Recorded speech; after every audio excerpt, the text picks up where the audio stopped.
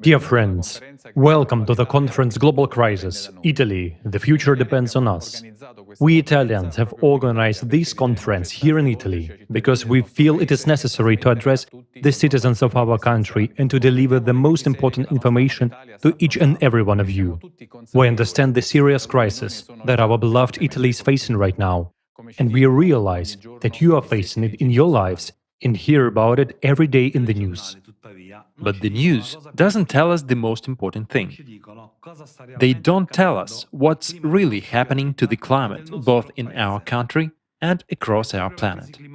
However, the climate crisis is by far the most important crisis for all of us. Why? Because when climate disasters come to our homes, we are no longer worried about problems at work and the high cost of utilities. We are trying to save our lives and the lives of our loved ones. Meanwhile, cataclysms are hitting us, Italians, more and more often. We are unprepared for them. We become completely vulnerable as the climate floods our cities more and more frequently. Wildfires burn our forests and volcanoes become active yet more suddenly. We cannot do anything against climate disasters because we don't see the whole picture and don't understand the true causes. That is why we would like to start today's conference by analyzing the climate situation on our planet and in Italy in particular. Now it is the most important topic for each of us. I'm sure you will soon understand why.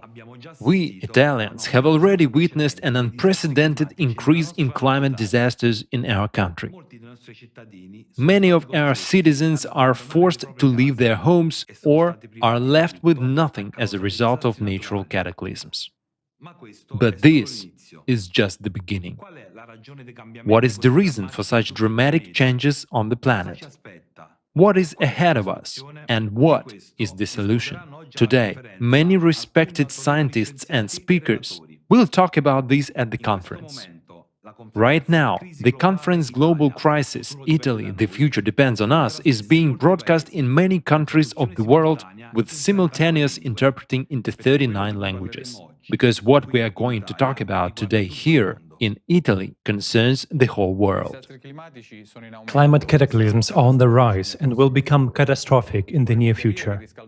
We would like to make it clear at the very beginning that global warming caused by anthropogenic CO2 emissions cannot be the only or main cause of the current natural disasters. The reason is different. Today, at this conference, you will learn about years of interdisciplinary work by leading scientists all around the world. This will give you a comprehensive understanding of what is happening to the planet. We'll also talk about how we can solve the climate problem once and for all. So, let's begin. To better understand what is happening to the climate, let's see what disasters Italians have already faced in recent times.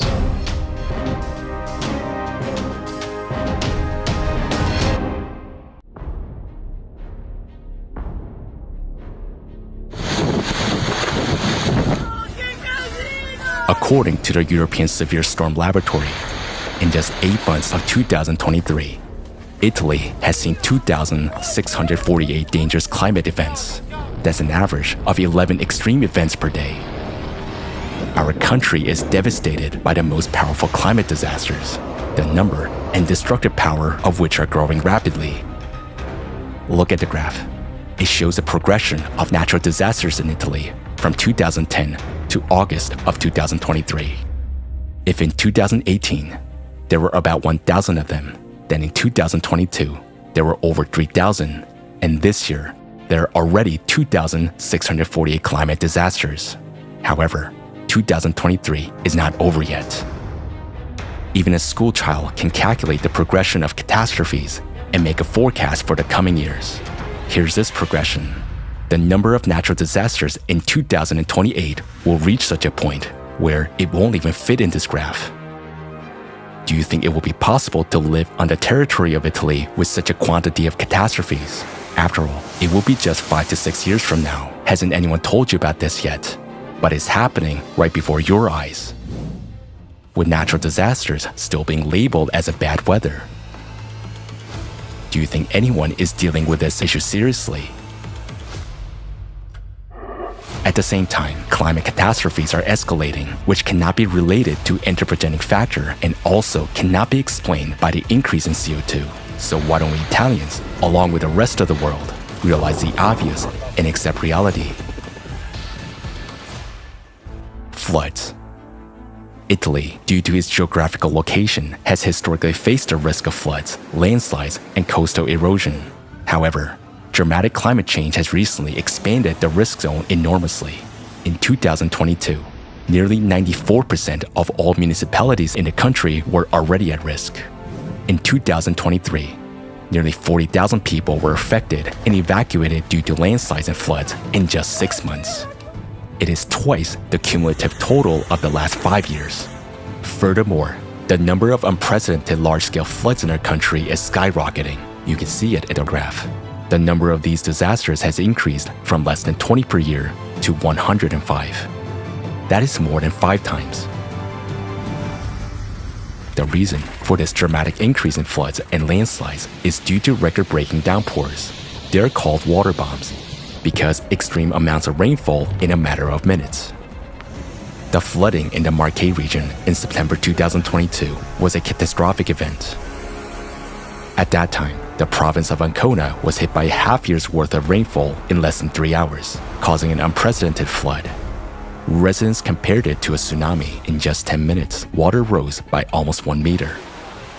Unfortunately, not everyone managed to survive. The scale of destruction was enormous. The damages amounted to approximately 2 billion euros. In May 2023, another tragedy struck Emilia-Romagna. The region was hit by 2 waves of massive floods. At the beginning of the month, 300 millimeters of rain fell there, and 2 weeks later, the region suffered half a year's worth of rain in just 36 hours. According to experts' estimates, rains of such intensity can occur once in 100 to 150 years, and typically during the rainy season in either fall or winter, but not twice in a spring month, as it happened in Emilia-Romagna. Tell me, those of you who are over 40 years old, do you remember such heavy downpours and floods before 2010? How often did they occur?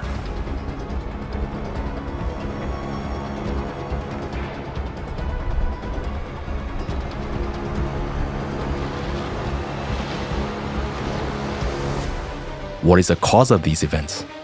Look at this graph on the increase in ocean temperatures. In 2023, an all-time record was broken. The ocean has never warmed us so much and at such a catastrophic rate. The warmer the ocean gets, the more moisture it evaporates. This means more precipitation and more floods. Remember the progression of increasing climate disasters. Compare this to the warming of the ocean. Are we still going to reassure ourselves that it's just a bad weather and nothing serious is happening? At the same time, we're facing another problem. Precipitation is no longer evenly distributed across the territory. In some regions, it falls locally and in a short period of time, while in others, it doesn't fall at all. This indicates chaotic and imbalanced atmospheric processes. That's why the citizens of Italy are facing such a paradox. Along with the increase in precipitation and floods, droughts are also on the rise, and this imbalance is observed not only in our country, but also all over the world. Drought. Look at the graph. The number of droughts in Italy and the damage caused by them are also increasing rapidly. Since 2021 onwards, this trend has skyrocketed. In the winter of 2021 to 2022, the situation was critical due to the lack of snow. According to the CIMA Research Foundation, the Alps received 53% less snow than usual. This year, the trend has continued. 2023 began for Italy with a severe winter drought, and the snow shortage has increased to 67%. Many Italians know how catastrophically fast the Alpine glaciers are melting. They're the source of surface and groundwater recharge in northern Italy. This has led to severe shallowing of rivers and reservoirs in the region. Over the past few years now, drought has been turning the Po River, the largest river in Italy, into a scarce water stream. In the spring of 2023, the water level in the river in some areas was 73% below the historical average. The filling percentage of Italy's major lakes ranged from 19% to 40%. while in Lake Garda, the water level dropped so much that people could walk where they had previously traveled by boat. As a result, in 2022, Italy faced the most serious hydropower crisis in the country's history. The graph shows that the production of this type of energy fell by a third, and in 2023, the trend continues. This is a serious blow to the country's energy sector, as hydroelectric power plants account for more than 15% of Italy's total electricity production. The Coldiretti Agriculture Organization is sounding the alarm. In 2023, the situation in agriculture is worse than last year, when the drought caused at least 6 billion euros in crop losses. This is driving up prices in the face of an inflation rate already at its 40-year high. And what will happen next, given the intensifying disasters?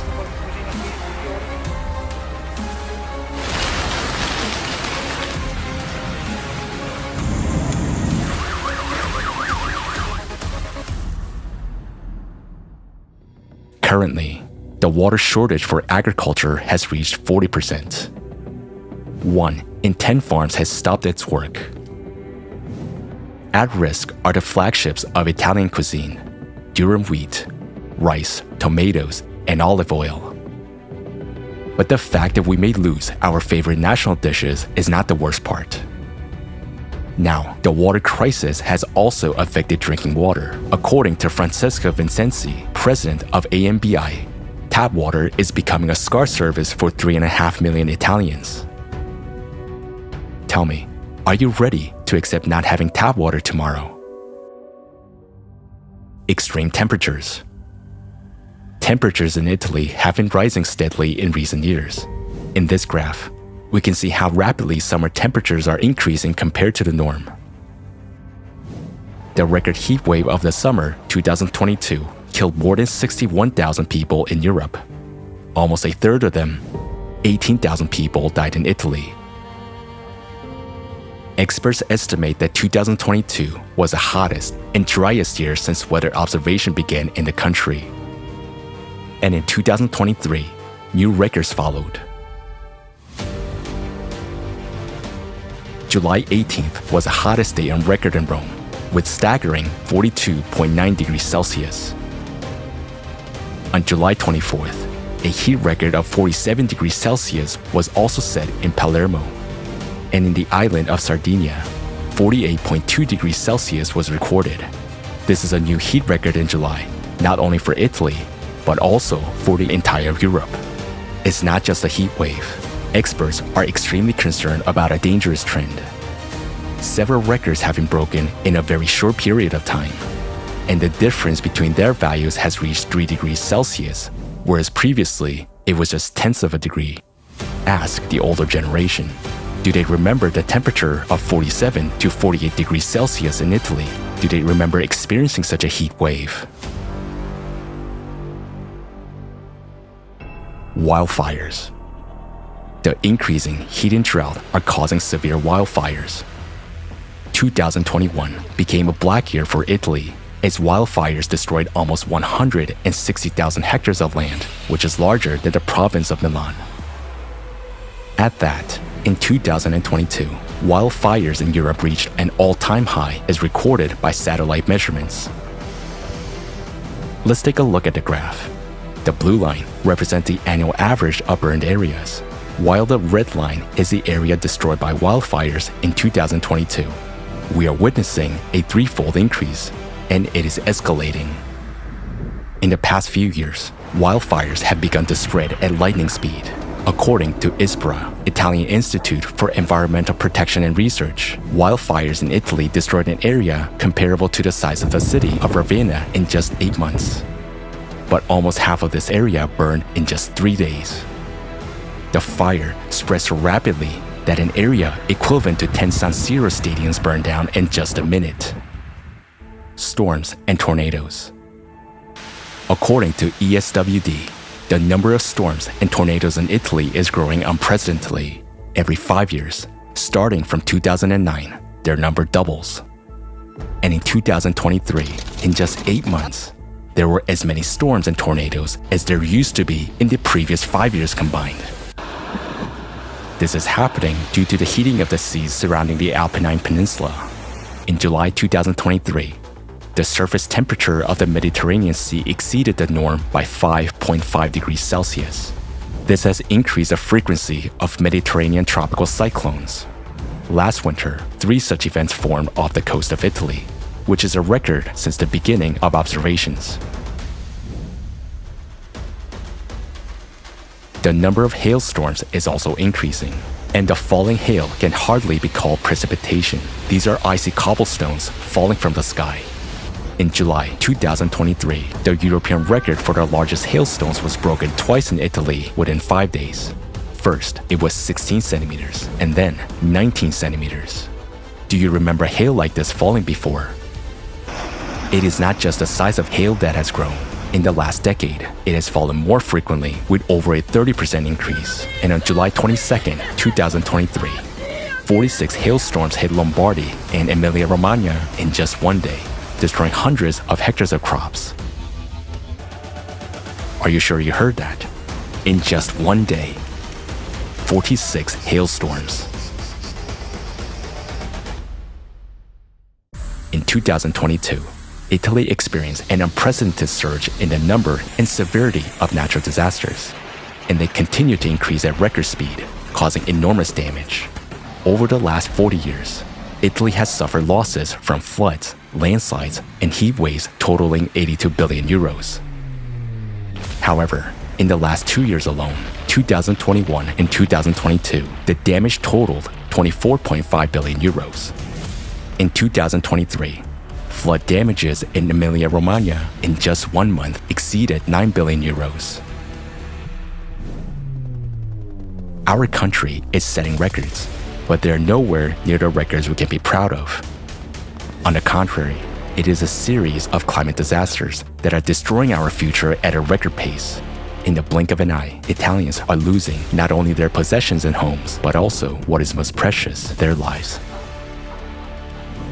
Look at the graphs. No one will tell us about it in the news.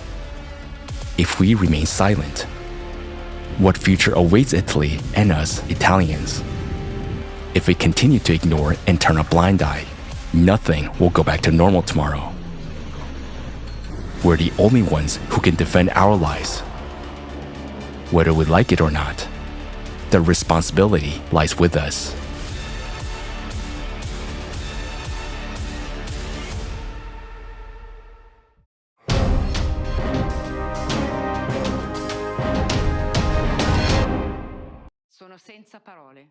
I'm speechless. Even though this video only showed a part of the climate disasters that have occurred in recent years, we know there have been many more.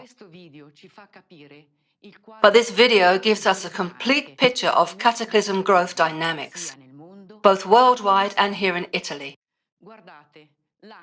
Look, the year isn't over yet, and there have already been thousands of cataclysms in Italy. Yes, I too was shocked by the enormity of what is happening. We see that not a day goes by without reports of natural disasters. It's painful to realize that we are defenseless and powerless in the face of these natural phenomena. On any given night, one can be awakened by screams and horrible noises and see one's home destroyed by natural force. Your life and the lives of your loved ones are at risk. This is what happened recently in Emilia-Romagna during a devastating flood. This is an example of our cruel climatic reality. We managed to speak with the residents of Faenza who lived through this nightmare. Let's watch together what the eyewitnesses have to say.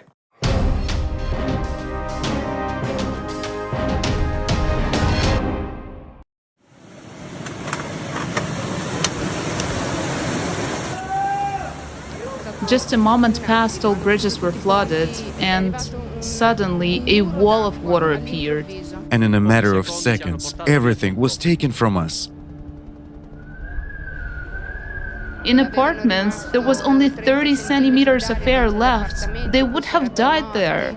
I mean, these apocalyptic scenes can only be understood by those who were here, who experienced this. We are in Emilia-Romagna, the region that suffered the most from the floods which occurred on the 16th and 17th of May. In this region, 23 rivers overflooded, 280 landslides occurred, and 400 roads were destroyed. 41 municipal areas were affected. Bologna, Forlì-Cesena, and Ravenna suffered the most. Today, we are in Faenza. This is a city, a street where people lived peacefully. And in a matter of seconds, everything was taken from us. Our work, our efforts. Guys, absolutely everything went underwater. Suddenly, around 3 o'clock, a torrent of water came down from above, and then there was nothing. Nothing. Just a moment passed, all bridges were flooded, and suddenly a wall of water appeared. In less than an hour and a half, the water level rose from a low level exponentially. They began to close bridges and evacuate people, and I could no longer go back to the shop to save at least something. The wave came and it seemed like a waterfall, like the sound of a waterfall. And in a while, I don't know, we saw the water going up and we went up one floor, and after that I was watching all night. They turned off the light. My elderly parents were with me, and I prepared them, dressed them, in case we had to go up, and after that, the next evening, we were evacuated in a rubber boat. I saw people being rescued by helicopters and rubber boats. People were by the windows when the water entered the house. Yes, I lost my business, a hair salon right on the street. There was 3 meters of water inside, so the entire building is gone. I live on the ground floor, and the water reached the level of 2 meters or so. Those who were downstairs, who didn't manage to evacuate. For instance, my neighbor managed to escape through the window. The water was up to his neck. He survived, thank God. This happened to many families who completely lost their homes. So, there truly was divine providence here. I think that at least one floor of the house remained, and we managed to save our lives and the lives of our loved ones.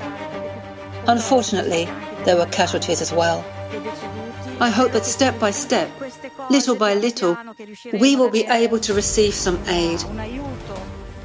I'm asking because there are those who unfortunately don't have money to buy a new home, to live in normal conditions, as they have truly lost everything. We didn't expect anything like this, and a week before, there was no alarm, nothing. This time, the alarm signal was given, but we all thought they were exaggerating it because it wasn't given a week before, and we said, "Mamma mia, they're making a big deal out of it." But in fact, it's not that we didn't understand, it's just that they didn't provide proper information about the real danger we were facing. We were sure that at most we would be flooded again by half a meter in the garage. I mean, we were sure of this. We weren't prepared for such an event. It's something unimaginable, surreal, out of this world. People were on roofs calling for help. In apartments, there was only 30 centimeters of air left. They would have died there. Elderly women with children were being rescued from attics. I mean, these apocalyptic scenes can only be understood by those who were here, who experienced this. Excuse me. It's terrible. There is a river here, so I cannot know what will happen, but such a thing has never occurred in our area before. Actually, they're supposed to have evacuation plans, safety plans in case of such major disasters. However, there are definitely no such rescue plans in Italy. The situation here is truly very difficult. There are those who have really lost everything, and our strength lies in these guys who are here and who are helping to clear tons and tons of mud. From the bottom of my heart, I sincerely want to thank all these guys who are everywhere here, because they are truly doing a crucial job. I'm just at a loss for words. It's nice to see this. If I had any doubts about people's humaneness,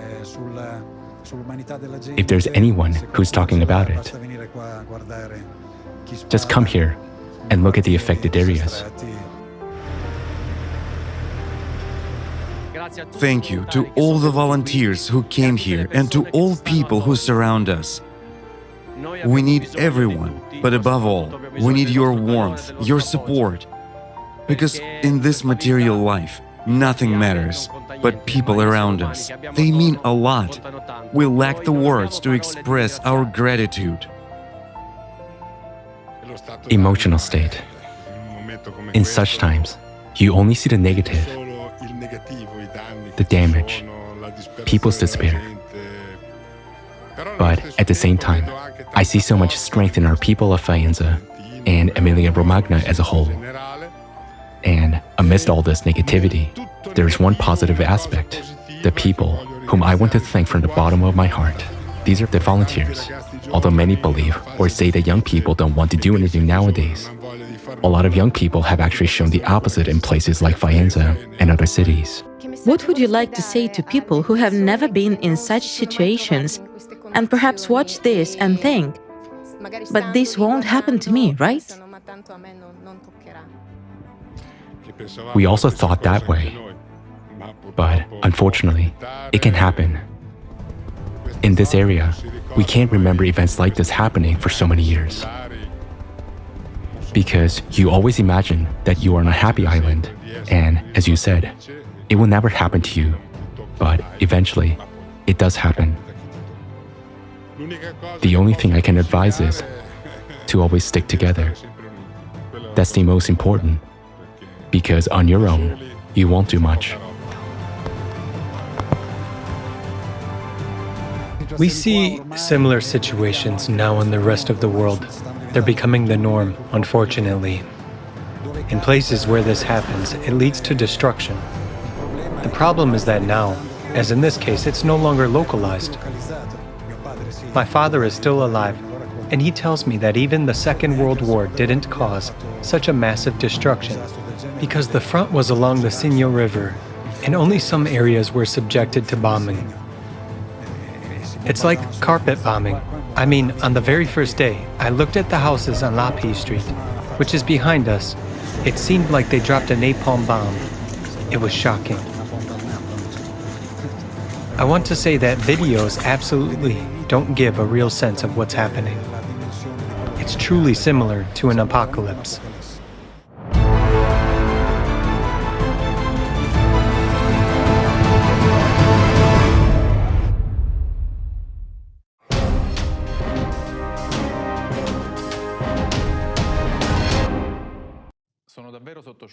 I'm in shock.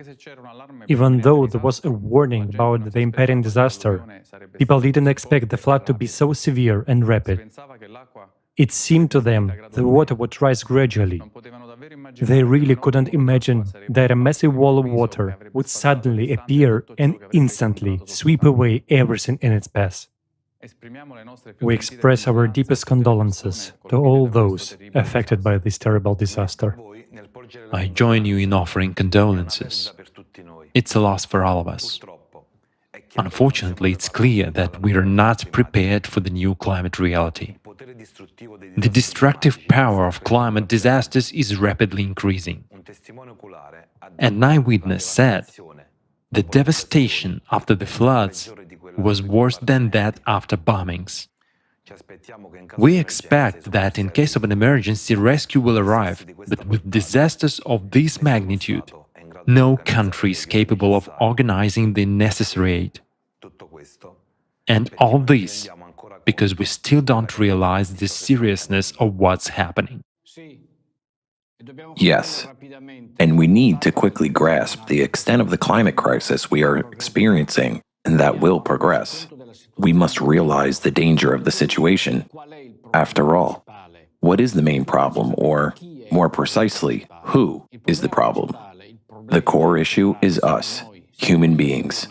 Moreover, People say that if emergency services don't warn us about disasters, it's their fault.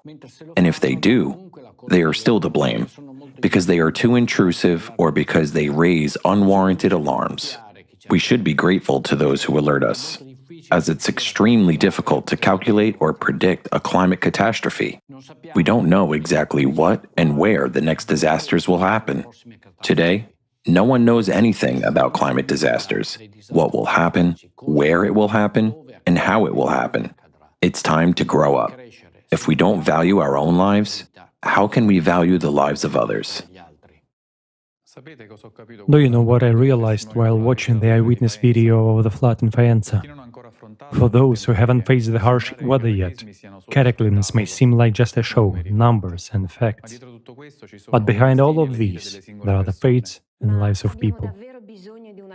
But do we really need a major tragedy to understand that humanity must come first?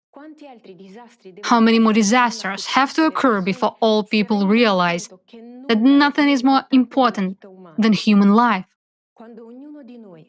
When each of us values our own life and the life of others, then we will take the warnings of impending catastrophes seriously.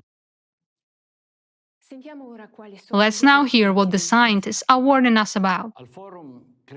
At the forum, Global Crisis, Our Survival is in Unity, an international team of scientists presented a mathematical model that not only describes the causes of catastrophes, but also shows their subsequent development, the exact sequence of events that will unfold.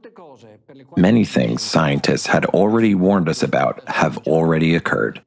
Increased earthquakes, intensified volcanic activity, ocean warming, and much more.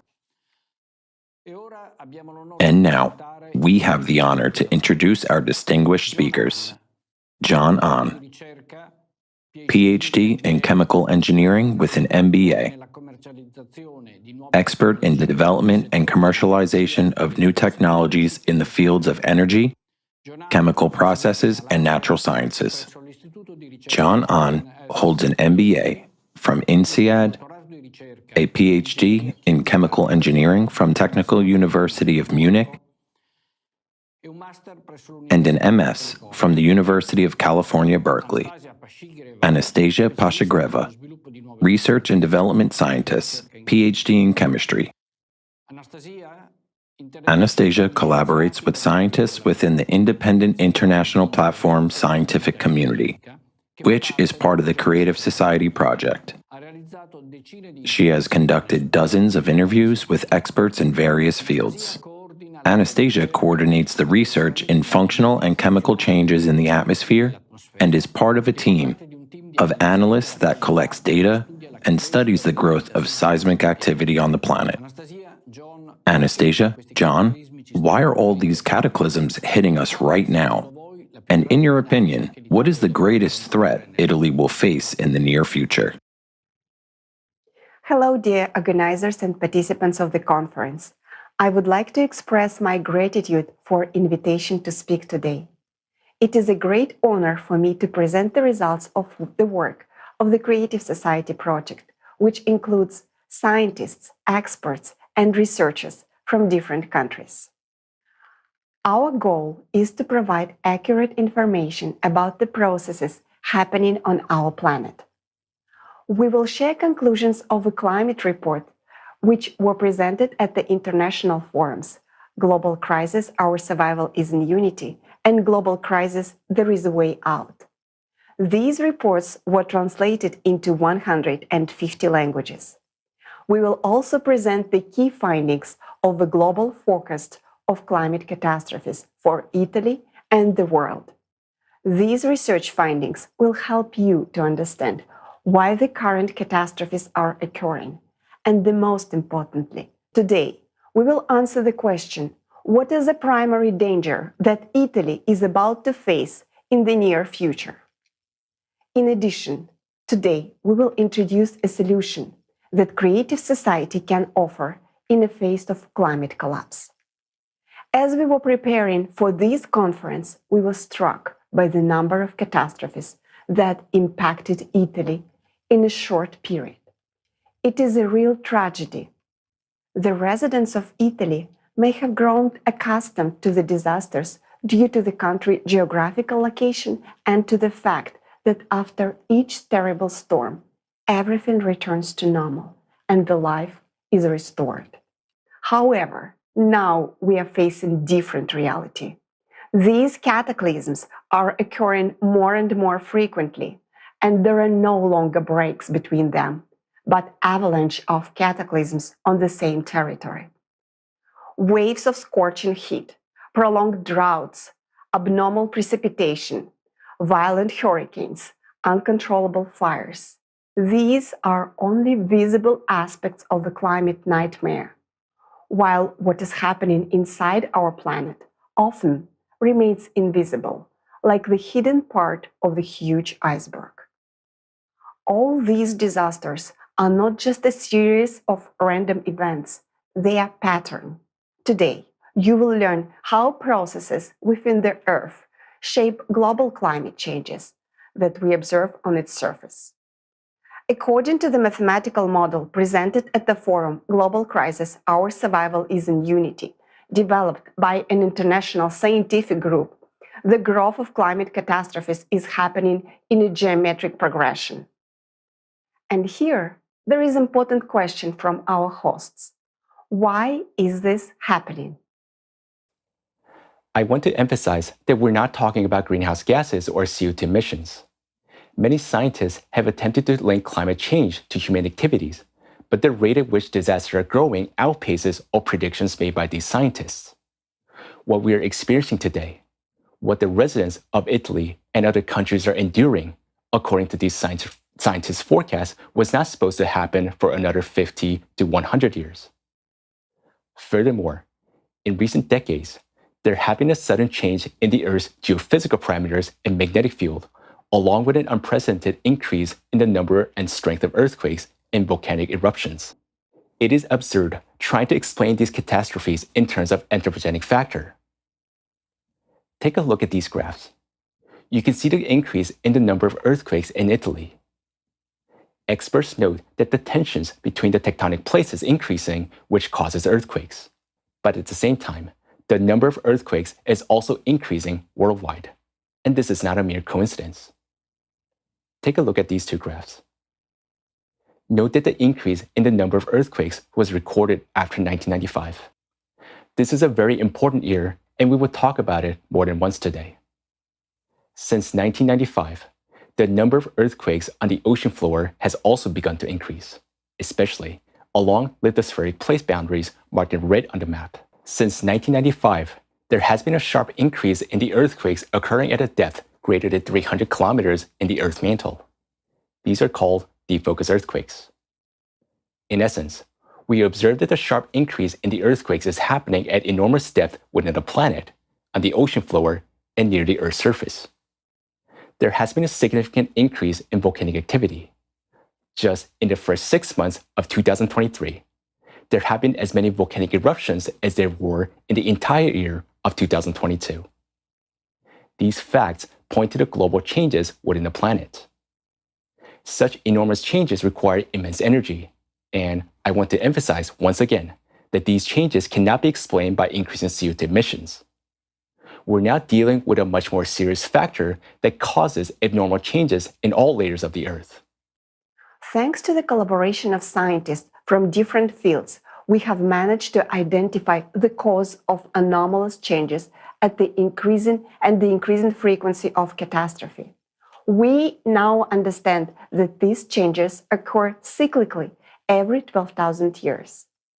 Every 12,000 years, our planet goes through a series of climate disasters.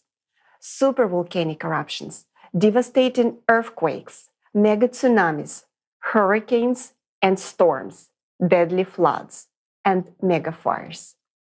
Scientists have established this 12,000-year cycle by analyzing data from numerous sources, such as ice cores, ocean floor sediments, ash layers from eruptions and megafires, as well as from paleomagnetic studies, tectonic reconstructions, and archaeological findings. Thorough examination of the geological data has revealed that 12,000 years ago, our planet also faced catastrophic changes, similar to what we're already observing today. What happens every 12,000 years on our planet? Let us watch the next video.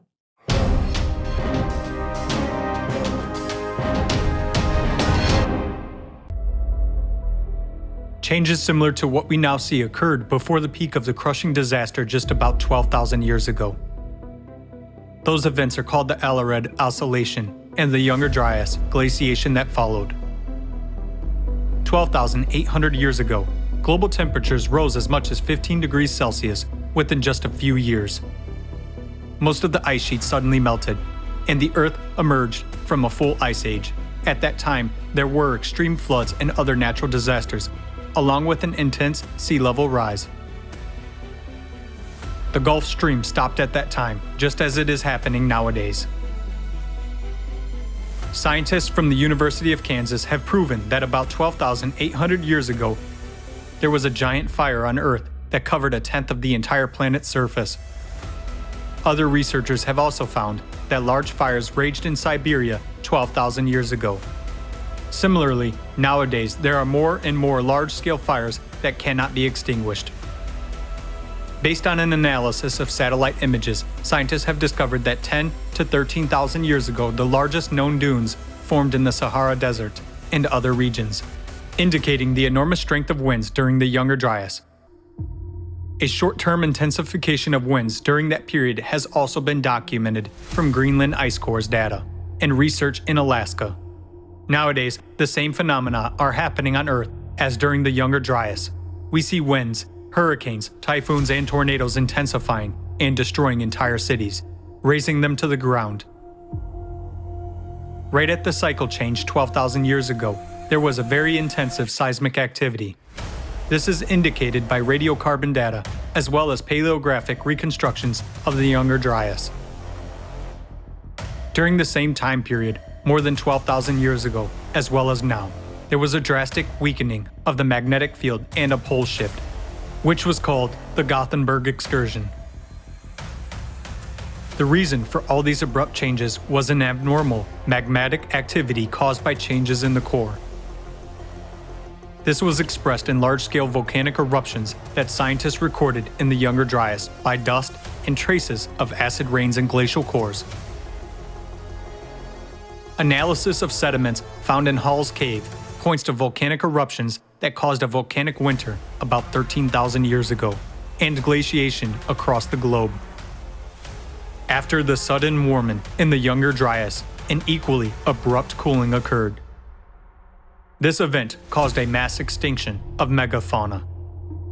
Thousands of frozen mammoths and other mammals were found in the ice on the northern slopes of Siberia. There happened a drastic decline in the human population, including extinction of the Cro-Magnon. All of those catastrophic events occurred within just a few decades.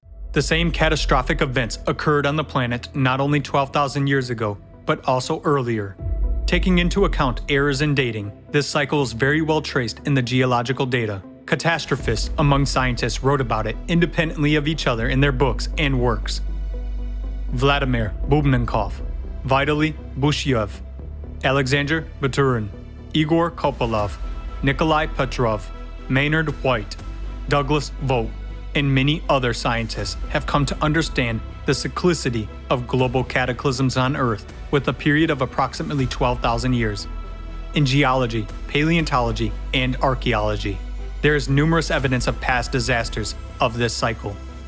Each of these catastrophic events was characterized not only by abrupt changes in the climate situation, but also by complete geodynamic restructuring, weakening and excursion of the magnetic field, widespread disastrous volcanic eruptions, tectonic restructuring, atmospheric temperature variations by 10 to 15 degrees, and changes in the world's ocean levels by 20 to 50 meters, followed by large-scale glaciations.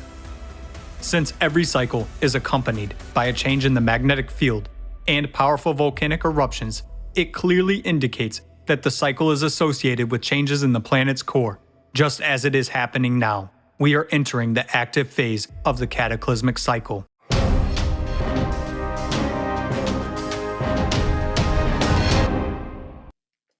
Every 12,000 years, there are catastrophic events.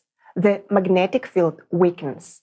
There is a sharp change in the climate. The average temperature on planet changes by 10 to 15 degrees Celsius. And there are large-scale destruction and extinction. All this happens because of changes in the Earth's core. So, what triggers such catastrophic changes on our planet? According to the research of International Group of Creative Society scientists, the cause of climatic and geodynamic changes on Earth is an external cosmic impact, which transfers additional energy to the Earth's core. This force directly affects the Earth's core and continuously pumps it with excess energy. This, in turn, causes the core to become unstable and amplifies the number and intensity of disasters. You can compare this to the constant, intense strain on a human heart.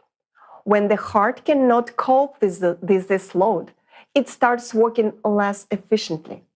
The heart rhythm is disrupted, blood pressure rises, and the whole body faces major problems. The heart of our planet is its core, and due to constant external impact, the core is becoming less stable. We are already witnessing signs of these changes in the Earth's core. The initial changes began precisely in 1995, when a sharp increase in the number of earthquakes occurred. The core synchronizes and stabilizes all processes on Earth. Changes in the core lead to abrupt changes in the key parameters of our planet. Like a dynamo machine, the core generates magnetic field, but due to continuous influx of excess energy, the core overheats. This heating disrupts the balance of the magnetic dynamo, resulting in the weakening of the Earth's magnetic field. Since 1995, it is weakened by more than 15% from the norm, while the magnetic North Pole has started to move faster, increasing its speed by 3.5 times. These are clear indications of changes in the core. In 1995, the rotation axis of the Earth sharply changed its trajectory. This is clearly illustrated in the graph on the right. The blue circles here represent previous rotation before 1995, and the orange represents a new trajectory which shows a shift in the planet's axis of rotation. This indicates a major imbalance of the entire system. The influx of excess energy into the Earth's core has caused an acceleration of the planet's rotation. Since 1995, our planet has begun to rotate faster, and this is not gradual, but abrupt. So we can see that in 1995, the following significant changes began to occur. Changes in the Earth's magnetic field, acceleration of the planet's rotation, shift in the trajectory of its rotation axis, and an increase in the number of earthquakes around the world and in Italy in particular. All these signs indicate a global change in the state of our planet's core. The core synchronizes and stabilizes all processes on Earth, and it remains stable for a long time. But in 1995, fundamental changes began, at the point of which the core became unstable. That's when cataclysms began. The imbalance in the system led to the core shifting northward, in the direction of Siberia, which happened in 1998. All of this is a result of external cosmic impact affecting the Earth's core. But similar to these changes on Earth, other planets in the solar system also started to show changes in their cores and geodynamic restructuring. It was found that when the core of the Earth shifted in 1998, the cores of other planets also shifted simultaneously. Calculations have shown that the centers of the mass of all planets have shifted relative to their geographical positions, which indirectly points to the core shifts. In addition, we're seeing changes already related to rotational dynamics, electromagnetic fields, and temperature regimes. All of this indicate that this is a planetary-wide process. This, in turn, allows us to conclude that these cycles are driven by the influence of external cosmic impact on all the planets within the solar system. The entire solar system goes through a cycle every 12,000 years, and every 24,000 years, this cycle has the highest intensity. Unfortunately, we're currently in the 24,000-year cycle, which is more catastrophic. Therefore, we're facing the worst-case scenario in which the death of all humankind and our planet is a real possibility. According to existing calculations, we will fully enter the cycle in 2024. But in fact, we can already see today that the world is starting to collapse. According to the archaeological data, the increase in the intensity and the frequency of natural disasters is occurring much faster than it had happened before in previous cycles. Changes in the core trigger a change of sequential changes in all layers of the Earth, and thus we're witnessing escalating cataclysms. In other words, the natural disasters that we're experiencing right now are consequences of this cycle. Our planet is now entering an active phase of catastrophes, and Italy is facing extreme climatic events ahead of other countries in Europe. Soon, you will understand why this is happening. External cosmic impact on the Earth's core leads to the accumulation of excess energy and destabilizes the core. The area around the Earth's core starts to heat up, contributing significantly to the abrupt heating and magma uplift. This forces the heated magma to move from the core towards the surface. Italy is a tectonically active zone with numerous volcanoes, including active ones. This means that the huge magma reservoirs are close to the surface.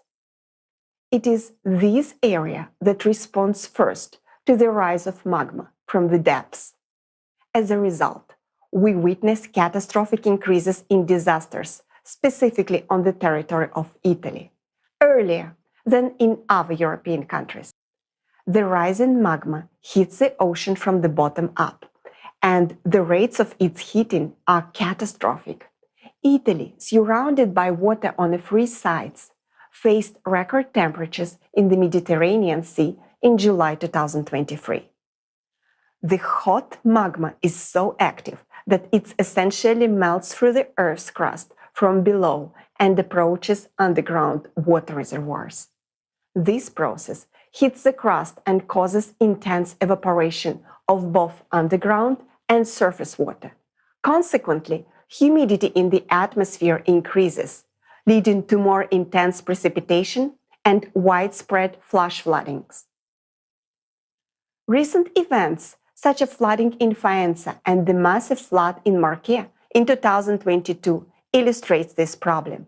Italy has been facing this issue for 2 consecutive years in the same region, which shows the seriousness of the situation. The heating of the water from below contributes to the formation of stable heat zones. This summer, heat waves have warmed the Mediterranean Sea, resulting in excess energy that can fuel formation of strong storms. Scientists predict that a high number of storms in the Mediterranean Sea in the near future, and this process will intensify. The rise in magma also causes the changes in wind patterns and wind strength, leading to more intense and sudden wind gusts. Local overheating of the Earth's crust can create prolonged updrafts of heat flows, resulting in extremely large hail, reaching up to 19 centimeters in size. And this is not the limit. Imagine a hail size of a watermelon falling on your head. As the magma rises, it puts greater pressure on the Earth's crust, causing seismic activity and opening up in new fault zones and cracks. This allows water to escape from the surface into the depths of Earth, causing the lakes and rivers to dry up. In the last 3 years, have you noticed how quickly water disappears from lakes and rivers? Even after a heavy rainfall, the water levels are not replenished. The water level in the Lake Garda in Italy reached a critical point in 2022 and still remains low, exposing a sandy path to the small island of San Biagio. So, let's briefly summarize. What we are observing in Italy is the result of hot magma rising, and these consequences manifest through a series of catastrophic events. All these disasters happening in Italy have one common cause: destabilization of the Earth's core.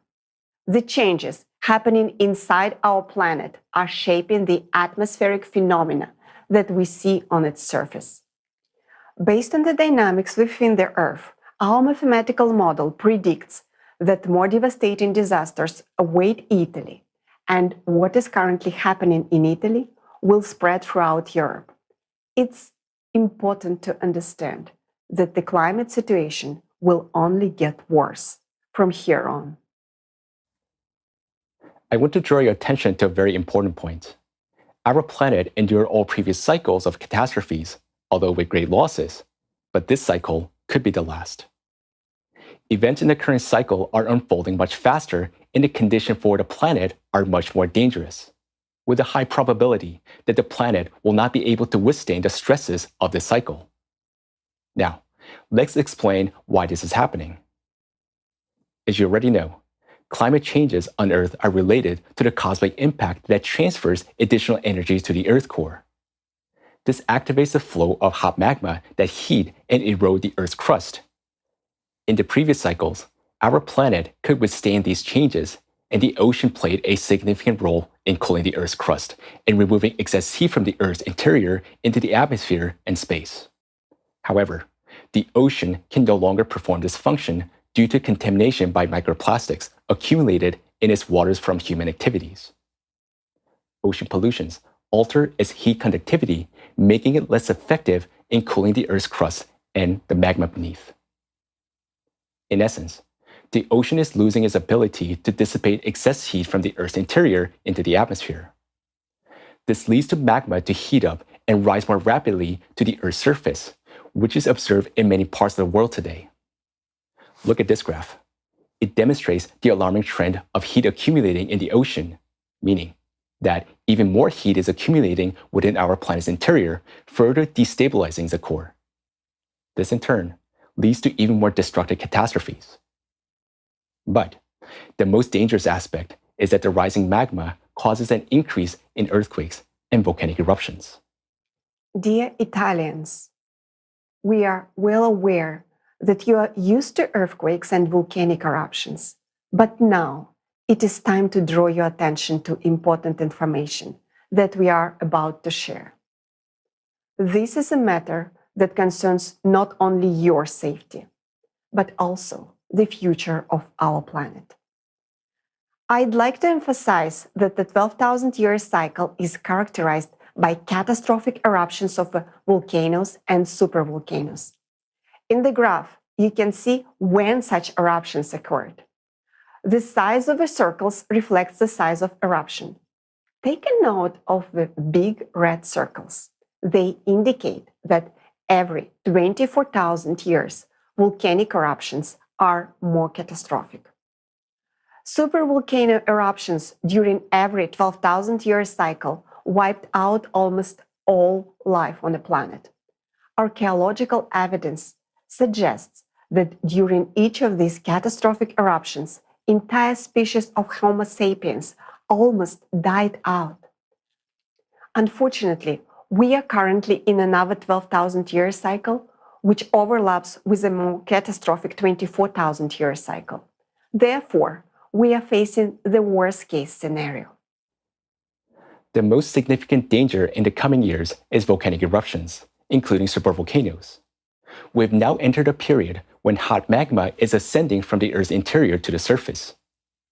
On the Earth's surface, magma activity is primarily manifested by the changes in the eruption patterns of volcanoes, which is still in the preparation phase. However, we're already witnessing changes in several parameters during volcanic eruptions, keeping volcanologists astounded. The primary trend that we observe worldwide is a catastrophically rapid rate of magma ascent. On average, magma rise to the chamber of a volcano takes from several months to a year. However, in 2014, the dormant volcano Borga Hraun, inactive for 1,000 years, awakened and astonished volcanologists. It took only 10 days for magma to rise from a depth of 24 kilometers or 50 miles to the surface.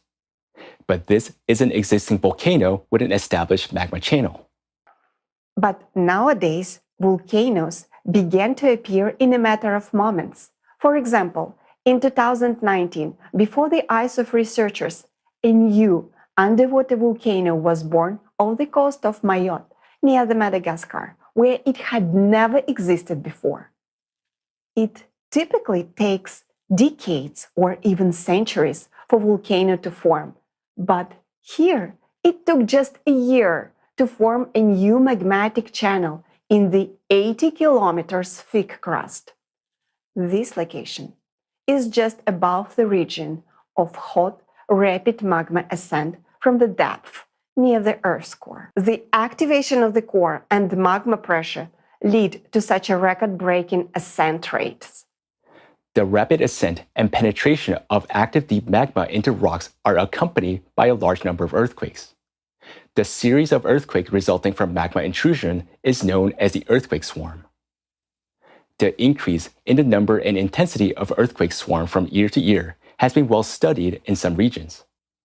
The number of earthquake swarms continues to break records and can reach up to 85,000 in a half a year, as was the case with the Deception Island volcano off the coast of Antarctica in 2020. The change in the magma composition to more deep-seated magma is increasingly described in volcano eruption studies. Deep-seated magma is hotter, more fluid, gas-rich, and destructive to the Earth's crust. Now, magma has enough energy to ascend from deep layers and erupt directly to the surface. For example, in January 2022, the volcano Hunga Tonga Hunga Hapai set the new record for the most powerful volcanic eruption ever recorded. This eruption was so powerful due to the change in magma composition. The magma became hotter and more enriched with gases. Such lava composition had not been observed in eruptions of 2009 and 2014. In previous eruptions, magma lingered in the intermediate chamber, but this time, fresh magma quickly ascended from the deep layers to the surface. In March 2021, Iceland's Fagradalsfjall volcano began erupting. Interestingly, the chemical composition of its lava changed more than 1,000 times faster than usual. This occurred due to consecutive magma flows rising from deep mantle layers. Fagradalsfjall erupted again in 2023. This eruption is the third consecutive one in the peninsula following similar eruptions in 2021 and 2022, and it is unlikely to be the last one. It marked a new era of volcanic activity in Iceland. What about Italy? Many have noticed more frequent eruptions of Mount Etna and Stromboli. However, for Italy too, the beginning of a new volcanic era has been announced. A recent study of an extremely powerful Stromboli eruption in 2019 suggests that the volcano's internal system may have changed, allowing magma from the depth to rise more easily, leading to strong and unpredictable explosions. Thus, the Earth is currently experiencing a period of increasing volcanic activity, marking the beginning of a new volcanic era characterized by unusual rapid changes in volcanic activity. Unfortunately, most scientists do not comprehensively address this issue and fail to see the full extent of the changes taking place. In their research, they relied on the observation of volcanic activity that were made before we entered this cycle. What is happening now, they have never witnessed. Due to the cyclical nature of these events, the increase in volcanic activity is occurring much faster, and the examples we have discussed demonstrates the rapid rise of anomalies during the volcanic eruptions. But the most terrifying aspect is that supervolcanoes became active during these cycles, and supereruptions have, in the past, brought humanity to the brink of extinction. Cascade eruptions of volcanoes and supervolcanoes create conditions incompatible with life. Today, supervolcanoes in different parts of the world, Taupo in New Zealand, Yellowstone in the US, and Campi Flegrei in Italy, are all showing signs of activity with magma rising within them. This means we're getting closer to a critical and terrifying threshold. On the territory of Italy, one of the largest supervolcanoes, Campi Flegrei, has been showing clear signs of activation over the past half a century. Ground uplift, soil heating, seismic activity, and intense gas emissions. The dangers posed by this giant will be explained in the video.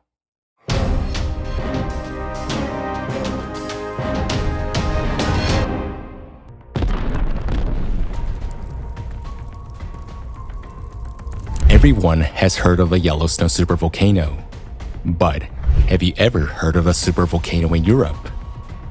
Not only is there an active, non-dormant supervolcano in the heart of Europe, in Italy, but there's also a picturesque town called Pozzuoli with a population of 80,000 located right in its crater. And that's where we are right now. It makes you wonder, do the residents here know that they're literally living in the mouth of a volcano? Hello, dear viewers. We're in Pozzuoli, on the territory of Campi Flegrei. Do you know that Campi Flegrei is a supervolcano? Yes, sure, I know that. Yes, I'm quite well informed. I know we are on a magma bubble. Yes, of course. The second largest caldera in the world after Yellowstone. Of course we know that, quite. When you fly to Naples from the airplane, you see all these volcanic events, you see everything. But we are aware of it. We have learned to live with it. When there is an earthquake, when there is bradyseism, here, we are used to it. But we feel quakes. We are very used to it. But Well, yeah, I keep thinking about it because we've had some really strong quakes lately. The Campi Flegrei, along with its adjacent islands, constitute an immense volcanic complex. Here, you won't find a typical volcanic cones, but rather an enormous caldera containing a network of 24 craters. Many of these craters are currently submerged beneath the Tyrrhenian Sea. The caldera's area measures, by various estimates, between 100 to 200 square kilometers, surpassing the size of Naples. This is why Campi Flegrei is referred to as a supervolcano. Over its 80,000 years of existence, this supervolcano has experienced only 2 super eruptions, around 36,000 and approximately 12,000 years ago. Each time, they resulted in a catastrophe for Europe. And it appears that right now, the supervolcano is on the brink of eruption as well. Why this could happen, and how the history of our civilization might come to an end, will be explored in this video. Over the past half-century, scientists have documented numerous instances of vertical ground movement and earthquakes in the vicinity of the volcano. In 2012, the Italian government raised the volcano's danger level from green to yellow. Naturally, when you walk over the mouth of a volcano every day, you become desensitized to the potential danger. However, the events of recent years cause a growing sense of alarm and fear, even among those residents who have long grown accustomed to this reality. Bradyseism is in our blood, Italians say. Bradyseism is the uplift of the ground caused by the awakening of a volcano. It is through bradyseism that local residents can observe the visible activity of the volcano. The most significant uplift of the ground is observed in the vicinity of the port of Pozzuoli. Local residents have vivid memories of the bradyseism events that occurred in the 1980s. From August 1982 to December 1984, the city endured hundreds of underground tremors and bradyseismic activity. It resulted in the damage to 8,000 buildings in the city center and the evacuation of 36,000 people who never returned to their homes. The bradyseismic activity raised the seabed by nearly 2 meters and rendered the Pozzuoli Bay too shallow for large vessels. That night, Pozzuoli uplifted at least 1 meter. In fact, the whole dock, all the boats on the dock. I'm a fisherman, so I knew they were all on land. There was no water anymore. The dock uplifted, then immediately descended. Boats in the Pozzuoli Bay are practically resting on the sand even now because bradyseism resumed in 2004. The ground has long risen to the level of the year 1984 and continues to rise. In just a month of February 2023, the land was elevated by nearly 10 centimeters. This uplift was accompanied by 1,000 small earthquakes. After 2000, there has been an activation of the volcano, and various factors have come into play since then. 2000. The year marks the onset of active gas emissions, primarily CO2. This sign indicates the influx of new magma from the mantle, heating the volcano's chamber. 2004. Gas pressure begins to lift the ground. 2005. Hot magma heats everything up to the surface of the soil and causes hydrothermal waters to boil. 2006. Earthquakes become noticeable at the surface. 2016. The beginning of an exponential increase in the number of earthquakes and the synchronization of all processes. This has never been observed before. Previous bradycism lasted only 2 to 3 years, while the current one has been ongoing for 19 years, which is causing particular concern.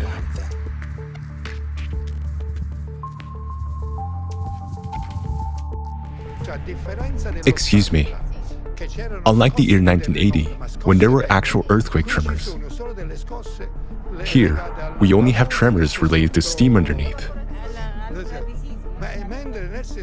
Whereas in 1970, 80, and 83, Due to browdicism, there were earthquakes above level 6 on the Richter scale, which is not that small.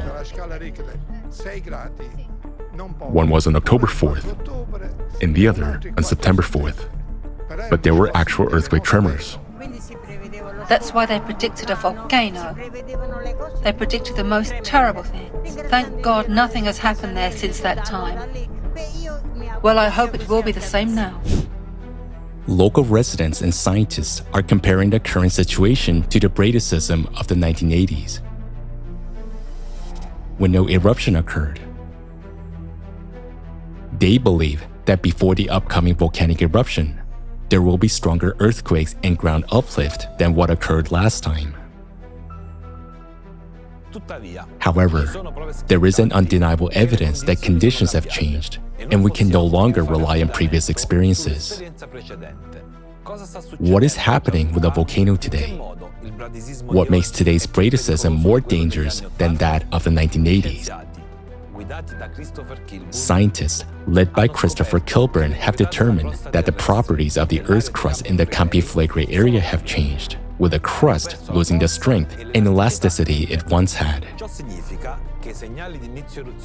This means that the signs of an eruption, which everyone is anticipating, may not occur, and the volcano could erupt at any moment without warning.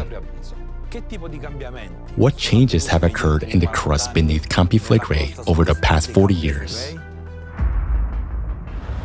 At the very least, since 1950s, deep-seated magma has been steadily and continuously ascending to the surface like a bulldozer, demolishing everything in its path.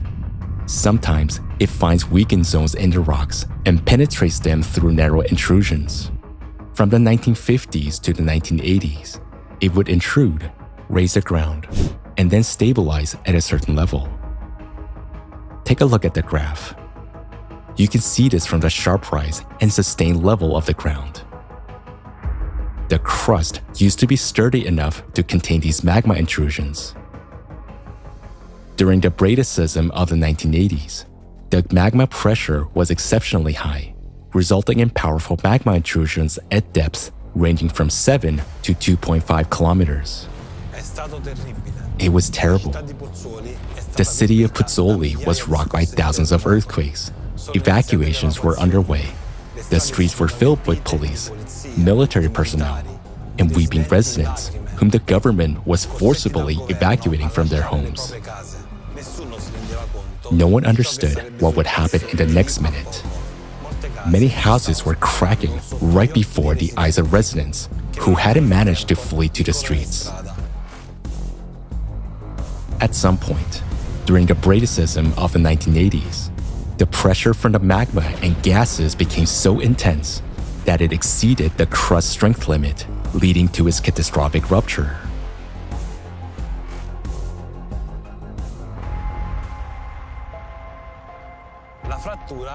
The rupture allowed the accumulated gases to escape, which, in turn, temporarily halted the ground uplift and even caused a slight subsidence. This was a natural degassing of a volcano's chamber, which, on one hand, temporarily delayed a mega eruption. However, on the other hand, it was just a temporary respite. For decades, there were hardly any earthquakes in the volcano's vicinity. This reassured people, and they returned to normal life, gradually forgetting the horror they experienced in the 1980s. But this temporary calm deceived them, and unfortunately, invisible processes of catastrophic subsurface change were occurring deep within the Earth during this time. The gases that break out from the depths possesses extremely high chemical and physical reactivity. As they penetrate the rocks, they weaken them and make them more brittle. Essentially, these gases, by weakening the crust, pave the way for the magma ahead, like an icebreaker, clearing a path through the ice for other vessels. While peaceful life continued on the Earth's surface, the crust above the magma chamber essentially lost its ability to withstand the pressure from the magma. In other words, since 1984, the process of crustal degradation in the Campiflegrei area not only hasn't stopped, but has gradually intensified. And now, the volcano's activity is entering a new stage, as magma is intruding closer to the surface of the caldera. This is indicated by the fact that the majority of earthquake swarms have approached depth ranging from 1.5 to 1 kilometer. In August of this year, a powerful swarm of earthquakes occurred at depth ranging from 4 kilometers down to 200 meters. This indicates that the magma has already come so close to the surface that it could trigger a volcanic eruption. Currently, the crust in this area can be likened to glass, with a network of fine cracks running through it. How much longer can such a crust contain magma giant that is yearning to burst to the surface? Let's summarize all the information about the current activity of the Campiflegrei that we gathered. Magma from the depths is gradually approaching the surface of the volcano, causing continuous ground uplift and earthquakes. The crust has weakened and cannot resist the intrusion of magma. If no preventative measures are taken, an eruption will occur in the coming years. There is an opinion that the coming eruption of the Campiflegrei will be a minor lava flow, like its previous Monte Nuovo eruption in 1538. Some believe it will merely release steam. However, the facts tell us otherwise. Over its 80,000 years of existence, the Campiflegrei volcano has already experienced 2 catastrophic eruptions. It always gives warning signs of such explosions. Scientists, while studying the chemical composition of lavas from past eruptions, have noticed that each time before a mega eruption, specific changes occur in the magma. A minor eruption with a particular chemical composition of lava takes place. This always occurs several hundred years before a catastrophic mega eruption. Such a lava composition was indeed discovered in the eruption of Monte Nuovo in 1538. These warnings have occurred twice in the history of caldera eruptions. On the graph, you can see them labeled as number 12 and 53. Please note that following these events, several hundred years later, came the catastrophic eruptions of the Campiflegrei caldera labeled as number 54 and 84. Now, take a look at the eruption number 5, flashing in red. This is the eruption of Monte Nuovo in 1538. Monte Nuovo indeed served as a signal and a warning shot before Campiflegrei will unleash its devastating eruption and wipe out all life in Europe. This cataclysmic event could occur at any moment. The previous caldera eruptions were the most devastating volcanic events in European history over the last 200,000 years. According to the reconstructions by volcanologists, during these eruptions, ash and lava columns reached height of 44 kilometers. Incandescent clouds spread instantly over a radius of 60 kilometers. All life in this area was obliterated within seconds. Ash was carried by the wind for thousands of kilometers, blanketing the entire continent of Europe up to the Ural Mountains. In Romania, 1,000 kilometers away from the volcano, the ash layer reached 1 meter in thickness as determined by ash deposit studies. As a result of these eruptions, the temperature in Europe dropped by 6 to 9 degrees Celsius. The volcanic winter that followed the eruption approximately 36,000 years ago led to the extinction of Neanderthals. Those who survived were forced to flee from Europe. There exists a cycle of cataclysms that our planet undergoes approximately every 12,000 years. During this cycle, there is an escalation of catastrophic natural events such as hurricanes, typhoons, wildfires, and floods. But the most alarming aspect is the increasing seismic and volcanic activity, with supervolcanoes becoming active. The supereruption of the Campi Flegrei, labeled as number 54, occurred approximately 36,000 years ago, and number 84 occurred about 12,000 years ago. The timing of these supereruptions confirmed the 12,000-year cycle of cataclysms.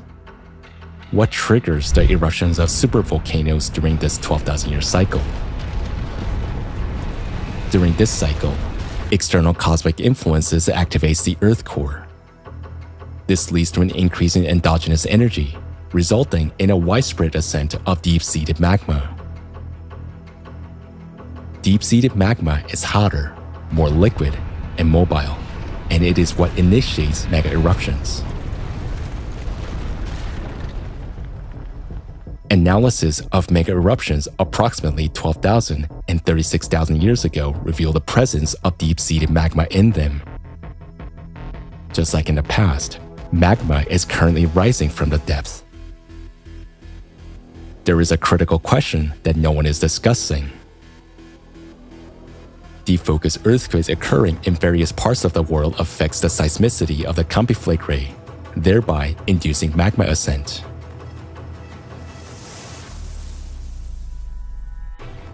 The cause of such deep focus earthquake is a powerful explosion deep within the Earth's mantle.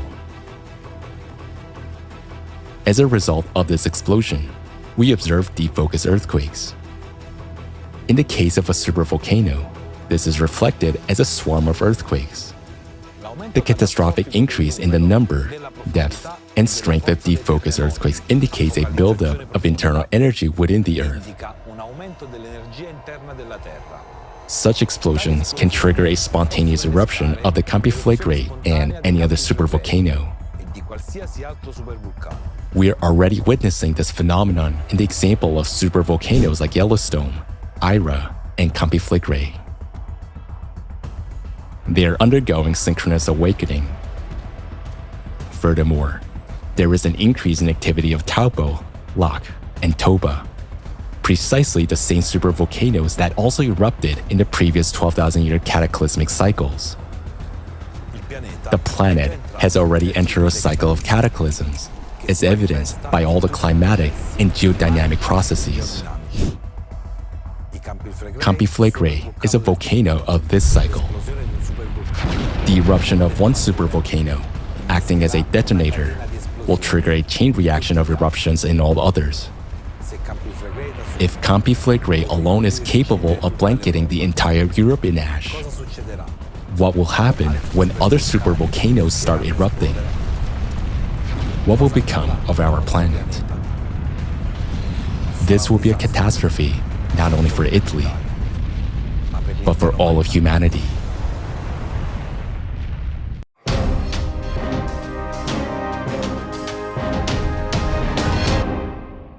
People can be understood. They have been informed multiple times about potential eruptions, and they have experienced their symptoms themselves: daily tremors, earthquakes, and ground uplift.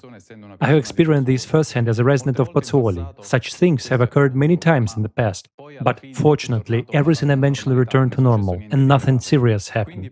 So we believe that this time too, everything will be fine. However, this time the signs of activity are simultaneously appearing in many volcanoes around the world. This is not a mere coincidence. There is a scientific explanation for this process. The explosive eruption of the Campiflagre supervolcano poses an enormous threat not only to Italy, but all of Europe. The catastrophic consequences include not just the explosion itself, which would annihilate all life over a large area, but due to the massive amounts of ash and steam ejected into the atmosphere, breathing would become impossible if we would also experience intense acid rains and flooding caused by these acid rains. Following that, a volcanic winter will start, and those who survive the eruption would not be able to return to their normal lives. Life would become a struggle for survival. So, the most significant danger to Italy is presented by explosive eruption of the Campiflagre supervolcano. But that is not all. As we have mentioned before, the growth of catastrophes is occurring at a geometric progression. Here, you can see a graph depicting the progression of earthquakes according to our mathematical model. They're also growing exponentially. All other disasters are progressing in the same way. Life will soon become unbearable. I want to appeal to every person watching us right now. The catastrophes we are facing today in Italy and around the world are not random. They are related to cyclical changes that repeat every 12,000 years. The catastrophic changes are caused by the external impact, which affects the Earth's core. In 2024, our planet will enter a new cycle of catastrophes. During this cycle, among other disasters, devastating volcanic eruptions always takes place. What is particularly concerning is the fact that the Campiflagre supervolcano is already showing signs that it's ready for a large-scale eruption. This forecast is based on a mathematical model, and we see confirmation of this model in the rise of devastating catastrophes worldwide. Many facts have already been verified, and the question before us is, will we continue to observe or start acting? The responsibility for the future of our planet rests on each of us. Thank you very much, Anastasia, and thank you, John, for explaining in such detail what happens to the planet when it enters a cycle of cataclysms. The real scientifically substantiated cause of these climate catastrophes and geodynamic events, the escalation of which we are witnessing on the planet, has now been voiced. What is most troubling for all of us is that the Campiflagre supervolcano is already showing all of the signs of being ready for a super eruption. Are we, people, prepared for this? What are we going to do when everything around us becomes covered in lava and ash? Volunteers from the Creative Society Project interviewed residents of Pozzuoli who live in the caldera of Campiflagre to understand what people are planning to do at that moment. Do people realize the danger they are in right now?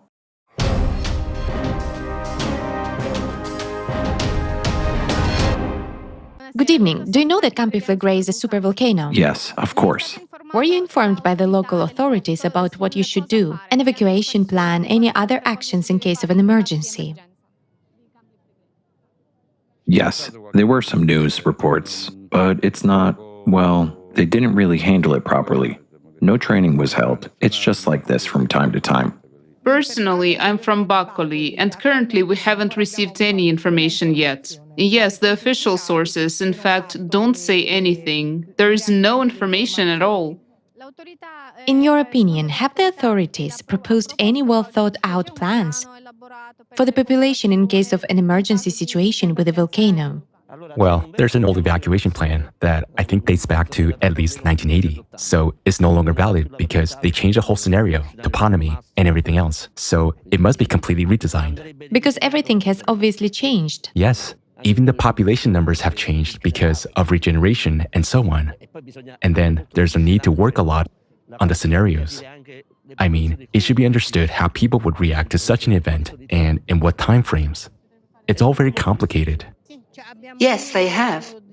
They handed out brochures to everyone with information about the collection points and where to move when necessary. Recently? No, a few months ago. Something came along in the past, but lately, no, nothing. Do you know what you will do in the case of an emergency, in case of a volcanic eruption? Yeah, I'll go out to the balcony and watch the volcano erupt. There's no way to predict anything. How can we evacuate 250,000 people in 2 days? To act? But, there's nothing you can do against nature. How can we help? In Pompeii, in 79 AD, thousands of people died so quickly, and the gases erupted with great speed. If volcanic eruption happens, I always think about it. I always have a suitcase ready. But the question is, will I be able to do it in time? That's the point. The problem isn't so much whether you can prepare in time, it's that you don't know what to expect. Because the recent events were horrible. I've been here for 20 years, but this has never happened before. After all, you can prepare any way you want, but when it comes, it comes. Are you ready to respond? What would you do? I don't know what we're going to do. I don't think we citizens are prepared. We don't know whether to run or to stay indoors, and whether we will need masks because I don't know what can happen. In the 83, there were tremors over 6 magnitude. 5, 6 on the Richter scale. But they were real earthquakes. And was there an evacuation? It was an evacuation, of course. Pozzuoli, with all the people, were evacuated, and they were all relocated along the Domitian coast. It lasted, though, as far as I understand, just during school time. I returned to my house, which of course was damaged. But those damages were eventually repaired. Now, I'm telling you all these things very frankly. I don't care anymore. Maybe because I'm already vaccinated. Probably. But it doesn't bother me anymore. We see that the strategy is ready. Perhaps on paper, the Civil Protection Service has really prepared everything. They have done a great job. Here, we also did evacuation drills, but this is Pozzuoli. You can't evacuate in an instant through the narrow streets. It will take a long time. However, looking around, and do we have all this time to escape from here?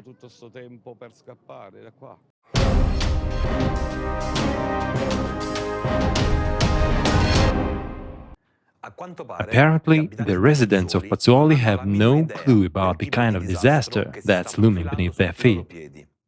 We hope that the authorities will inform them and us, and that an evacuation plan will be set in place. But under what conditions does the evacuation begin? According to the National Civil Protection Plan, evacuation in the Campi Flegrei area will begin only when the following signs occur. When thousands of earthquakes per day occur, when the land is severely deformed and tilted, when there is significant release of gases with carbon dioxide and sulfur dioxide, when there are cracks in the streets and broken pipelines. Only then will the Italian Prime Minister declare a simple pre-alarm. It seems more like a mockery than an operational evacuation plan whose purpose should be to save people. If there are 990 earthquakes per day, can people just stay where they are and not worry about anything? Do you realize how absurd that sounds? Only when the situation worsens further is a state of emergency declared and evacuation is ordered. At this point, people must evacuate on their own from the dangerous area. Experts estimate that it will take 72 hours to evacuate 500,000 people living in the red zone alone. How is this possible given that there will be more than 1,000 earthquakes per day and all the roads will be damaged by faults? All these plans were developed in the 1980s based on the experience of ordinary eruptions without taking into account the effects of a cyclic super-eruption. Large explosive eruptions like the one currently forming at the Campi Flegrei have never been witnessed in the history of our civilization. We have never faced what is coming, and unfortunately, it will escalate. During this period of the cosmic cycle, the Campi Flegrei will erupt, and they will certainly do so as they are already showing signs of activity. Not only Italy, but the whole of Europe will simply cease to exist if we don't take action before the volcano erupts. Italians, friends, wake up. If this eruption begins, no evacuation plan, no preparation will help us. The eruption will be instant and terrifying. And let's be honest, in our consumerist society, human life has not value. The task of saving all people, every human being, simply has not been considered. Do we have a solution? But despite the complexity of the situation, there is a solution. And you're about to discover it. We are pleased to present an excerpt from the video of Professor Egon Chalakian's speech. Egon Chalakian is a qualified particle physicist who collaborates on the development of the future circular collider technology at CERN's Advanced Particle Physics Laboratory. He is also involved in the NASA NISAR mission. Egon Chalakian has worked with 4 US presidents.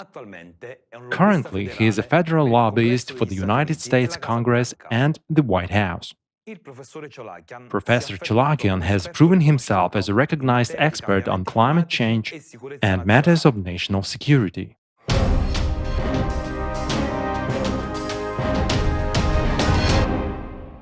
The esteemed Egon Chalakian has spoken on the topic of climate several times, and further, you'll be presented with the excerpts of his 2 addresses. My name is Egon Chalakian. Today I have an urgent message for all of humanity that pertains to the fate of our civilization. I elected to bring this message to your esteemed attention following my recent participation in a joint Nobel Prize Committee National Academies of Science meeting in Washington, D.C., whereat we discussed the issues of misinformation and disinformation. This sparked a point in my life where I realized there is so much misleading information on the subject of climate change that inspired me to deliver the following message to you people. This matter is of utmost significance for the survival of every living being on this planet. My qualifications attest to my competence to make a decisive statement regarding climate change on our planet. It is evident that the Earth is experiencing a rapid escalation of extreme climatic and geodynamic events. There is a significant rise in the occurrence and magnitude of seismic, volcanic, hydrological, atmospheric, gravitational, and thermal anomalies. Furthermore, we have recently detected a number of alarming anomalies in all the layers of the Earth's system. There is an extraordinary displacement and destabilization of the Earth's core, a sporadic and chaotic acceleration of the planet's rotation, and a shift in its rotational axis. This scenario is compounded by a critical weakening and emergence of atypical anomalies of the magnetic field and a change in the composition of the upper layers of the atmosphere. These events have culminated in an extreme activation of magnetic foci and an accompanying increase in deep mantle earthquakes, a decrease in the thermal conductivity of the ocean. As a consequential result, our oceans have lost their ability to function as a compensatory and cooling mechanism. All these alarming factors indicate only one thing, to wit, our planet is on the verge of self-destruction, and humanity only has a few years remaining to avert this impending catastrophe. Right now, our planet is entering a cycle of climatic disasters that affects all the planets of our solar system. This entire solar system undergoes this cycle every 12,000 years, and every 24,000 years, the cycle has its highest intensity. Similar to Earth, evidence processes of change in the cores of other planets and geodynamic restructurings, as well as the increase of atmospheric anomalies, are occurring elsewhere within our solar system. This, in turn, would suggest that these cycles are caused by the influence of an external cosmic impact on all the planets of the solar system.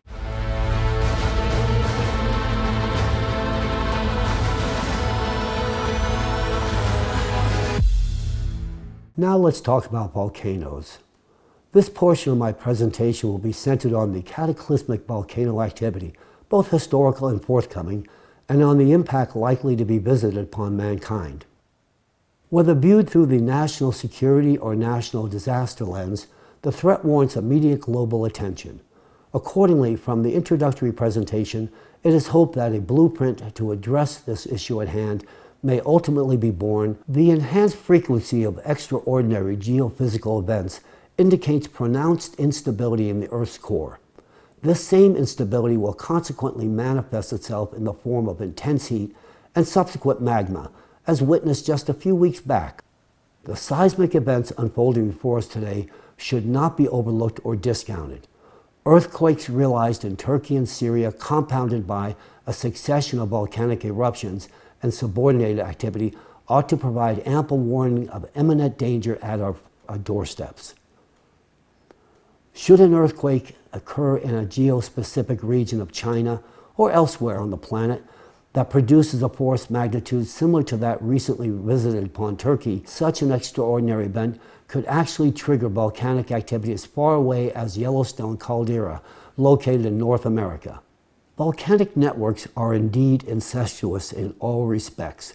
If this were to happen, the consequences could be devastating, potentially resulting in a consequential eruption of the Yellowstone supervolcano. Moreover, such a catastrophic incident could also activate an interconnected network of volcanoes worldwide. In this lattermost scenario, the fate of mankind would likely be at stake. Volcanoes erupt when mandatory conditions are met. Currently, an increase in magnetic activity is observed on the Earth's interior, and this will ultimately bring about enhanced volcanic activity from both volcanoes and supervolcanoes alike. As magma escapes to the surface, even if external impact on the Earth's core were fully arrested, the presence of inertia would suggest that the eruptions would persist. This inspires the inevitable question as to whether or not volcanic eruptions could be controlled, regulated, or even precluded by man. Can we actually diffuse volcanic eruptions? The eruption of a volcano is instigated by the ascent of magma and the buildup of pressure within the conduit of the volcano. Upon reaching the surface, the magma is discharged as a result of degassing. The process of eruption is also accompanied by a series of small earthquakes that cause the surrounding plates to shift, which can influence the upward movement of the magma. In fact, volcanoes function as a remediating mechanism for our planet, with the goal of stabilizing magmatic outflows. What about earthquakes? Earthquakes are not a mere consequence of plate destruction, but rather a fundamental mechanism of natural remediation, a protective mechanism for our planet. A series of earthquakes within the Earth's crust indicates that the crust of our planet itself compensates for an increase in pressure of magma in the trough, thereby averting volcanic eruptions. During the eruption, only a portion of the accumulated magma is spent, with the remaining balance falling subject to the natural remediation process. This same process manifests in an integral series of stabilizing earthquakes of varying magnitudes, which further serves to stay magma escape. Such a mechanism of natural compensation does not, however, apply in the case of supervolcanoes. A supervolcano possesses a massive magma chamber embedded in the Earth's crust, where magma can ascend and penetrate through the tectonic plate, resulting in a volcanic eruption. Unlike regular volcanoes, Earth's crust is unable to manipulate and restrain the powerful supervolcano eruption through the movement of its plates. Instead, the tectonic plate succumbs to its elimination through a process of melting, which allows magma to flow less impaired directly from the magma chamber under enormous pressure. In the present moment, we have an unprecedented opportunity to avert such catastrophes. These are not fanciful theories, but rather fundamental principles that are being implemented today. We have acquired the knowledge of how to properly degas and unload volcanoes. By implementing a controlled preemptive degassing strategy, we conceivably could harness the potential of alienating the buildup of pressure in supervolcanoes, thus preventing magma from burning through the Earth's crust, and thereby averting the catastrophic consequences of a supervolcanic eruption. To properly perform degassing measures and activate the compensatory mechanisms already in place, it would be necessary to control both the plates and the pressure of magma in order to regulate closure of the trowel. By carefully controlling the processes, we could release the growing pathological tension in the areas most influencing the lithospheric plates, thereby reducing the frequency of earthquakes and volcanic eruptions. In other words, the process of earthquakes can be influenced and possibly regulated. We can prevent the catastrophic eruptions of a supervolcano. However, this can only be achieved after we stop the external impact on the core, which takes place every 12,000-year cycle. This is an undeniable fact. If we fail to take corrective action or improperly conduct degassing, the excess energy will intensify the cavitation process of magma and lead to a sharp expansion of magma pressure, which the crust would not be able to withstand. In such a case, our planet may well face the same fate as Phaethon, a catastrophic explosion that would transform it into an asteroid belt.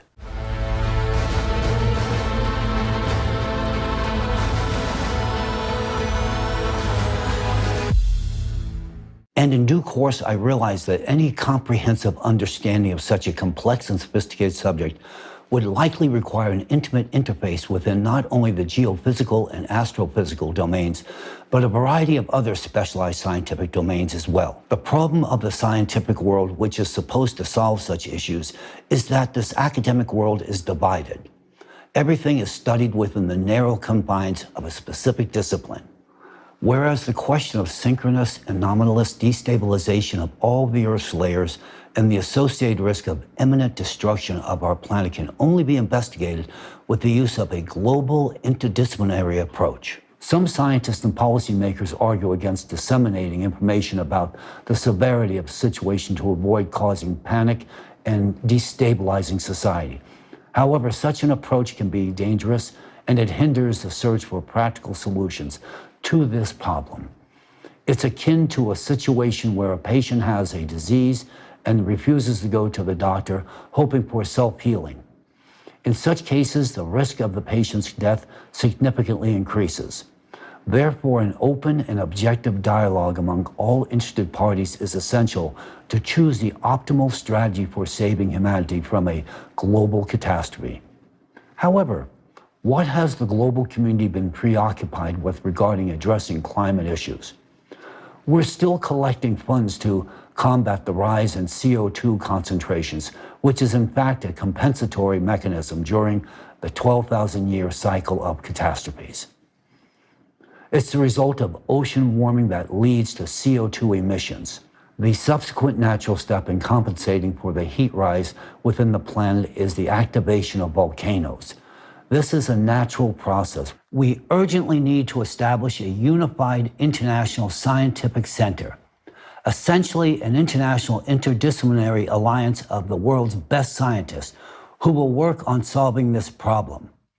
We need a fruitful collaboration of specialists from various fields of science, such as particle physics, astrophysics, neutrino astrophysics, planetary science, climatology, atmospheric physics, oceanography, ecology, paleoclimatology, geophysics, seismology, volcanology, geology, hydrogeology, glaciology, cryology, atmospheric chemistry, magnetostratigraphy, earth physics, geodynamics, tectonics, geomechanics, and much, much more.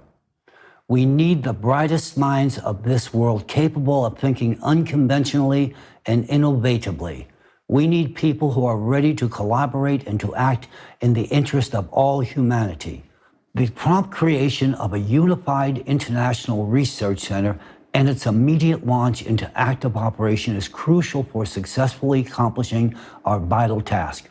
I emphasize that any delay in coordinating and forming a unified scientific group critically reduces the likelihood of achieving this necessary result. I call upon all interested parties to act promptly and effectively to ensure the best conditions for our collaborative research aimed at saving all of humanity.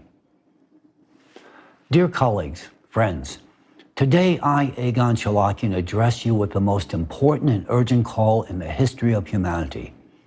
I want to reach out to all scientists of the world, those who can distinguish truth from falsehood, those who literally understand what is happening to our planet, those who know about the real threat of climate collapse, yet also see the prospects for the future of humanity.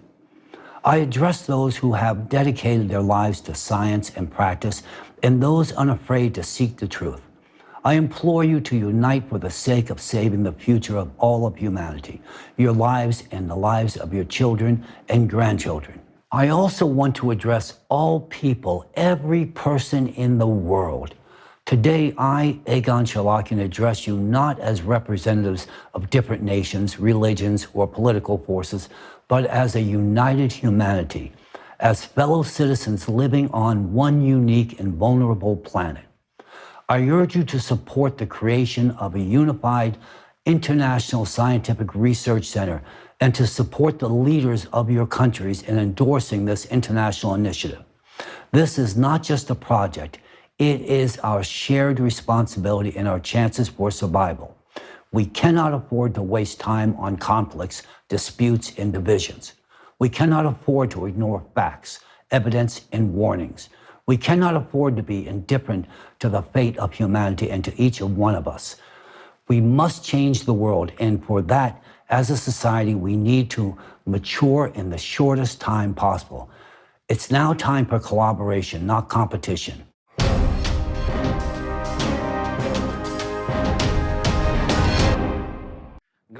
Thank you very much, Professor Chalakian.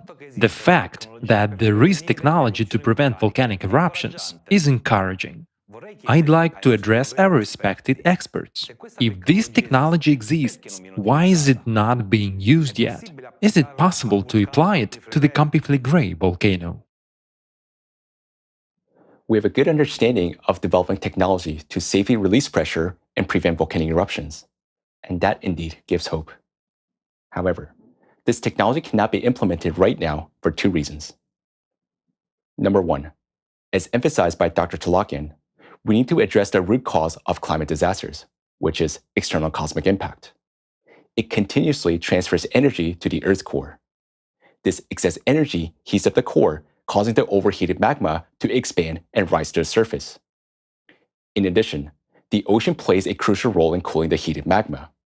However, due to microplastic contamination, the ocean can no longer perform this function effectively, leading to an increased rate of magma rising to the surface. Only after we have tackled the root cause can we then address the issue of volcanoes. To put it simply, it's like preventing a boiling pot from overflowing by turning off the heat source. So here's a plan, step by step. Shield our planet from external cosmic impact and restore the oceans. Once that's done, depressurize the volcanoes. Think of volcanoes as high-pressure magma balloons connected to an external magma source. To make them safe, we must turn off the additional heat coming from inside our planet, causing the magma to expand and rise. Afterwards, we can safely release the pressure from the volcanoes. It is important to note that we have the solution, technology to release the pressure, but it will only work effectively and safely if we prevent new magma from reaching the surface and replenishing these explosive magma balloons. Without first addressing the root cause, applying this technology would even be dangerous. In essence, implementing this technology is pointless unless we first safeguard our planet from external cosmic impact. The reason number two, Let's just try to imagine if it is even possible to implement the technology and prevent eruption in today's world. Well, even if the solution exists today, the implementation will face significant challenges. First, agreement between countries. Our world is divided into nations, each fiercely guarding its own interests. Now, imagine a conflict must be urgently depressurized from thousands of miles away in another part of the world. This would prevent the eruption and protect millions of people in Europe, but at the same time, it would ruin the landscape and business of another country. In this case, how long, or rather, would it even be possible to reach an agreement? Achieving such global agreements, especially if it affects the interests of multiple countries, will be unrealistic in today's society. Second, the funding. Recall the scenario of depressurizing Campi Flegrei from another country. It is unclear who should bear the cost. Should it be Italy, where Campi Flegrei is located, or the country which is deploying the technology, or the European countries where the volcanic eruptions will impact the most? Given the limited resources for climate refugees and disaster victims in today's society, securing funds for large-scale volcano depressurization projects would be unlikely. Third, collaboration among scientists. Scientists from different disciplines must collaborate closely to address complex global problems, but interdisciplinary collaborations are rare today. Many prioritize personal gains over collaborative problem solving. This makes tackling multidisciplinary challenges and implementing solutions impractical. Finally, the most important reason has been mentioned already by our host. That is, there's no common goal to save everyone's lives from cataclysms. And this is especially evident in disaster aftermath discussions, which are focused on cost rather than lives. Honestly, we're living in a world where your and my life are just part of numbers and statistics. In summary, even if life-saving technology is available, it can't be implemented because our society values money and interests of countries and individuals more than human life. If we're talking about a technology that is well understood and ready to be implemented, this means that we can't solve a more complex external cosmic impact problem, which requires major scientific breakthroughs. Enormous resources and extensive collaboration among scientists and countries will be necessary, and we now see that this is impossible. So does that mean that we're all doomed? We are here today to say that there is a way out. Otherwise, there will be no point talking about natural catastrophes in a dreadful future. The way out requires a shift from our current power-seeking, divided society to the one that values human life above all else. And that solution is called creative society. In the creative society, human life takes precedence over money and power, ensuring safety and well-being for everyone. Because of the shift in priorities, international agreements will be reached rapidly. Enough funds will be allocated, and scientists will collaborate for humanity. Dr. Chalakian, in his appeal, proposed a practical solution that would enable scientists to collaborate through a unified scientific center. His initiative provides an opportunity for our survival and aligns perfectly with the solution proposed by Creative Society. It emphasizes respecting individual rights, preserving lives, and fostering international collaboration through a unified economy. And this vision can be implemented most effectively in Creative Society. Thus, in Creative Society, we will be able to save the lives of all 8 billion people. We will find a solution to protect against external cosmic impact, stabilize the core, and prevent all climate catastrophes, including supervolcanoes. Creative Society opens the door not only to survival, but to build a unified civilization that can withstand similar challenges in the future. The Creative Society is our lifeline. However, making the Creative Society a reality relies on each and every one of us. With time ticking away, we urgently require your help in spreading the information about the seriousness of natural disasters and how we can overcome them together. Your voice carries immense weight at this critical moment, because it's through informed individuals like you that others can also make informed decisions to support creative society.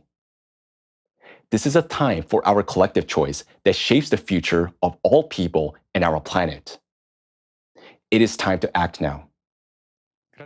Many thanks to you, Anastasia, John, for the information you have provided. And many thanks to the entire international team of scientists and volunteers of the Creative Society Project for their tremendous work for the benefit of all of humanity. Thank you for being honest about what's going on. People need to know the truth. Italians, you've heard it all. In order for scientists to cope with volcanic eruptions and prevent a planetary catastrophe, certain conditions are required. And these conditions can be ensured only by the creative society. Now we know the truth about the climate crisis, and we know there is a way out. We don't need to live in fear and wait for everything to happen. We don't need to prepare for evacuation. We agree with what Egon Chalakian said. We need to unite scientific potential and consolidate all the countries in the world. We, participants of the creative society, firmly believe that the fastest and most effective way to do this is to build the creative society. Hello, friends. If we want to have time to find a solution to the global climate threat, we need to have certain conditions that will make it possible to achieve this. Creative society gives these conditions to us. Let us focus now on what the creative society actually is. The creative society is a new format of society for all mankind, where human life is the highest priority. In the creative society, power will belong to the people and will not be concentrated in the hands of one person or a separate group of people, as it happens today, leading to conflicts, wars, crises, and so on. The demand for a new format of society, where the value of human life is the main priority, comes from millions of people from all over the world. This was shown by the largest social survey in history, which was conducted by volunteers for more than 10 years in 180 countries. Each participant was asked the same question: what kind of world would you like to live in? Based on the results of people's answers, 8 pillars were formed that became the basis for building a new format of society called the creative society. In order to implement it, people from all over the world today unite and act in a project of the same name, the creative society. We need the creative society all over the world because only creative society provides a way out of all global crises, including the climate crisis, ensures a future without wars, conflicts, violence, poverty, and famine, provides an opportunity to bring humankind to a new stage of evolutionary development in the shortest possible time, in a peaceful and legal way, provides every human being with security, health, well-being, and overall development. Further, we will explain in detail how this can be realized in a peaceful and legal way. Thank you, dear Flaviano. Now it becomes clearer what the Creative Society is. In the first part of the conference, we heard a lot of shocking information regarding the seriousness of the current climate situation. Literally under our feet, here in Italy, magma is simmering and could erupt at any moment. And at any moment, it could not only lead to the demise of our country, our beloved Italy, but also trigger a chain reaction of disasters worldwide. is a truly frightening scenario. However, this global problem is not being taken seriously. Moreover, it is silenced by the global media. And, on the one hand, this is understandable, because in our current format of society, this problem cannot be solved. It's a dead end. It can be solved only in the creative society, where we can create all the conditions for scientists and advancement of science. Thanks to this, technologies capable of shielding us from global catastrophe will be developed. Yes, the creative society is a new format based on millions of surveys worldwide. Can you imagine volunteers talk to the people asking them the same questions for 10 years? All this effort was aimed at bringing forth the 8 pillars of the creative society over a decade. It's not that someone out there wanted to impose their ideas and solutions on us, like politicians do. It is the people themselves who have expressed how they see the world. The Creative Society provides us with the opportunity to solve not only the climate problem, but also to emerge from all the global crises, which are becoming more severe every day. But we can do this only together. It is not by chance that the title of our conference is Global Crisis, Italy, the Future Depends on Us. We, Italians, have repeatedly received recognition and fame far beyond the borders of Italy. Thanks to our abilities, Made in Italy has eventually become a genuine brand, recognized and admired all over the world. It is now that we can be at the forefront of the Creative Society project, setting an example of how to rise from the ruins. Do you doubt it? Then let's watch a short video together and take a glance into the history of Italy over the last 70 years.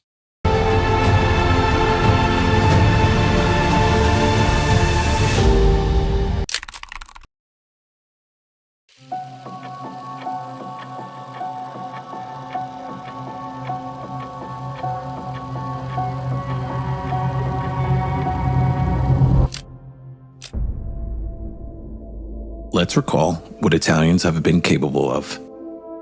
Rolling up their sleeves, the entire nation worked hard to rebuild Italy.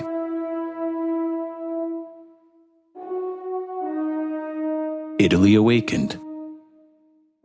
Through hard work, it managed to build what went down in history as the economic boom.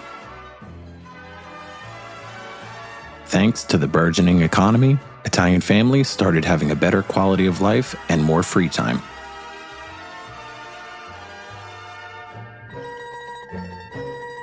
All this ensured that we were appreciated and recognized far beyond the borders of Italy. Owing to our excellence, Made in Italy became truly a recognized and admired brand across the world.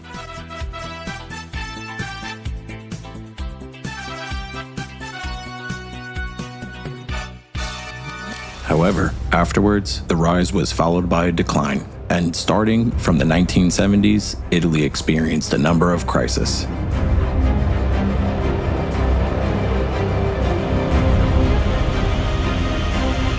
The only sector which, despite the crisis, continued to develop and is still developing today is the arms industry.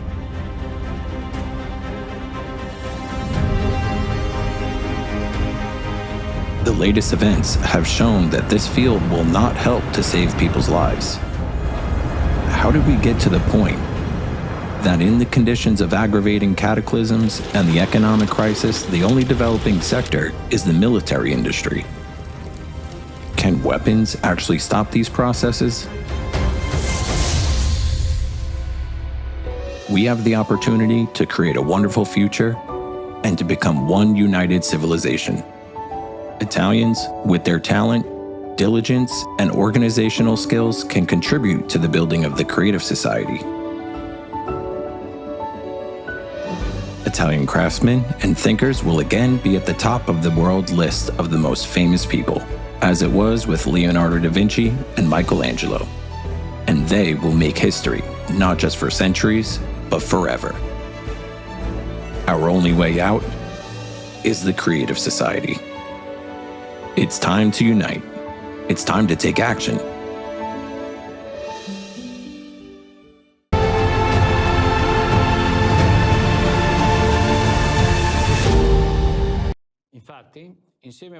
Indeed, together we can achieve a lot when we have a common goal.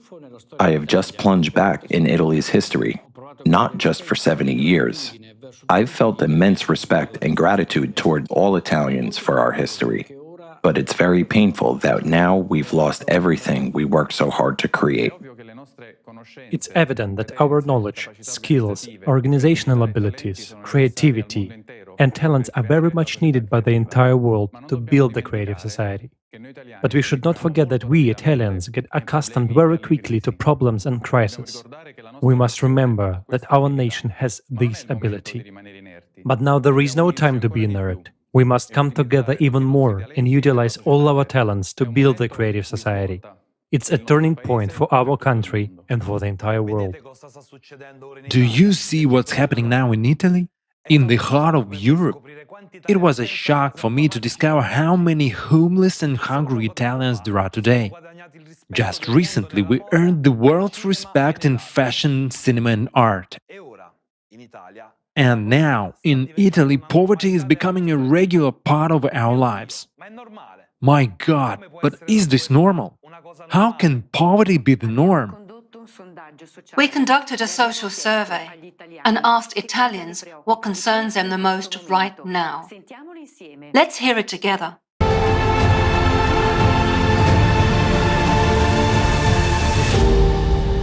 Looking at the current situation in Italy, what are you most concerned about at this historical moment?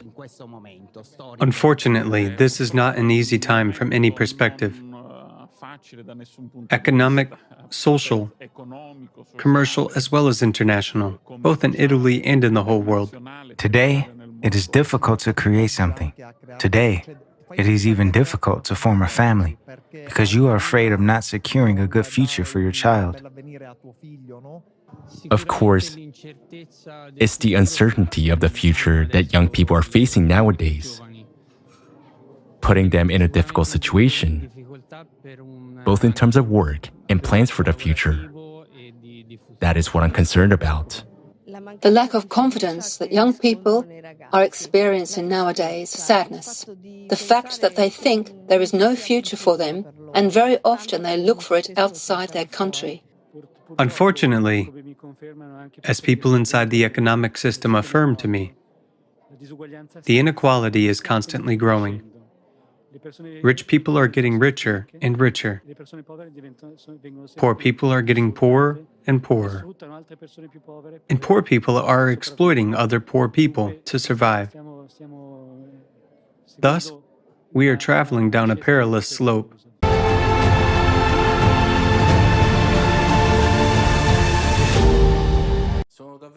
I'm horrified by the fact that I hear the phrase, the poor get poorer, the rich get richer more and more often around me. And it seems to have become our reality. And it's not surprising, considering that 1 in 12 Italians live in absolute poverty.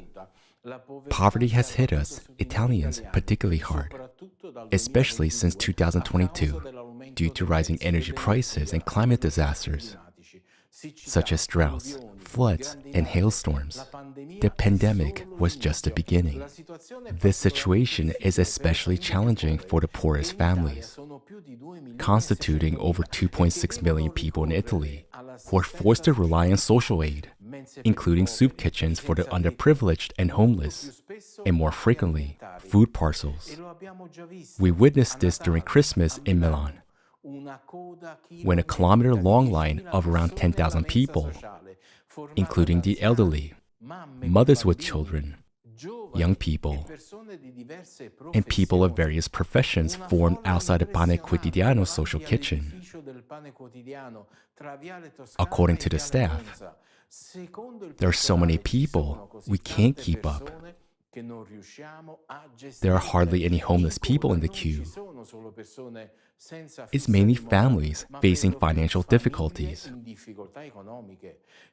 struggling to pay rent and bills and feed their children. Moreover, Italy is among European countries with the highest proportion of poor people among its permanent population. the level of poverty is on the rise. And the saddest part is that child poverty, particularly among those under 6 years old, is increasing. In 2021, this figure reached 667,000 children. What was truly shocking for me was an article on the official Cold Ready website stating that 540 children under the age of 15 require aid even to have a glass of milk or a meal. This information is shocking. In the 21st century, in the heart of civilized Europe, 500,000 children are going hungry. It's simply inconceivable. At the same time, our farmers are dumping truckloads of milk and discarding tons of food just because someone wants to maintain high food prices in the market. It's utter madness. This is absurdity of our consumer society. Why are we silent when it concerns our children and our future? Our silence, our inaction, and our reluctance to take responsibility while our children go hungry are baffling. We ourselves created the conditions where the top 5% of Italians hold more wealth than the bottom 80% of our country's population. This is according to a new Oxfam report released during the World Economic Forum in Davos. Each one of us is already feeling the inevitability of poverty. As for me, for instance, I calculated that on average, I spent 20% of my monthly income on food, while non-food expenses and services make up 80% of my total income. This situation is particularly critical for people like me, who live in rented accommodation, and people like me are the majority. Most of my expenses go to housing, water, electricity, gas, and fuel for my car. I can't avoid paying for these because I'll be evicted from my apartment, and I can't avoid using transportation because I need to commute to work. The only area where I can cut back is on food. If this continues, we'll be forced to survive on bread and water, and I'm not exaggerating. And all of this is happening right under our noses, in the homeland of Lamborghini and Ferrari, of our famous Made in Italy excellence, the trendsetters of high fashion and the world's finest footwear. We're looked up to by the whole world. Aren't we Italians ashamed? Don't we care? Don't we deserve better? Who's to blame for this? We are. We have shifted the responsibility. We have delegated power and willingly relinquished control over those we elected. At the elections, we check the box and shift the responsibility for our lives. And then, in our kitchens, we resent that they only think about themselves because we don't have any levers of influence on their actions. They manage a budget that consists of our own money. And at the same time, we have images in our heads that everything can be resolved through protests and revolutions, even though this only leads to losses and destruction. And at the same time, we don't even want to hear that people from 180 countries around the world are already uniting to fundamentally, peacefully, and in a lawful way change the format of society to a creative one, where everyone will have enough of everything, and everyone will have as much money as they need. I already dream of the day when thoughts about which gas stations to choose to save a bit on fuel, or which supermarket to go to for groceries that will last until the next paycheck will disappear from my mind. Not to mention, where to take my daughter for a vacation. Right now, we have one thought: where to get the money to survive. And I thought about it too, until I learned about the Creative Society project which are ready during the transition period, will directly solve all money-related issues and more.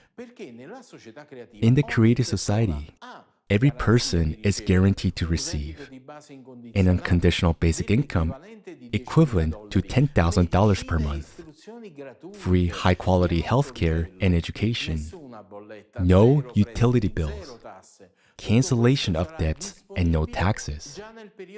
And all of this will be available already in the transition period to the creative society.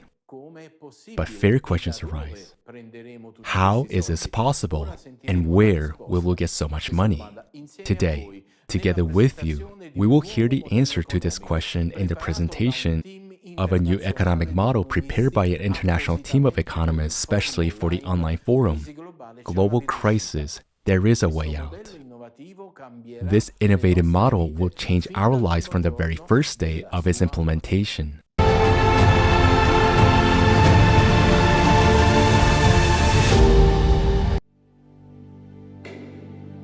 In the transition period to the creative society, each person will have universal basic income equivalent to $10,000 US, free housing at least 650 square feet per person, free healthcare of the highest quality, free education for a lifetime, safety in every part of the world, work 4 hours a day, 4 days a week, paid vacation for 2 months a year, equally high salaries across the world, no taxes for individuals, small and medium-sized businesses, fixed prices on all goods.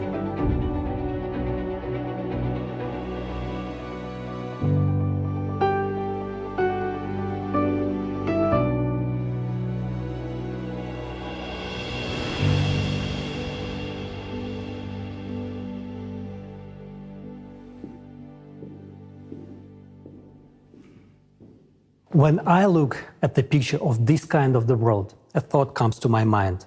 This is incredible. This is incredibly cool. And yes, I want this kind of life.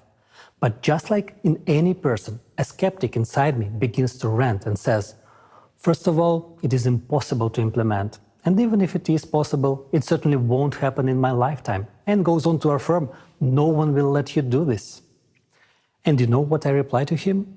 You're right. And indeed, he is right in today's economy of the consumerist format in which we exist nowadays.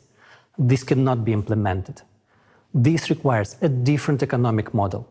We need to look beyond the confines of the current system. And I invite you to learn about a new model of economy that will provide a high standard of living for every human being. This model has been developed and proposed by experts from around the world. It takes into account the economic needs of each person, technological advances, and the need for our civilization to develop and evolve. This innovative model will change our lives from the first day of its implementation. I want to draw your attention to the fact that its implementation is possible only if the format of society is changed from consumerist to creative. And further, I will explain why. Unlike the current economic model, the new model will have a different goal: to provide the high standard of living for every human on the planet. There are two key requirements for the new economic model to function and achieve this goal. The first requirement: the new economic model can only work on a planetary scale. It cannot work in a single country. The second requirement is the self-governing society. All power must belong to the people. The economy, along with other strategic spheres, will also be managed and controlled directly by society, represented by every person, each of us, via the electoral platform. So, we have formulated the goal of the new economic model and outlined the necessary requirements for its implementation. These requirements can only be met in the creative format of society. I now invite you to model the near future. After we have successfully completed all stages of building the creative society, the world community legally and peacefully transitions to the creative format of society that we all have chosen together. and become one civilization. From that moment on, it will take a small amount of time to launch the new economic model. 6 months, according to preliminary calculations. After that, we will enter the transitional period to the creative society, which will last 5 to 6 years. As soon as we enter the transitional period, everyone will be provided with the monthly unconditional basic income in the amount equivalent to $10,000, with their own housing of at least 60 square meters per person. Education and healthcare will be of high quality and free, as well as resources, electricity, water, heating. All debts will be written off. Loans will be interest-free, and there will be no more taxes for individuals, small and medium-sized businesses. Of course, this raises a lot of questions. Will people work? What will the prices be? Will there be inflation? And the most common and important question, where will the money come from? So let's take it in order. Where will we get the money from in the transitional period to the creative society? In the new economic model, money will be created by a single fund for global financing, which belongs to society and serves its interests. The single fund for global financing will only serve the function of creating and redistributing funds. It will not accumulate money like the funds do today, nor will it make money as the banks do in the consumer model of the economy.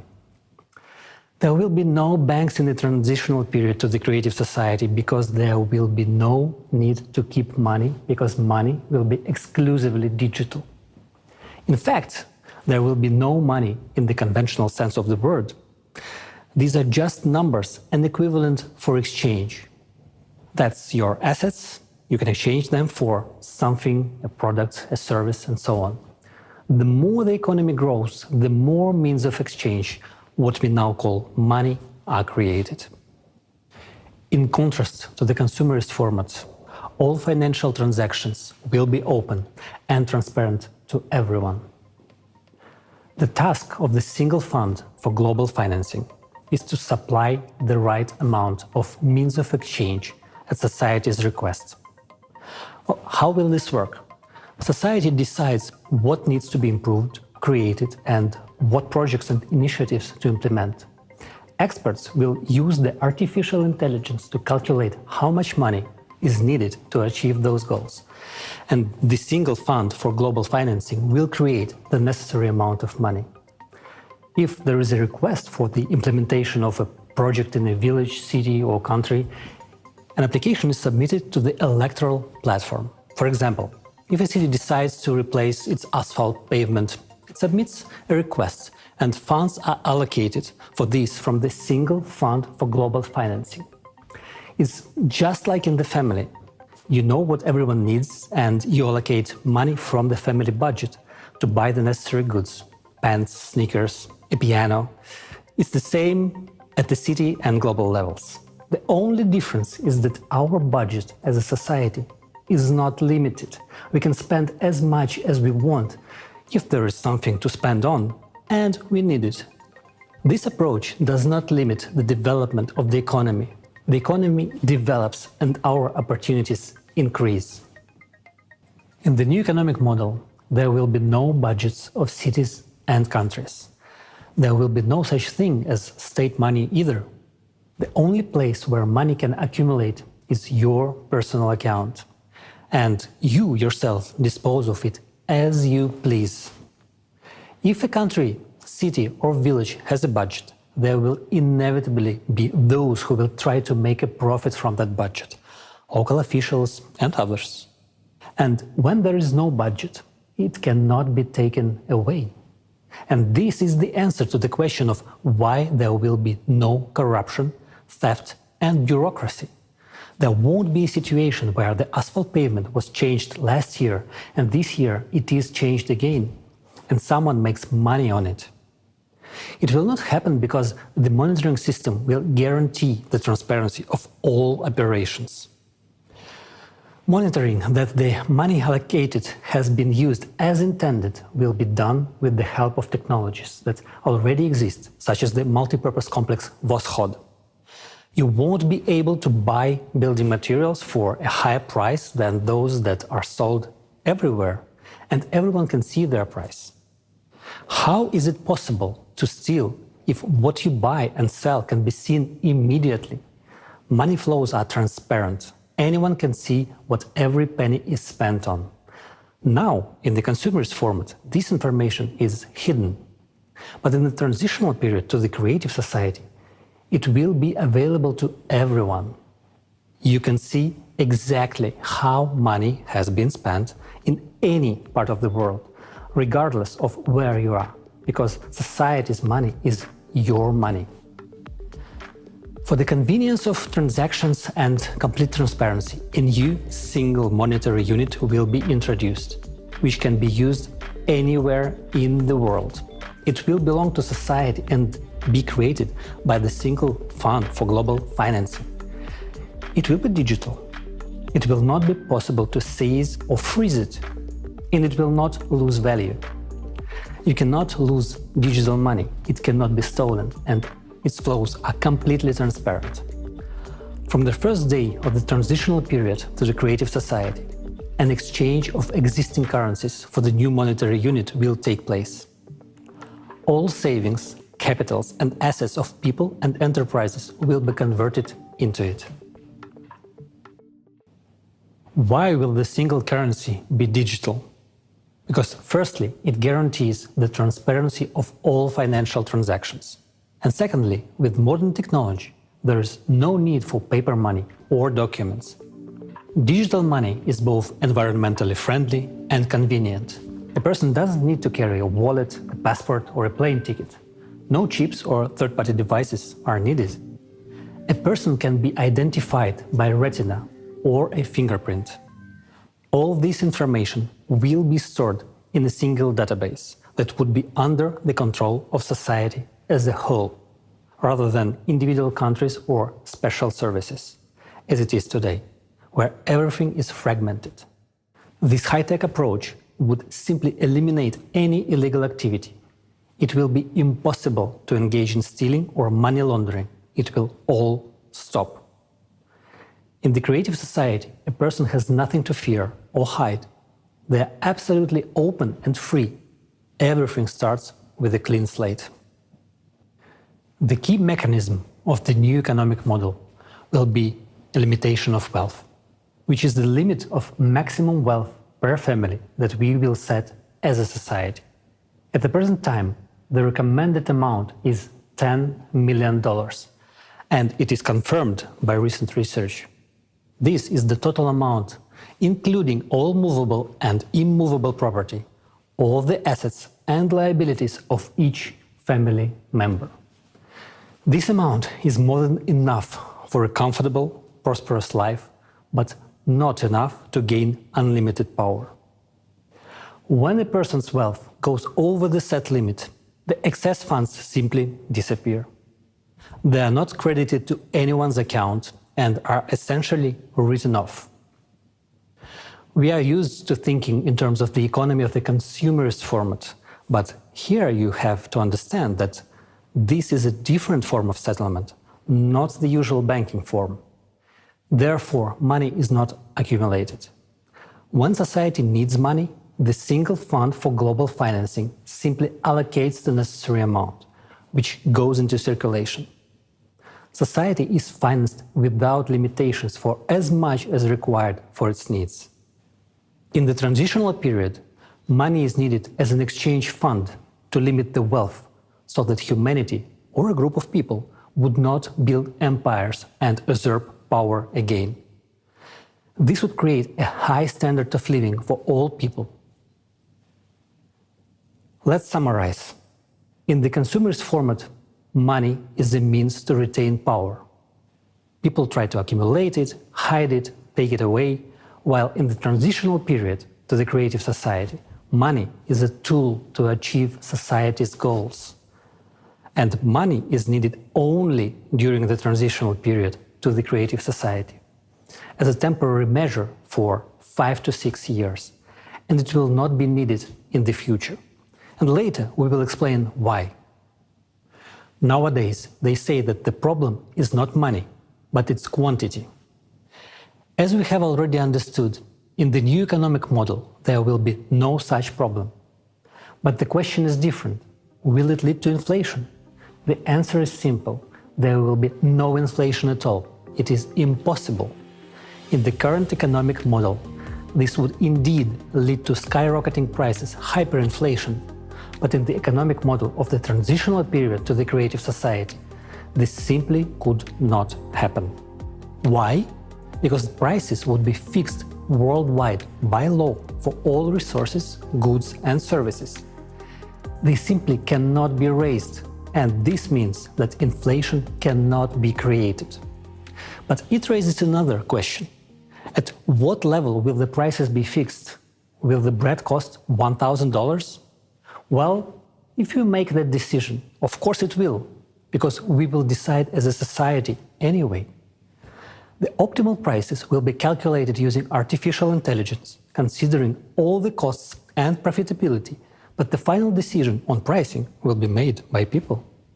Therefore, you surely understand we are unlikely to want the bread to cost $1,000.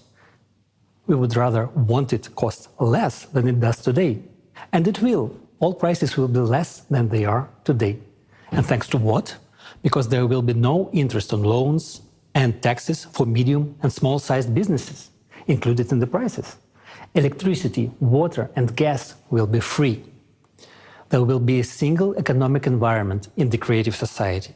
And the absence of borders means no taxes on exports and imports, no duties, no excise taxes and no customs duties. The introduction of robotics, fuel-free generators and smart logistics will contribute to lower prices for goods. At the same time, quality standards will be equally high for the same goods all over the world. For example, the same hamburger that today costs $6 in America and $1 in Romania will cost, for example, 40 cents worldwide and will be equally delicious and juicy and healthy. Tasty and healthy food will be available to everyone. Right now, in the consumerist economy, 8 billion people is a lot. And in the creative society, 50 billion won't be enough. But even in the transitional period, we will not need to add worms, bugs and other insects to our food, because the production of organic and quality food will increase many times as new technologies are introduced, such as vertical farms, which we already have now, but it is not profitable to introduce them in the farming, in the consumer's format. And in the new model of the economy, it will become completely natural. Today, despite the addition of insects to our food, 2 billion people are starving. And in the transitional period to the creative society, there will be neither hungry nor poor. I'm already anticipating your next question. Such a rapid improvement in people's living standards and purchasing power, including an unconditional basic income of $10,000, lower prices and free utility services, won't all this lead to a shortage of products? It won't, but friends, the truth is, not everything is going to be so easy. You will have a new headache, where to spend the $10,000, because the selection of goods and services will be huge. In the transitional period to the creative society, almost immediately you will see a huge increase in economic growth, because people will have enough money and there will be an unconditional basic income, which means that the purchasing power will increase many times over. And this is a massive boost for trade turnover. Moreover, ideal conditions will be created for manufacturers and business. These include interest-free loans, no taxes for small and medium-sized businesses, free water, gas and electricity, access to the latest technology, and most importantly, a great demand for their goods and services. This will be a huge stimulus for them to create more goods, develop and expand. The new economic model is a real paradise for consumers and entrepreneurs. First of all, the absence of taxes for small and medium-sized businesses means not only a reduction in prices, it also means economic freedom. All the money you earn is yours and you are free to spend it as you like.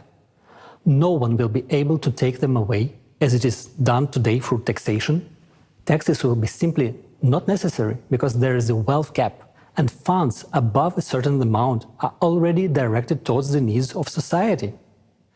And this money will anyway be exchanged for goods and services which will make manufacturers themselves richer. This is much more beneficial than taxes. Secondly, loans for small and medium-sized businesses will be interest-free. You can take out a loan and develop your business, but this does not mean that you can borrow without limit and not pay it back. Obviously, there will be a mechanism for control. Of course, you have an obligation to repay the loan. No one will allow anyone to live off their back. It is not good for someone to live off the president's back. And considering that each person is the president, you cannot get a free ride on anyone. But on the plus side, no one can get a free ride on you. And thirdly, another key benefit for business is the economic model itself. It will be structured in such a way that any entrepreneur will always know what is in demand. This will be possible because we will use a planned economy model, which will be calculated using artificial intelligence on a global level. This means that any businessman can always visit the electoral platform and, with the help of artificial intelligence, find out what will be the demand for their goods and services in a particular location. Artificial intelligence will help them process the data and make the right choice so that their business becomes profitable and successful. For example, you have decided to open a coffee shop. You can go to the electoral platform and see how many coffee shops are in your area, how busy they are, and if there are already 2 half-empty coffee shops, it would be foolish to open a third one. Such a business will fail on its own and harm others. At the same time, the artificial intelligence will prompt you that there is no bakery in this area. Therefore, opening a bakery will be profitable. This way, you get to understand which profitable business you can open for the benefit of yourself and society. Moreover, when starting a business, the same artificial intelligence will offer you options for premises, purchasing goods at the most favorable price in nearby places to reduce logistics costs. It will connect you with a logistics company, calculate the required loan amount if one is needed, and also calculate the cost of necessary repairs of the premises. Find the companies that will do the repairs at the most advantageous price. Find options for design solutions and propose the necessary employee candidates in the required location. All on a turnkey basis. At the same time, it is you who chooses from the options suggested by AI, and all final decisions are up to you. The same artificial intelligence will calculate how much time it will take from the moment you apply on the electoral platform for your business to start making a profit. Additionally, the AI will calculate the necessary number of employees and help you draft their schedule. This is very useful considering that the work week will be 4 days, 4 hours a day, meaning that in order to cover 12 hours of daily work for that very coffee shop, 3 people per day are needed per shift. Of course, after this, many people will say that everyone will become an entrepreneur. They won't, because running a business requires a certain character, motivation, responsibility, time commitment, and most importantly, organizational skills. For many, and this is the overwhelming majority, it is much easier to go to work 4 hours a day, 4 days a week, receive a good salary in addition to the universal basic income, and enjoy life, rather than continue developing their business and work on it almost 24 hours a day, despite all the help from AI. Even if artificial intelligence does the calculations for you, it's still up to you to do the work. AI will help you launch the business and assist you in the process, but it is you who will run the business. Communicating with customers, overseeing production, the responsibility for all this will be on you, right down to picking out the design, starting from the smallest details in the process of launching the business. There is no getting away from it. You will be engaged 24 hours a day, despite the simplicity and ease of the process. And it is up to you to decide whether to work 4 hours a day, 4 days a week, or to be an entrepreneur. Some people want to earn more, while others are satisfied with their salary and a free, wonderful life. Naturally, all of these conditions, such as no taxes, interest-free loans, understandable demand, etc., will have a positive impact on increasing wages. Wages will need to be increased regularly because companies will need skilled workers to meet the growing demand for goods and services. Since unconditional basic income allows even those who used to be low-income individuals to purchase quality goods, there will be an increase in the number of companies needing employees to meet this demand. For example, let's consider a medium-sized business. A person has an enterprise with 200 to 300 employees and a turnover of several tens of millions of dollars. They don't have to pay taxes. All the money earned belongs to them. And of course, they will raise wages, because competition for specialists in the labor market will be high. While unemployment will inevitably increase in today's world, in the creative society, on the contrary, there will be competition for good workers. They will be needed. And we come to another often asked question. Will people want to work if they already have a comfortable life provided by universal basic income of $10,000? People will still work because a $120,000 universal basic income per year for a person is just an average level of prosperity. Few people want to be in the middle class. People strive to live better. For example, if a person wants a new good car, then to buy it, they will have to live on just their basic income for several years. Wouldn't it be easier to go to work to buy their dream car faster? In this case, a person could earn an additional $5,000 to $10,000 or more per month, and in a year they could save up for their dream car and drive it to the job they love. You will also want good watches, a good phone, and a new laptop. Why? Because you have the opportunity to buy them. You will want to go to a good restaurant. You will be too lazy to cook, and you will go to a restaurant near your home to eat there. This requires money, and this is a good incentive to work. Not to mention that the transitional period to a creative society implies working for 4 hours a day, 4 days a week, and having 2 months of paid vacation and high salaries worldwide. Furthermore, thanks to the implementation of new technologies, boring professions and hard labor will gradually disappear. People will have much more interesting work to do because there will be many new professions that will reveal their potential and talents. Everyone will be able to easily and freely learn a new trade or train for a new profession. Thus, we understand that people will have all the conditions to earn themselves a good house and even more than one, any car or real estate. And then this question arises, what about private property? Everything a person earns, up to the wealth cap, belongs to them, their house, their yard, their car, and so on. An entrepreneur's private property may include a store, service areas, manufacturing, restaurants, cafes, and the like. But all minerals and resources of the earth will belong to the entire society. It is thanks to this that electricity, water, and gas will be free for people and small and medium-sized businesses. Thus, the new economic model creates all the conditions for the maximum development of both businesses and entrepreneurship, as well as the development of every individual and society as a whole. One more reason why the world economy will become many times more efficient in the transitional period to the creative society is the use of a planned economy at the global level. Just think how much unnecessary money and resources are now spent on overproduction, as well as on liquidation of finished products in order to increase the value of the remaining products. And yet, at a time when a third of the ready-to-eat products are being destroyed, there are countries where people have never ever tried these products. Meanwhile, those countries have things that are needed in other countries. The new model of the economy will solve this problem with smart planning and smart logistics.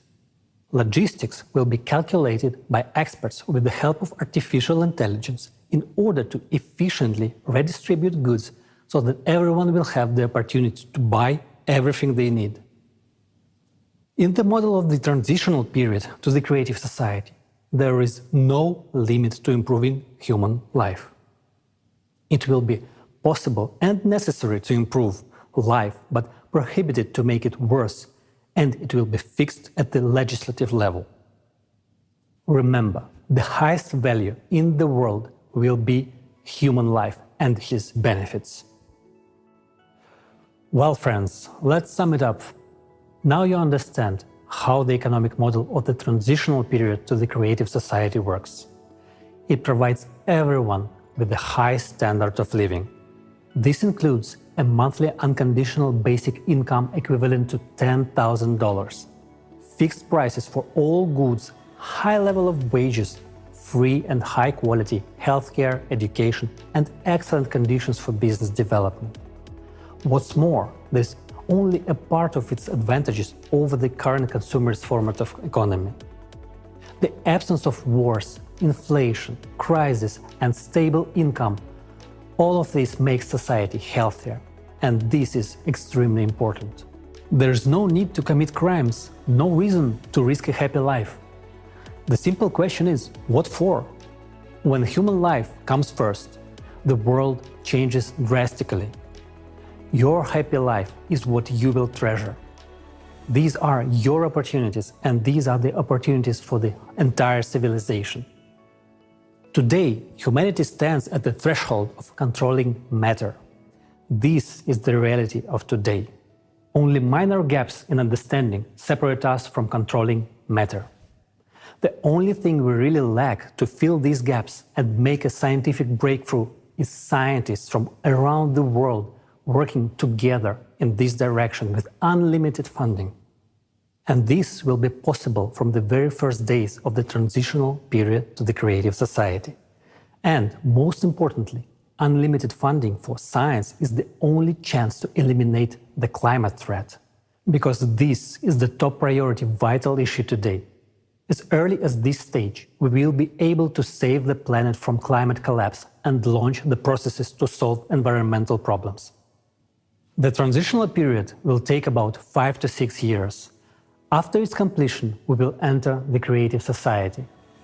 And the creative society is a world of incredible possibilities where the latest technologies will be available.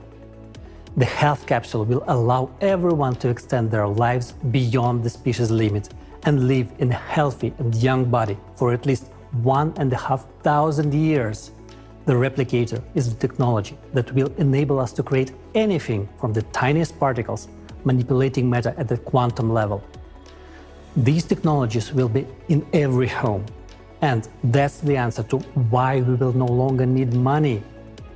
The creative society solves all our economic problems and opens up a new world of incredible opportunities where you can unlock your true potential. If you want to live in such a world, it is now important to act together with millions of people.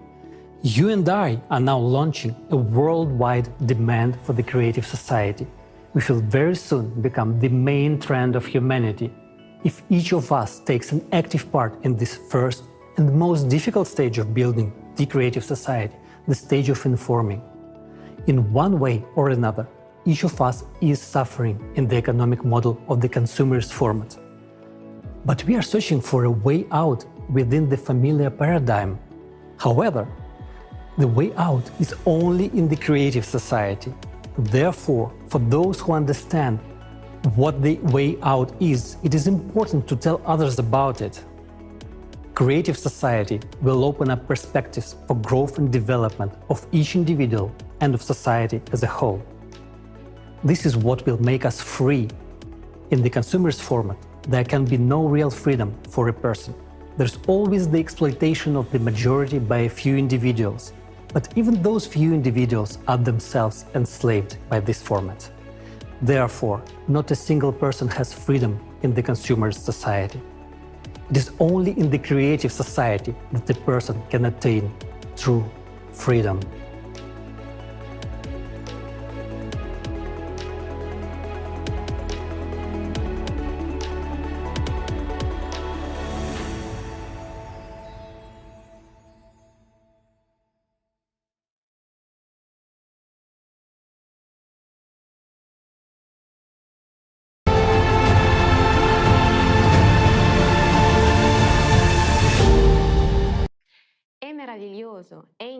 It is marvelous.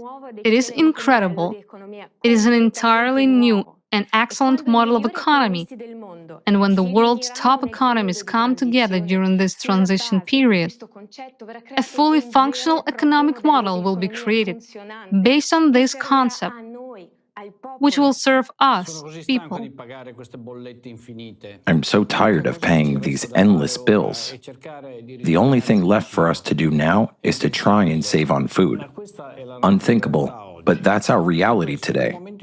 And this is at a time when we hear news about the release of some new, super modern technology almost every day. But are they available to us now? What good is this news to me if my family and I, like most Italians, continue struggling to barely make ends meet? Exactly. Look at the energy industry. The largest bills we receive today are for electricity. It's unimaginable. And it's no secret that there's technology available to generate energy without fuels. Free energy that could completely change our lives. Who will ever allow us to introduce fuel-free generators into the current consumerist format of society? It would disrupt the massive green energy business where only a few profiteer, and we, ordinary Italians, suffer more and more. We have conducted a detailed analysis of the green reforms, highlighting their utopian nature. And now I will prove it to you. While you listen, please write in the comments below the video. Would you like your home to be powered by a fuel-free generator?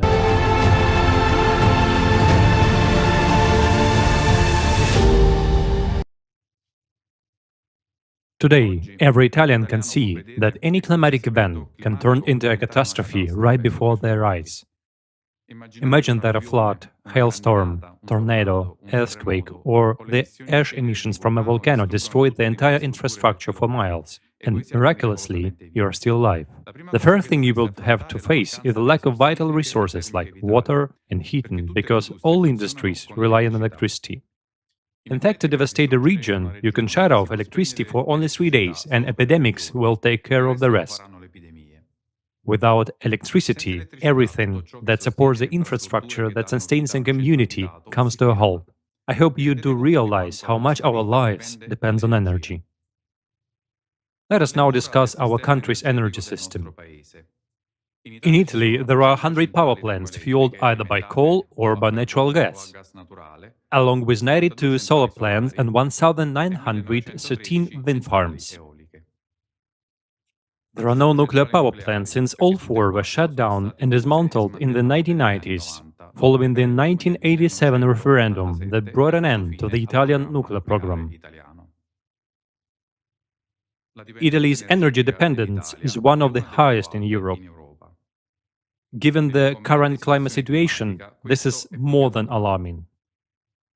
While researching this topic, I found that Italy relies on foreign sources for over 77% of the energy we consume. That is also the reason why the cost of energy in Italy is among the highest in Europe.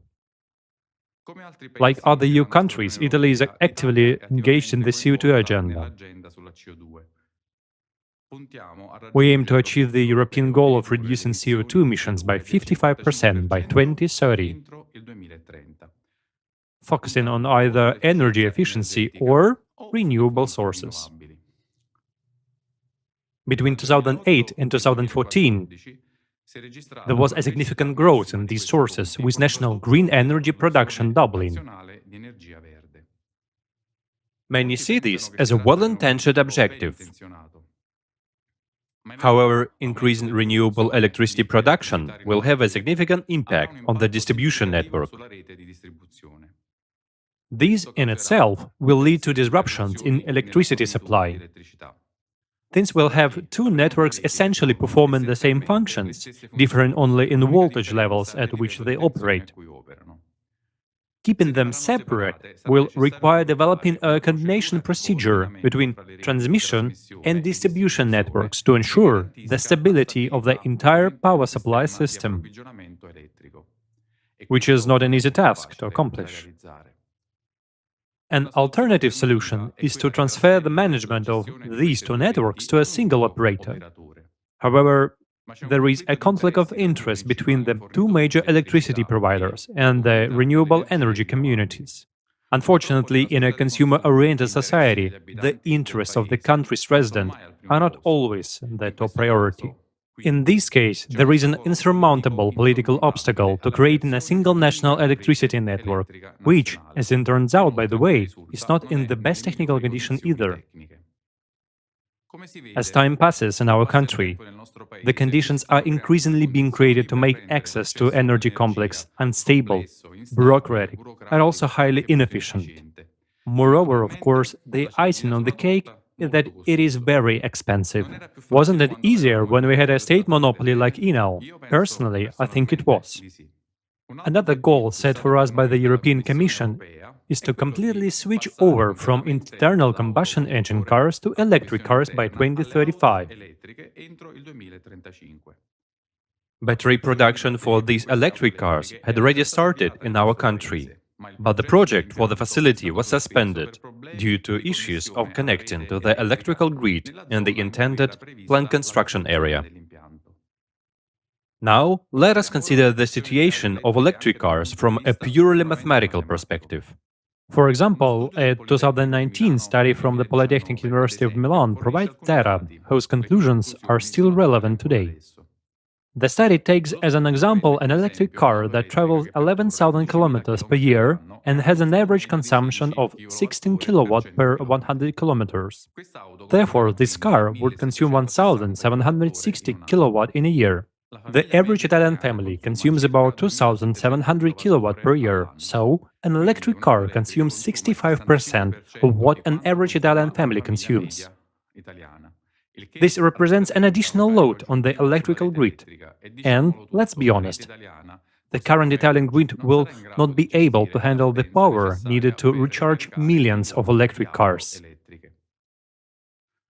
The Polytechnic University suggests an average charging capacity of 100 kilowatt for fast direct current chargers. If 185,000 electric vehicles are being charged simultaneously and 100 kilowatt, the required energy consumption will be 18.5 gigawatt. Considering that the average electricity consumption in Italy is 55 gigawatt, it turns out that 33% of this power will be dedicated solely to car charging. The same applies on local scale. Charging 50 cars simultaneously would require 5 megawatt, an energy capacity sufficient to strain an entire neighborhood. I'm just a simple engineer, and I really can understand why many of my more renowned colleagues aren't speaking out about the complete failure of the plan that suggests electric cars. How will we generate the electrical power for these cars? What will we do with the batteries when they need to be disposed of? It's just an infeasible plan being sold to us as a solution. It's the same old story. The bigger the lie, the easier it is for the public to believe it. Now let's take a look at the green energy sector. Here the situation is even more intriguing, and of course, the corrupt journalists artificially pushing the green agenda won't tell this to us. From 2005 to 2015, there was an increase in the installation of renewable energy sources in Italy, particularly solar and wind. Currently, we have around 20 gigawatt of solar energy and 11 gigawatt of wind energy. However, this boom was made possible due to bonuses and subsidies for installation, which had been heavily implemented until 2013. After this period, the growth came to a halt. Currently, solar energy has become mandatory by law, for example, in public buildings. The same can be said for the evolution of wind energy.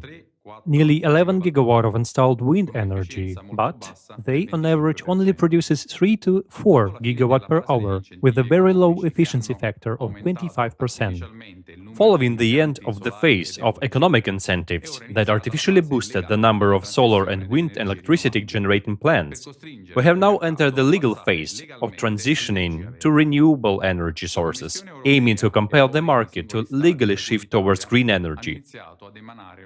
The European Commission and individual countries, including Italy, have started enacting a series of laws to force and mandate the transition to the so-called green energy. The justification behind these laws is the same narrative that CO2 is the cause of climate change. And to save the planet, we must abandon traditional energy sources and switch to solar and wind energy. Forcing us to transition to green energy is an unreasonable race, driven solely by the slogan "Save the planet," and doesn't make sense, even from an economic standpoint. Let's try to understand why, from both an economic and technical perspective, the Green Revolution is not, so to speak, reliable. From a technical standpoint, the supply of renewable energy is very unstable. Take solar energy, for example.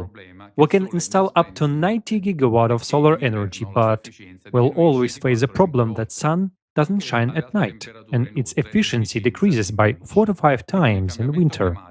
Efficiency also decreases at high temperatures. And with climate change, anomalies will occur more frequently. Take a look at the electricity production graph in Italy, available in real time on the Terna website.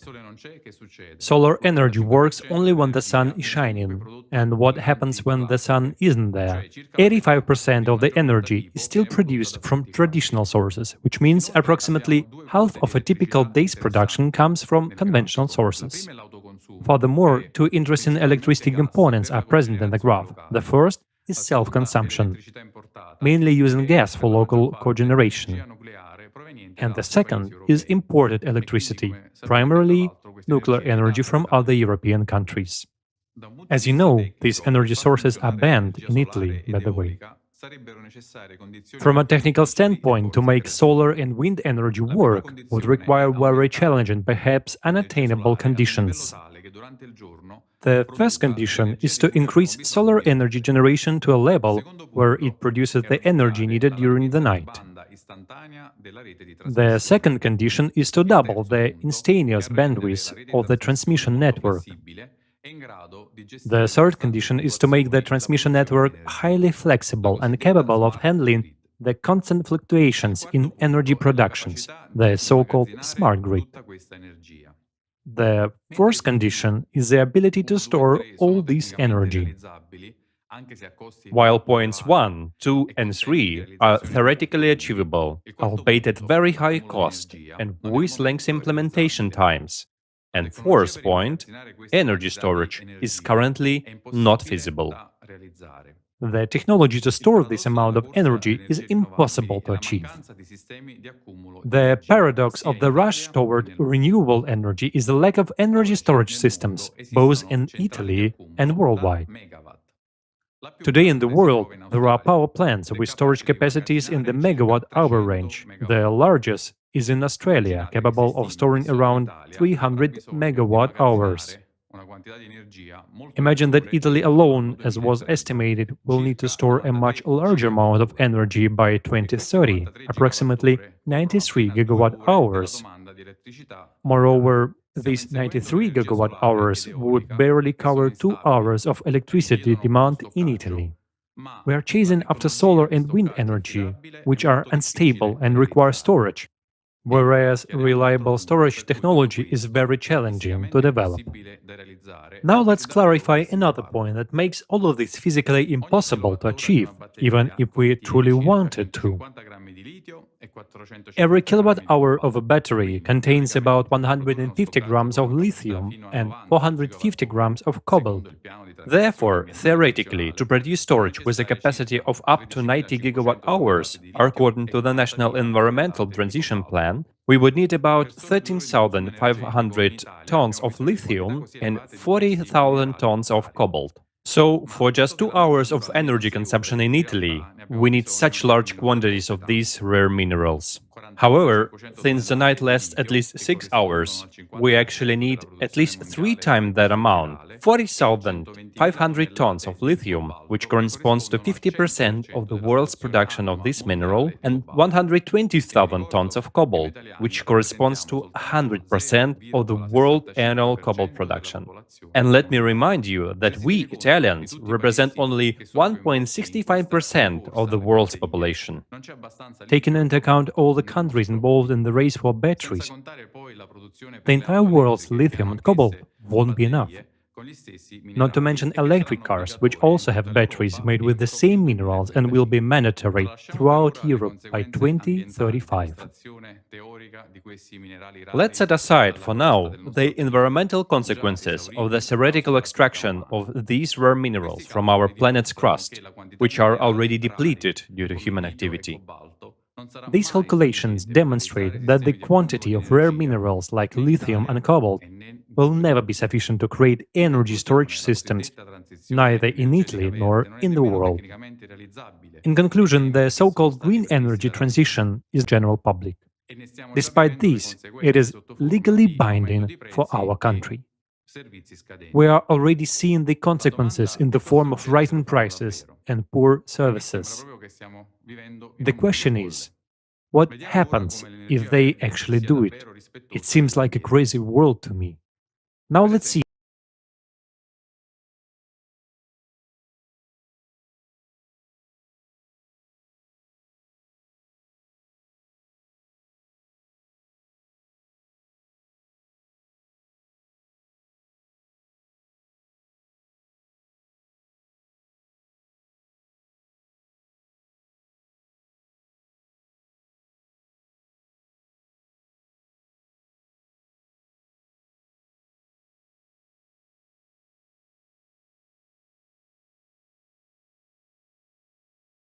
To third world countries or dumped to landfills because it costs 10 times less than recycling.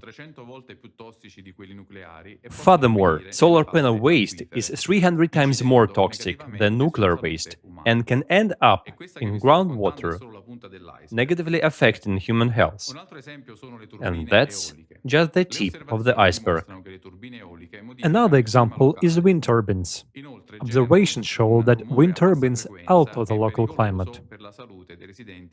They also generate low-frequency noise that is harmful to the health of nearby residents and has a negative impact on the ecosystem. That being said, we haven't even mentioned maintenance, which involves the construction of special vessels, expensive maintenance elevators, and constant blade replacement. A single wind farm requires more than 350 tons of lubricants during its operation, which is equivalent to 6 tanker train cars, which, by the way, are also produced from non-renewable resources of the planet. Take another example, electric cars.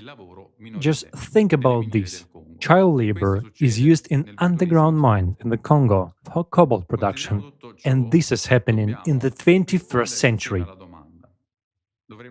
Considering all of these, we must collectively address the question: should we actively develop alternative energy technologies when they have so many disadvantages?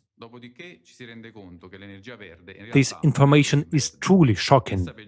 After that, one realizes that green energy not only fails to be green, but further worsens the planet's ecology. Let's think about who has an interest in promoting their green energy agenda. And now let's get back to the absurd green reform. The cost of this environmental transition is enormous for our country and for all of us. Let's see how much this plan to transition to so-called green energy sources will cost Italy alone. We still need to install 70 gigawatt of solar panels. We currently have only 25 gigawatt. And this alone will cost 210 billion euros. Then we need to install another 40-50 gigawatt of wind energy, which will cost approximately 150 billion euros. We also need to modernize the transmission grid, and there aren't even estimates of the costs, and install a minimum of 200 gigawatt hours, 4 to 5 hours of reserve in the Italian system of energy storage, which we haven't even invented yet. Now, let me tell you about a recent news incident from late June 2023. Progressive green energy couldn't withstand the weather. A massive hailstorm destroyed most of the 14,000 solar panels with a capacity of 5.2 megawatt on a farm in Scottsbluff, United States. Countries worldwide are trying to transition to renewable energy sources, even for economic reasons. But it's not the first time that such projects have proven unreliable in times of disasters. Many have already realized that not only hail, but also tornadoes, dust storms, floods, sinkholes, and other catastrophes will certainly make green energy highly unreliable, if not impossible. Thus, in Italy, as in Europe, there is a push toward highly unreliable energy sources, and the myth of solar panels, wind energy, and of course, the war on CO2 is being pursued. Currently, under the pretext of the greenhouse effect caused by human activity, a whole series of new European laws are being introduced to mandate the installation of green technologies. The first European law is already in effect. By 2035, all cars must be electric. For Italy, this poses a highly complex technical problem, almost impossible to solve from an energy perspective. If we were to convert 40 million cars, approximately 100% of the national car fleet, we would need about 400 gigawatt hours of additional energy per day compared to today. This represents a 50% increase in energy demand within 10 years when we will have completed the transition mentioned above. So where will all this energy come from? It turns out that the law was passed without any technical justification. One has to wonder about the competence of those individuals who passed these laws.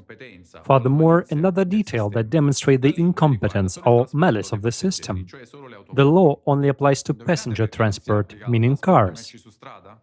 Can you guess why it doesn't apply to road freight transport? Do you know what percentage of emissions are due to truck transport? It's 27% of the total. So switching light vehicles to electricity doesn't solve much. The second law concerns the forced retrofitting of homes, which must be carbon neutral. It seems like they want to speculate on our homes and take them away from all of us. They have devised a European law with the noble goal of making our homes green and emissions-free. For Italian families, this means spending many thousands of euros to modernize their homes. Moreover, many Italian families live in ancient historic centers, so the modernization will cost even more. If the conversion is not carried out, non-green homes cannot be sold and will therefore lose value, and by a considerable amount. Since 80% of the housing stock in Italy is privately owned, and many families are already facing a severe economic crisis, this means they won't be able to make their homes eco-friendly. Homes will naturally decrease in value, making Italian families even poorer, worsening the economic crisis. But the most absurd thing about the transition to green energy is that we are doing it only in Europe, the United States, and Australia, whereas these countries represent a population of only 800 million people, while the other 7.2 billion people are not joining us in this race. Let's take into account the strong growth of the global economy. Even if we were to close all factories and hold all production across the entire European continent right now, it wouldn't have a significant impact on CO2 emissions globally, because our economy is just a part of the larger global economic system. Of course, the Western world, as usual, wants to set an example for the rest of the world. However, under this pretext, a colossal, planetary business is being created out of thin air, leading to enrichment of the elites who control green energy and restriction of energy accessibility for ordinary people, making them even more controllable. Unfortunately, Italy has become a very passive country, and even among ordinary scientists, there is a lack of courage to declare the inadequacy of this idea and the economic catastrophe that the race for green energy will bring. And of course, this doesn't solve the main problem humanity is facing, the climate change. Friends, right now, we are making a decision. Either this chaos will continue and our energy will become more and more expensive, ultimately leading to the collapse of the entire energy system due to the climate crisis. And because of that, we simply won't survive, or we change the format of society to a creative one. And then, naturally, the energy problem will also be solved, and it will be solved gradually. At first, we'll stay on traditional energy sources to overcome all cataclysms. Simultaneously with these, new sources of energy will be introduced, and eventually we will get the desired technology like fuel-free generators, which are actually a reality today. Right now, together, we're making a decision whether to let things continue to go down the drain or to realize our responsibility and use this opportunity to change everything. You have just heard a detailed account of the energy situation based on facts. Now let's ask ourselves, what can we, ordinary Italian citizens, do? The problem is that we underestimate the power of our unity. If everyone supports the development of the creative model and spread this information further, then very quickly important transformations will begin in our world. In the creative format of society, everything will fall into place, and together we'll take care of it. Today, it's the only constructive solution, allowing to address the energy problem and more. If you wonder who will allow us to implement it, I'll tell you this. No matter what games the elites play, when people unite, the elite becomes powerless. The only power they fear is the unity of all people.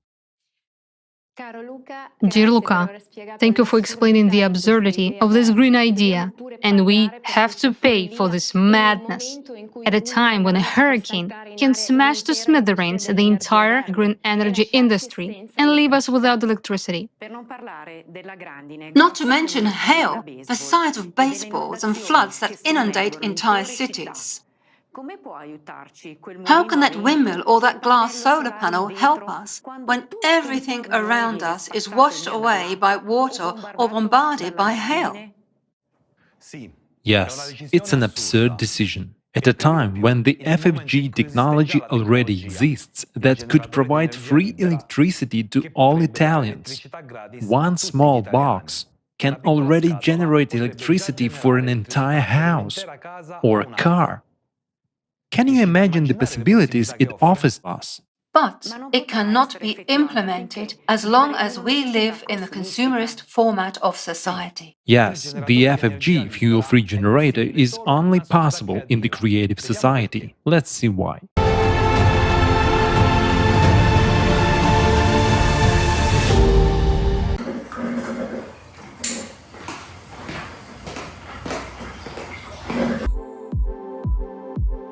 Power industry, this is something which without our civilization cannot exist. But how much efforts do we invest and what factors do we depend on to produce and generate power for our well-being? Hydrocarbon energy.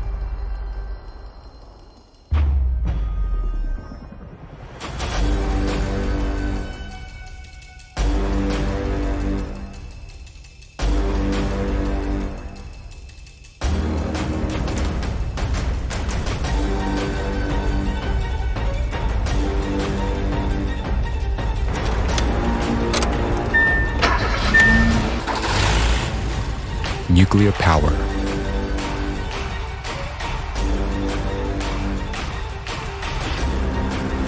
Hydroelectric power.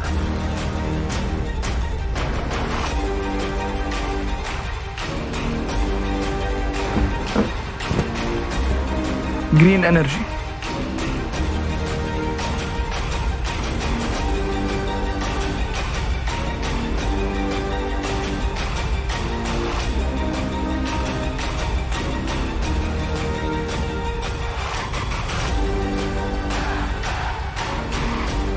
What's happening, guys?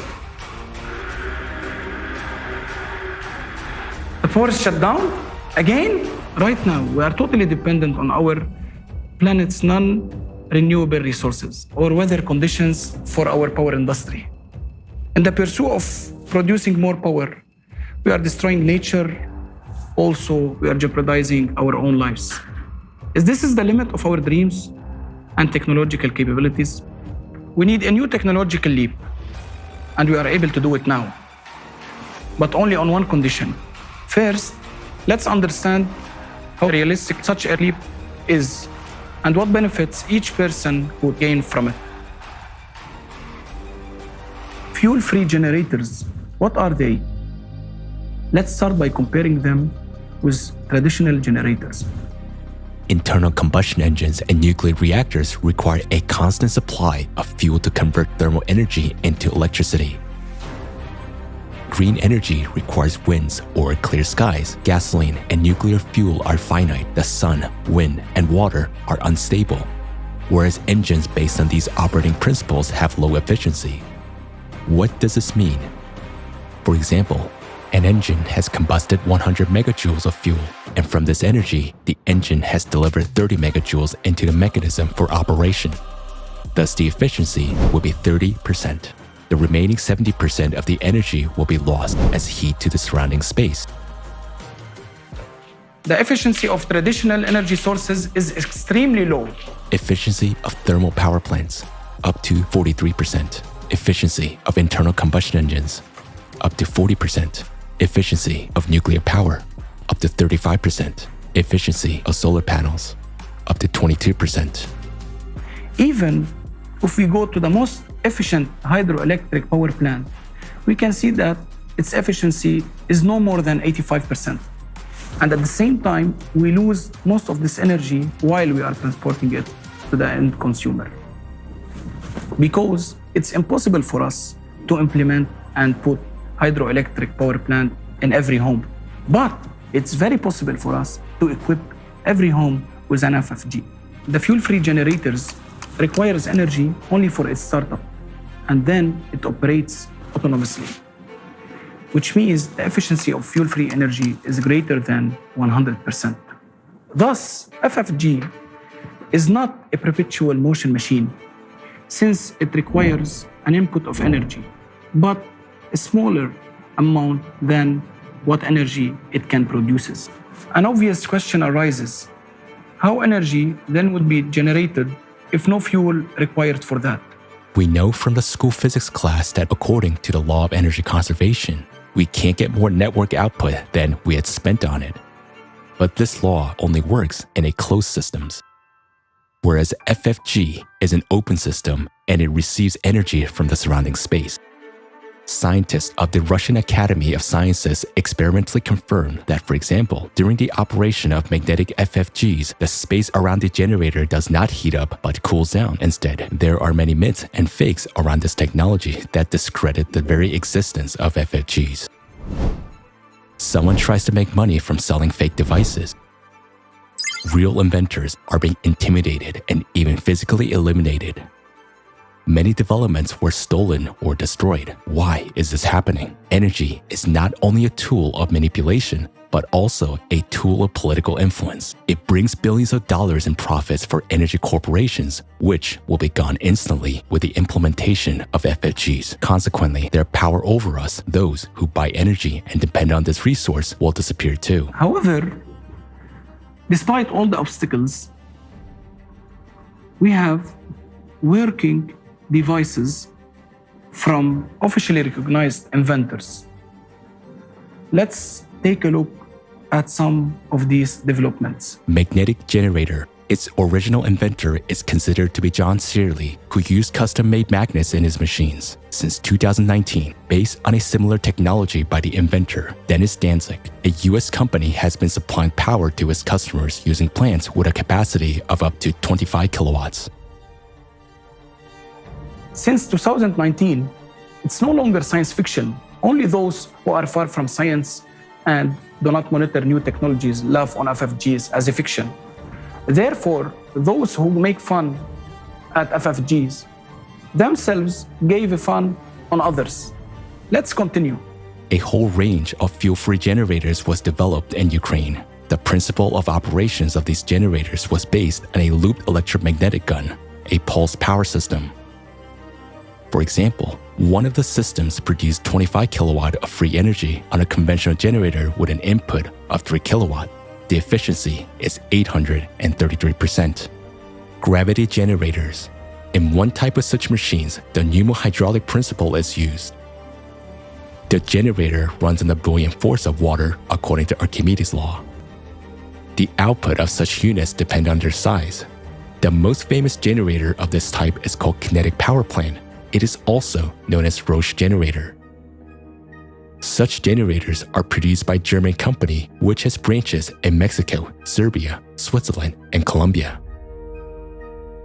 According to official expertise, the compressor of the generator of one of its units consumes 4.5 kilowatt, while a generator itself produces 11 kilowatt of electricity. That is, the efficiency is more than 200%. How much is that? Is a typical country home power consumption. 6 kilowatts per hour. Radio wave generators. Their inventor is Maxwell Chikumbutso from Zimbabwe. He is called the African Tesla. A very compact African technology made it possible not only to create a free energy generator, but also to upgrade a car so that it could move without fuel or recharging. As a result, even a helicopter was upgraded. Recently, the inventor presented a very small 500-watt power generator. Its output allows you to power a widescreen TV from free energy. And there are dozens of less-known inventions in different countries. In the USA, Malaysia, Georgia, India, Turkey, Japan, Uzbekistan, Mexico, New Zealand, and many other countries, there are research teams developing fuel-free generators. How is that, you may ask, and how it's possible to launch these technologies? How inventors are still alive and their generators are not yet been destroyed? That's because they get energy for free and sell it to consumers for money, while the generators themselves cost crazy money. The percentage of people currently receiving energy from these systems is negligible compared to all of humanity. Therefore, FFGs that are actually working now are in no way helping all people to become energy independent. So why isn't this amazing technology available for everyone in the world? Because we are living in a consumerist format of society. If FFGs are introduced all over the world without changing the format of society, then this will result in a big disaster. Millions of people will lose their jobs. Everyone who is involved in the power industry, from CEOs to janitors. This will inevitably lead to a collapse of the economic system, growth of unemployment, poverty, crime, and chaos. But when we gradually change the consumerist format to a creative one, then a new economic system will allow us to introduce FFGs everywhere. All power plants, factories, mines, dams, oil pipelines that harm the environment and pose a threat to people will be shut down. We will use hydrocarbons more efficiently instead of just burning them. While people working in the energy sector, just like every person on the planet, will be provided with a universal basic income, they will be able to easily shift into any other field of activity, being protected and well provided by the society. So let's see how the world will be like in the creative society after the introduction of the FFGs in all the spheres of life.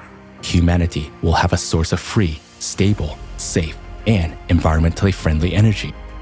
We don't pay for it anymore. No more energy bills and utility bills. Each home will have its own compact autonomous generator of electricity and heating. This will make us independent from the centralized energy system, which is very important in the period of escalating climate disasters. Cars will no longer need to be refueled, and we will not be limited in traveling anywhere in the world.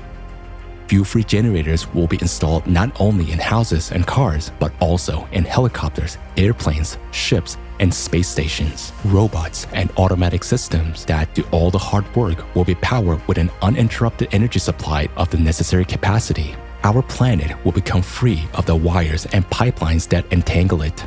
Free energy is one of the conditions for the transition of a civilization for a new evolutionary stage.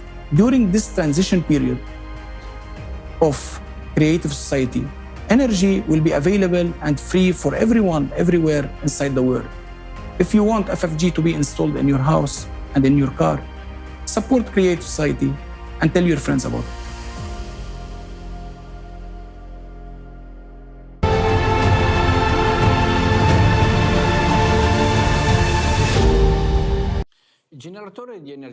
The FFG is a highly significant development for all of humanity. However, as we've seen, it can only be used for the benefit of all people within the creative society model. This is a technology that will solve an enormous number of problems for both the individual and all of humanity. Indeed, it will spare us so many headaches and nerves caused by the fear of running out of money. After all, today we've created a world in which money rules. The FFG and other technologies of the creative society will solve not only the problems. Thank you for giving me the floor, dear friends. My name is Flaviano, and I live in Bari. I'd like to start by saying that I love Italy very much because it's my homeland, my history, and my culture. I love Italy for our people, for their kindness, hospitality, humor, their passion for life, and their ability to find joy in small things. I love Italy for its soul, its sense of beauty, for such values as family, friendship, love, care, and responsiveness, care and readiness to help. This is what I love so much about the Italian people. Unfortunately, however, this also brings something that concerns me deeply, just as it concerns millions of other Italians. For several years now, I have been wondering, why do we, Italians, who by nature are very caring and supportive people, have a healthcare system that is so inefficient and substandard, due to which sometimes we are not even able to help each other? I'm sure many of my fellow countrymen understand me well now. The crisis in the Italian healthcare system is a lack of medical personnel, a shortage of equipment, and unequal distribution of access to medical services among regions. Today, I want to talk about what the real cause of the healthcare crisis we are all experiencing is, and how this problem can be solved. I'll start with a little story that I'm sure will be familiar to most Italian families. One day, my son wakes up with a high fever, and it's flu season. I can see he's very unwell and realize he needs a doctor. And here already I am faced with a problem. People from any other country would probably say to me, "What's the problem, Flaviano? Take your son to a pediatrician." But it's not that simple, friends. I am Italian, and I understand perfectly well that if I were to take a child with a fever of 38.5 degrees Celsius to a state-run clinic, would be welcomed by mile-long lines, and we would have to wait for several hours, and we might not even get into the doctor's office. Why? Because Italy has a catastrophic shortage of pediatricians. According to statistics, there's an average of 985 children for every pediatrician in our country. The health report, Health Thermometer, gives us this number, 985. It's madness. Just think about it. Approximately 1,000 children for every doctor. And what does this mean? It means that during the periods of acute flu outbreaks, when the workload is particularly heavy, a doctor can receive 100 to 200 calls a day. Even if a doctor worked 24 hours a day, they wouldn't be able to see even half of the children who urgently need help. It's clear that the doctor is not only unable to help patients qualitatively, but also cannot do this physically. The same report contains equally grim statistics about general practitioners, that is, family doctors. It states that each general practitioner, on average, serves more than 1,000 citizens, while older, highly qualified doctors often reach or even exceed the threshold of 1,500 patients. Do you think a physician with this workload would be available for an emergency call? And how much time could they dedicate to the patient? Certainly, not as much time as needed. And of course, most of the patients assigned to them will not be able to reach them, and those who do may not receive sufficient high-quality medical care. Furthermore, this report highlights another depressing fact. For about 3 million Italians, there are simply no doctors, simply not enough of them. This is a huge number. It turns out that for 3 million inhabitants in Italy, doctors are generally not provided. And for the rest of the population, only the most tenacious, if lucky, can reach doctors after long waiting lists, especially when it comes to visiting specialists or undergoing complex examinations. Simply put, there are not enough doctors to fill all the vacancies that arise when other doctors retire, resign, or simply leave the country. Yes, this is also a problem. 10% of family doctor positions are vacant, partly due to insufficient salaries. Many doctors leave for other countries to get better pay because they are paid more for the same work in other countries. Or dissatisfied doctors stay in Italy but take another step. They engage in private practice, open private clinics. One can understand the doctors who act in this way. There is less work and more income. And here I come back to the story of my son with a high fever and the choice I have in front of me: to take him with a fever of 38.5 degrees to the medical office, where there are long lines, or to call a private doctor and pay 50 or even 100 euros for the visit. A significant amount, considering that the average salary in Italy for 2022 was 1,300 euros. And if you add the costs of medications not covered by the National Health Service, diagnostics, and repeated doctor visits, of course, you can't save on your child's health. You just have to realize that it's a substantial sum. However, with this amount, you at least have a guaranteed possibility of receiving medical care.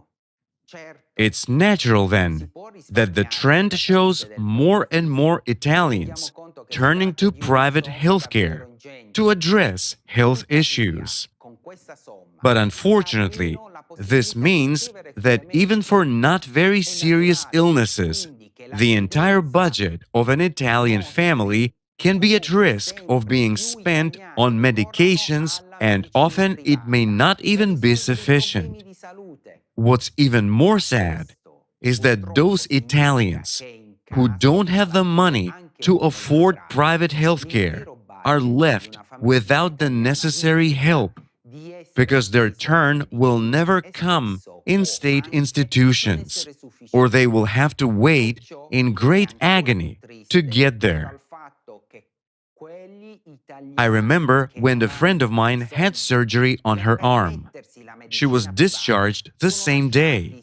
The next day, I had to accompany her to the hospital for a dressing change. She had a high fever and severe arm pain since she had been anesthetized the day before and didn't feel well. We waited in line for 5 hours for the dressing change. Imagine how unwell she felt. And this isn't the worst case, because she eventually received care. But there are so many people who haven't. And I'm sure any Italian can tell many similar stories. It's obvious that human life in the current format of consumer society is not a top priority and, unfortunately, is not valued at all. In Italy, public spending accounts for a significant share in the total healthcare expenditure and goes to the national health system. And herein lies a paradox of the modern consumer society. A conscientious Italian works honestly, receiving a salary from which a tax is regularly paid to the treasury. The amount of tax paid by him is also allocated to healthcare, i.e., the state undertakes to provide him with free medical care. But when this conscientious Italian needs this very help from the medical state institution, he simply cannot get it. This is helplessness. Unfortunately, I must point out that Italy has one of the lowest rates of healthcare financing in Europe. In addition, in Italy, there is a big difference in the quality and accessibility of healthcare between the northern and southern regions. Medical staff and equipment are particularly lacking in the southern and island regions. As a consequence of this medical crisis, in 2022, a third of Italians, approximately 20 million people, reported that they had to refuse medical services and/or surgeries because of hours-long queues, months-long waits, and inaccessibility of medical facilities. And by the way, their inaccessibility is also a great trouble. Italy has a very high rate of reduction of health facilities. In the last 10 years, 125 hospitals have been closed in our country. The number of emergency stations is also decreasing, and they are also critically understaffed. I know firsthand that people wait hours at emergency stations for their turn for medical care and checkups. When my son had his eyebrow smashed, an ambulance picked us up, and we waited 4 hours at that emergency room for a doctor. I saw a huge number of people suffering, crying, moaning. It was just chaos there because there were not enough doctors. I had a legitimate question. Is this really an ambulance where quick help is provided? What does it mean to wait in an emergency room for 3 to 4 or more hours with acute pain, fractures, or injuries? And sometimes people with such symptoms have to go to another city or region because there is only one hospital for a large number of settlements. Again, helplessness. And this whole picture is aggravated by the disappointing statistics on the disease growth. In particular, in 2022 in Italy, an increase in the number of diagnoses of various forms of cancer was recorded, And in addition, in the summer of 2023, Italian hospitals recorded a sharp increase in the number of emergency room visits due to health problems caused by the heat wave. Temperatures in Rome reached plus 41.8 degrees Celsius in July. 23 cities have declared a red alert level related to the heat wave. Doctors note that such climatic changes are especially dangerous for the elderly and people with chronic diseases. And we, knowing what is happening to the climate of our planet, understand perfectly well that extreme phenomena will increase. The conditions for people's survival will only get worse and more unbearable. Will we be able to cope with it with such a state of healthcare as we have now, with kilometer-long queues, lack of hospitals, medical staff, and medical specialists? What will we do when the number of sick people grows due to fires, floods, and volcanic eruptions? Unfortunately, we will have to face this. We understand perfectly well that in the consumerist format of society, where human life is not valued, we cannot guarantee the survival of ourselves and our children. The consumerist format and lack of value of life is the reason for the poor state of our healthcare. Today, unfortunately, we are hostages of the consumerist format, where everyone suffers: doctors, patients, and each of us, including our children. But we are human beings. Care and mutual assistance are inherent in us by nature, especially in us, Italians. Therefore, we just need to create other conditions of the society that allow us to show our best human qualities. We need a format of society that allows us to be human. But I care about my and my children's future, as do many people around the world, as well as many Italians. That's why we are here today, and that's why we are talking about a way out, about changing the very format of society from a consumer society to a creative society, in which human life is the top value. What does the format of the creative society mean for human health and life? Already in the transition period to the creative society, decent healthcare, free of charge and of high quality, will be available to every person on the planet. Healthcare will work to prevent diseases, and doctors will be paid equally high salaries in all parts of the world according to their qualifications. And they will not be interested in moving because of their salary, which means that there will be no lack of specialists in any country. In addition, doctors will be interested in treating everyone, because if patients remain healthy, this will also be reflected in the form of additional bonus to their salary. In addition, doctors in the creative society will not have to work to exhaustion. Technology will help them to provide people with quality care, and at the same time, absolutely free of charge. Let's watch together an inspiring video about the medical care that will be available to everyone on the planet already in the transition period to the creative society. La tecnologia li aiuterà a fornire cure di qualità e a costo zero. Guardiamo insieme un video sulla medicina che già durante il periodo di transizione alla società creativa sarà disponibile per tutti gli abitanti del pianeta.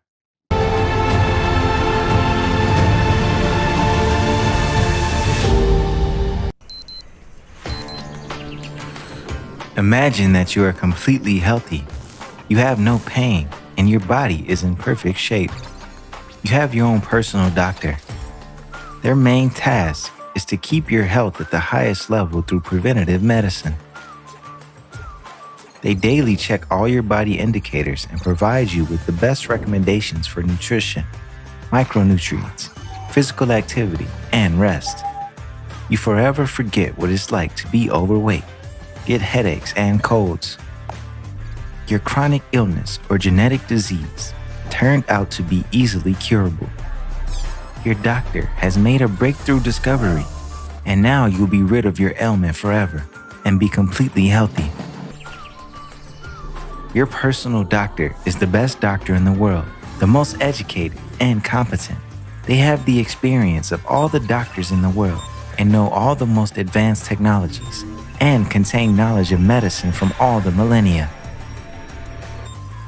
They make an accurate diagnosis in 2 minutes and never make mistakes. They are the most caring, attentive, and tactful. They are always in touch with you, 24/7. And every person in the world has such a doctor. Moreover, they work absolutely for free. Do you think that's science fiction? No, it can be a reality already today. Because your doctor will be artificial intelligence, which will be available to everyone already during the transition period to the creative society. It will incorporate the experience of all doctors, clinics, and medical research institutes worldwide. It will absorb the experience of treating 8 billion people. It will have access to all treatment methods, indications, and contraindications. It will know the unique characteristics of your body and monitor your condition and test in online mode.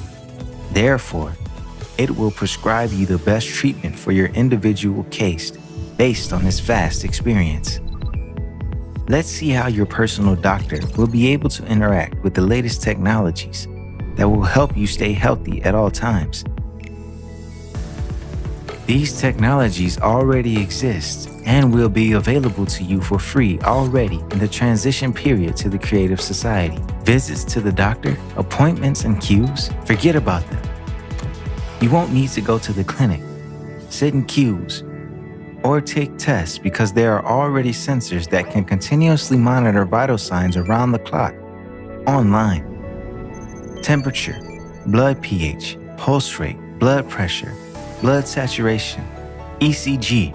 This can be an elastic biosensor capable of monitoring various blood parameters, levels of oxygen, sugar, metabolites, and immune molecules in the blood, and detecting disease even before symptoms appear. Such a biosensor was developed by researchers from the Pritzker School of Molecular Engineering, PME, at the University of Chicago. And the smart mirror in your bathroom can identify symptoms of illness in just a minute. All you have to do is look in it. The built-in software detects stress levels and gas sensors, takes breath samples, and determines their components. 3D scanners analyze the shape of your face, and multispectral cameras can estimate heart rate, HR, or hemoglobin levels. A retina scanner, developed at the University of Leeds in England, can also be embedded in this mirror. In a matter of minutes, it can identify the precursors of heart attacks and strokes with high accuracy, years before they develop. A research team led by Professor Alicia Rudnicka from St. George's University of London has developed the quartz algorithm, quantitative analysis of retinal vessels topology and size. We can even defeat cancer. Already now, the electronic nose technology detects cancer in its early stages, with more than 90% accuracy in just 20 minutes. The device sniffs out vapors from blood samples emanating by cancer cells. And by urinalysis, it is possible to diagnose brain and spinal cord cancer with 100% accuracy when there are no symptoms yet. Japanese scientists use urine tests to diagnose cancer even when there are no symptoms, regardless of the size of the tumor. Studies have shown 100% accuracy. The most malignant cancer, melanoma, can be detected in its early stages simply by taking a picture on your phone. Smart AI-based skin vision algorithms, after examining photos, will signal if something is wrong with your skin. Recent developments in gene engineering make it possible to restore vision to blind people and cope with previously incurable genetic disorders such as severe immunodeficiency, hemophilia, leukemia, and many others. The panacea for all diseases is no longer fiction. You can already forget about oncology, heart attacks, stroke, infectious diseases, arthritis, and much more thanks to universal nanorobots, because these doctors can be programmed to solve any problem. Imagine you get ill with something, and instead of running to doctors and trying to find the cause of your illness, you simply drink a glass of water containing doctors, nanorobots that you won't even feel. It will be as if you instantly visited a diagnostician, a therapist, and a surgeon. Since, moving inside your body, nanorobots will not only diagnose you accurately and painlessly, pinpointing the site of inflammation, but they will also eliminate it and completely restore the functions of your body. Nanorobots will deliver medications in a targeted manner, remove blood clots, and suture wounds. They are able to eliminate any infections, inflammations, and cancer cells. This will eliminate the need for antibiotics, antiviral drugs, antifungal agents, chemotherapy, and most pharmaceutical drugs. Engineers from Ohio State University have developed the Magic DNA program, which can create such nanorobots, and in a matter of minutes. However, all these technologies can only be available to everyone in the creative society and during the transition period to it, because today, in the consumerist format, it is not profitable. After all, a healthy patient doesn't pay money. If you become healthy, medical and pharmaceutical corporations will lose their income. Therefore, most of these technologies never reach ordinary people. That's precisely why the introduction of AI for the benefit of people is only possible if the format of society changes to a creative one. In the creative society, there is no concept of expensive. There is a concept of value of life. Therefore, even during the transition period, the most advanced medical care will be free for everyone. If you truly value your life and health, don't be silent. Share the information about the Creative Society project with all your friends and acquaintances. The Creative Society is the key to health and longevity for all people. And this key is in our hands. Take action today to be healthy tomorrow.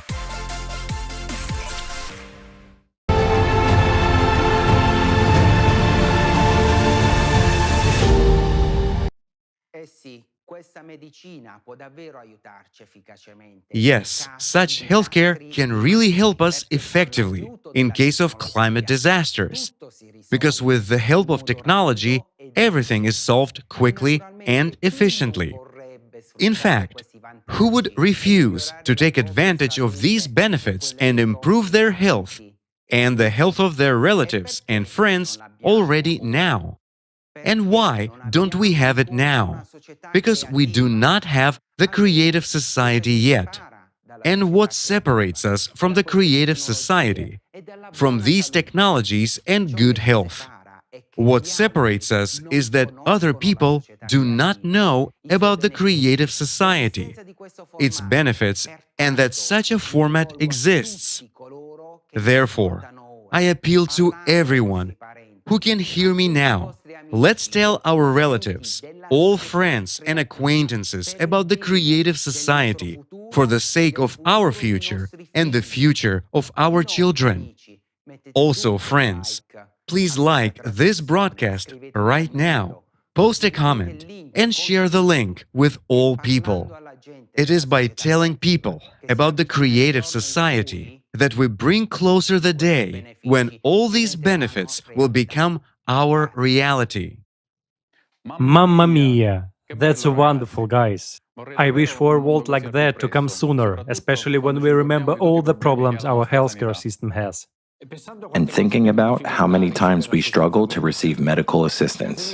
Thank you so much, Flaviano, for bringing up this crucial topic. I believe every Italian can recall a similar story related to health issues. Unfortunately, in our consumer society, even if you pay money, there's no guarantee that you'll be well.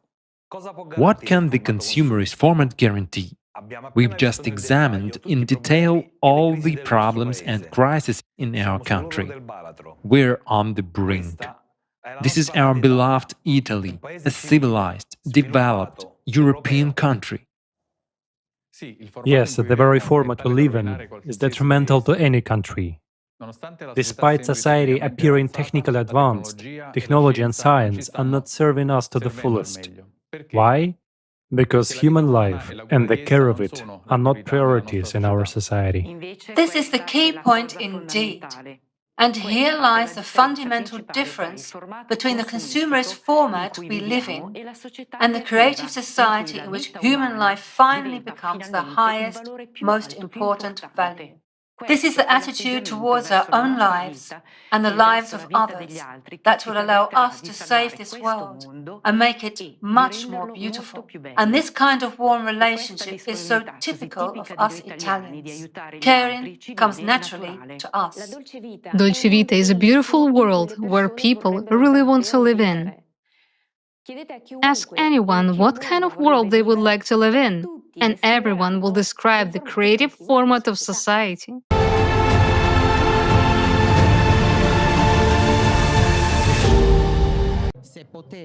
If you could describe a new society, how would you describe it? A society that plans, that develops new programs, a society that respects others, cares about the environment and creates workplaces for everyone, where there is freedom, freedom of thought and freedom of self-expression, freedom to be yourself in your diversity.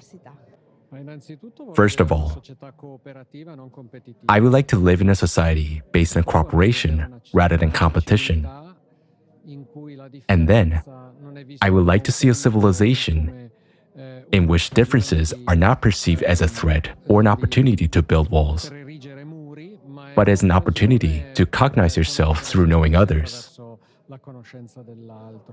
In every diversity, there is a part of ourselves that needs to be cognized. And that's why one shouldn't think that self-fulfillment can be separated from fulfillment of others. So I imagine a society that has this full understanding, and it knows that by giving, one receives a hundredfold, that by helping those in need, a person overcomes one's own vulnerabilities in the first place, and no one can think that one is exempt from having them. My dream world can be described in one word: love. Because if you put love into everything you do, love for everything you see, actually love, the word love, with what it encompasses, is a very important word, because love means the absence of death. Therefore, love is life. That's why I'd like to live in a world where there is only this important value. We just need to put love into action. A society that is more supportive, more attentive to parenting, more inclusive in a positive sense, of course. I would like to live in a society that allows me to express myself freely and to have, let's say, personal growth. And that also allows me to engage in my spiritual growth, which is not easy to achieve here, especially in Italy. With more respect for others, with more focus on reading, for example. My dream society is a society in which every person can really develop oneself, to grow. When a person can nurture their talents, develop their hobbies, such a person really becomes a highly developed person, and it allows him to make the whole society more beautiful. And I think that's the first step, at least for me. My dream society is a society where there's absolute equality, where there's also safety and culture in general. I hope it will become a reality rather than just remain a dream. A better society which promotes creativity, cooperation, and teamwork, I mean, I help you, you help me. I would say it in a nutshell: balance and honesty. It is certainly a very colourful world. A world where there are no social barriers, no cultural barriers, where you can be open to others, meet and enter into constructive dialogues, so to say. Thus, the world would certainly be international, with 1,000 languages, 1,000 facets, great open-mindedness, and great sensitivity towards others. I hope and I wish that one day I will be able to live in a conscious society. And above all, if there are personal and collective problems, so to say, to have great courage to face them and to go on living. To overcome them precisely because I have someone by my side that I can count on. And so this is the kind of society I would like to live in. A more genuine society. And above all, a society that would not sell itself for money. I would be truly satisfied if there was a society where we were all interested in each other, and we were all interested in each other's culture as much as in our own, not only promoting our own, but also taking an interest in other cultures. I would like to build a society with true values. It's every person's dream. I would say, in my society, culture, school, and university education, as well as meritocracy, would obviously take a very important place. Actually, everything that has to do with culture and meritocracy. Because in Italy, particularly in the South, meritocracy is often somewhat neglected. More sincere. First of all, more sincere. And I repeat, it must be full of love, because love, I mean love for art, love for everything, because it is love that moves the world. So there is a lot in the word love that causes, first of all, respect for people, because if we love, many things become unimportant.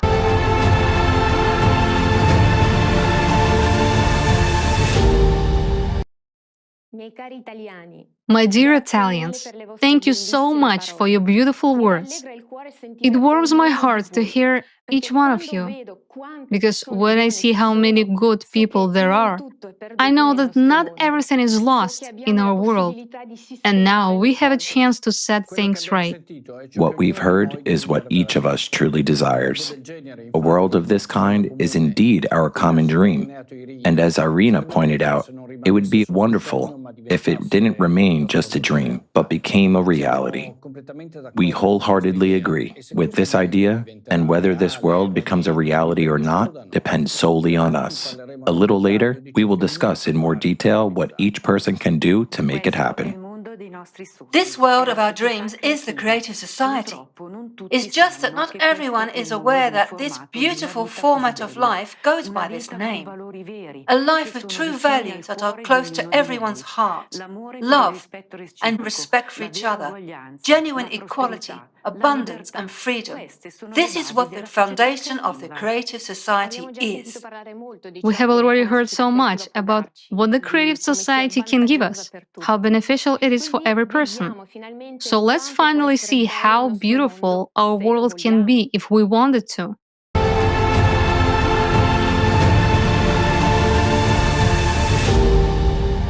Worldwide survey of the Creative Society Project. What kind of society does every person dream of living in? Tens of millions of people surveyed in 180 countries, hundreds of thousands of hours of video footage, terabytes of data, more than 15 million hours of personal time of Creative Society Project participants from around the world, all to show how people from around the world want to live.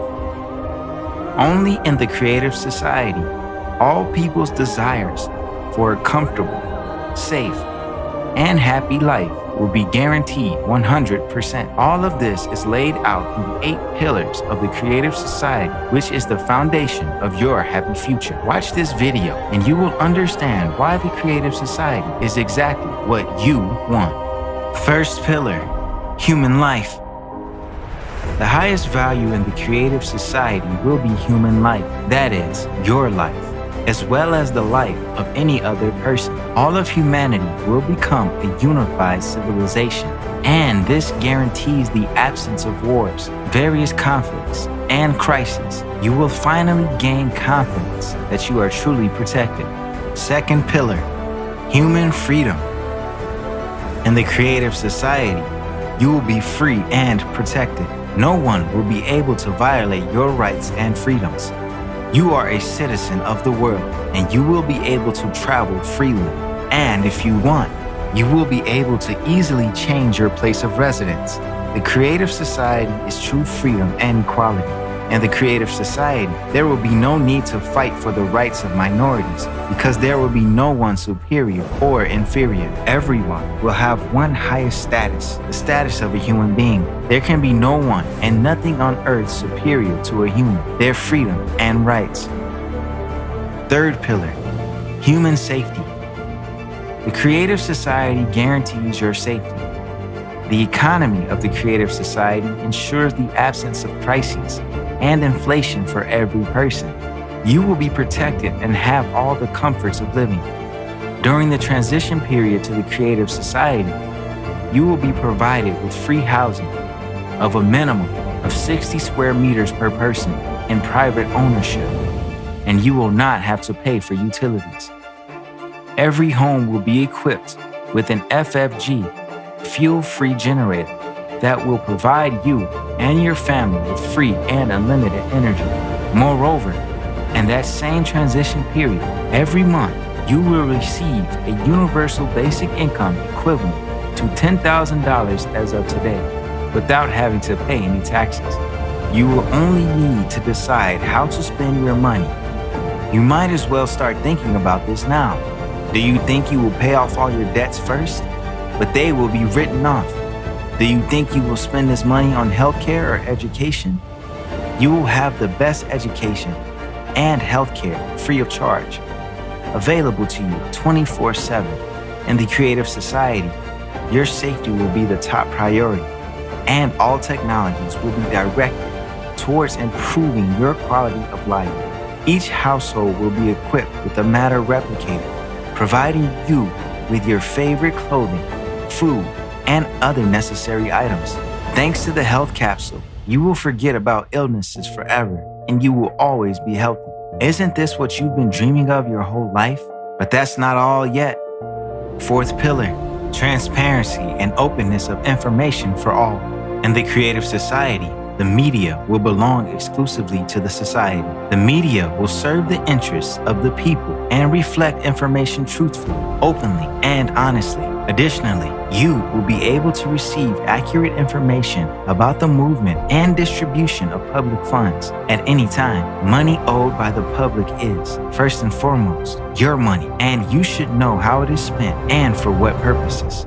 Fifth pillar, the creative ideology. You will no longer have your mind manipulated, nor be frightened with imaginary enemies. We will not be pushed to confront each other and be divided into us versus them anymore, because in the Creative Society, any propaganda of violence, inhumanity, and segregation will be prohibited. The Creative Society will establish all the conditions for the development and education of a human with a capital H. Our children will be raised on the principles of humaneness, kindness, friendship, and mutual respect. These particular qualities will form the basis of relationships between people in the Creative Society.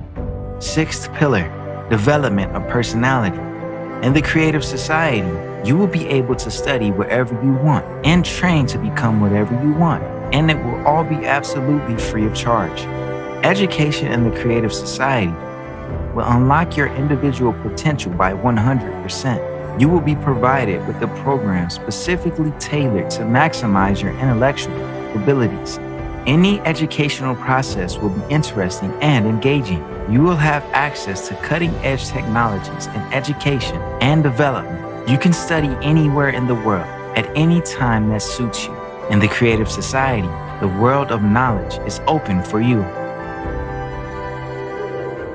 Seventh pillar, justice and equality. If you decide to work, you will be able to choose a profession that brings you joy. There will be a 4-day work week with a 4-hour workday. Moreover, you will have 2 fully paid vacations per year. Every job will have a decent compensation. The pay for identical positions, specialties, and professions will be the same worldwide. Furthermore, justice and equality will ensure that there will be no more private monopoly and irrational use of resources. All natural resources will belong to all people, including you. 8th pillar, self-governing society. In the Creative Society, for the first time in human history, a unified, all-human civilization will be created. All power will belong to all people, to you. People know what they want and how they want to live. All socially important issues will be decided by people themselves on an open online platform. Specialists will be responsible for implementation of the tasks assigned to them. They will be appointed and controlled by people themselves. Since all processes will be transparent, corruption and dictatorship will be impossible in the Creative Society. In the Creative Society, you will decide for yourself how to live. For the first time in human history, your future will be in your hands. The 8 pillars of the Creative Society are formed from our desire to live as human beings. Everyone wants to live in a world without wars, without violence, without tyranny, without poverty, without inflation or any crisis, without absurd and total consumption. If you want peace, security, confidence, free and high-quality healthcare and education, freedom of movement around the world, a universal basic income, access to free energy, then the Creative Society will fulfill all your dreams. All of this can easily be achieved in the coming years. How to do this? Just tell this to as many people as possible, to everyone. Your dream world is separated from you by your neighbors and everyone around you who don't know about the Creative Society yet. Do you want the Creative Society to come as soon as possible? Act. Tell everyone about the Creative Society. For the first time in human history, your future is in your hands.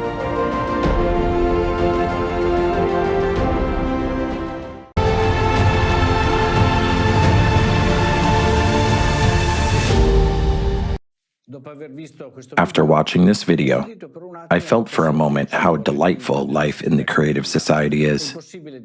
It is impossible to forget this feeling, let alone give up on such a world. Sergio, I totally agree, especially when we know that such a future is only a couple of steps away from us.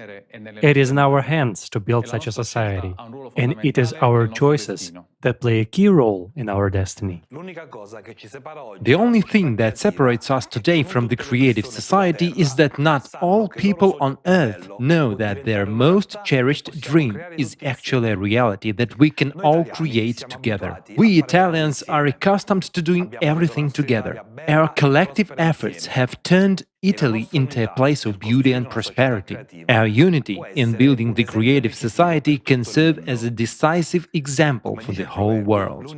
As the saying goes, our strength is in unity. What can each of us do to start living in such a society as soon as possible?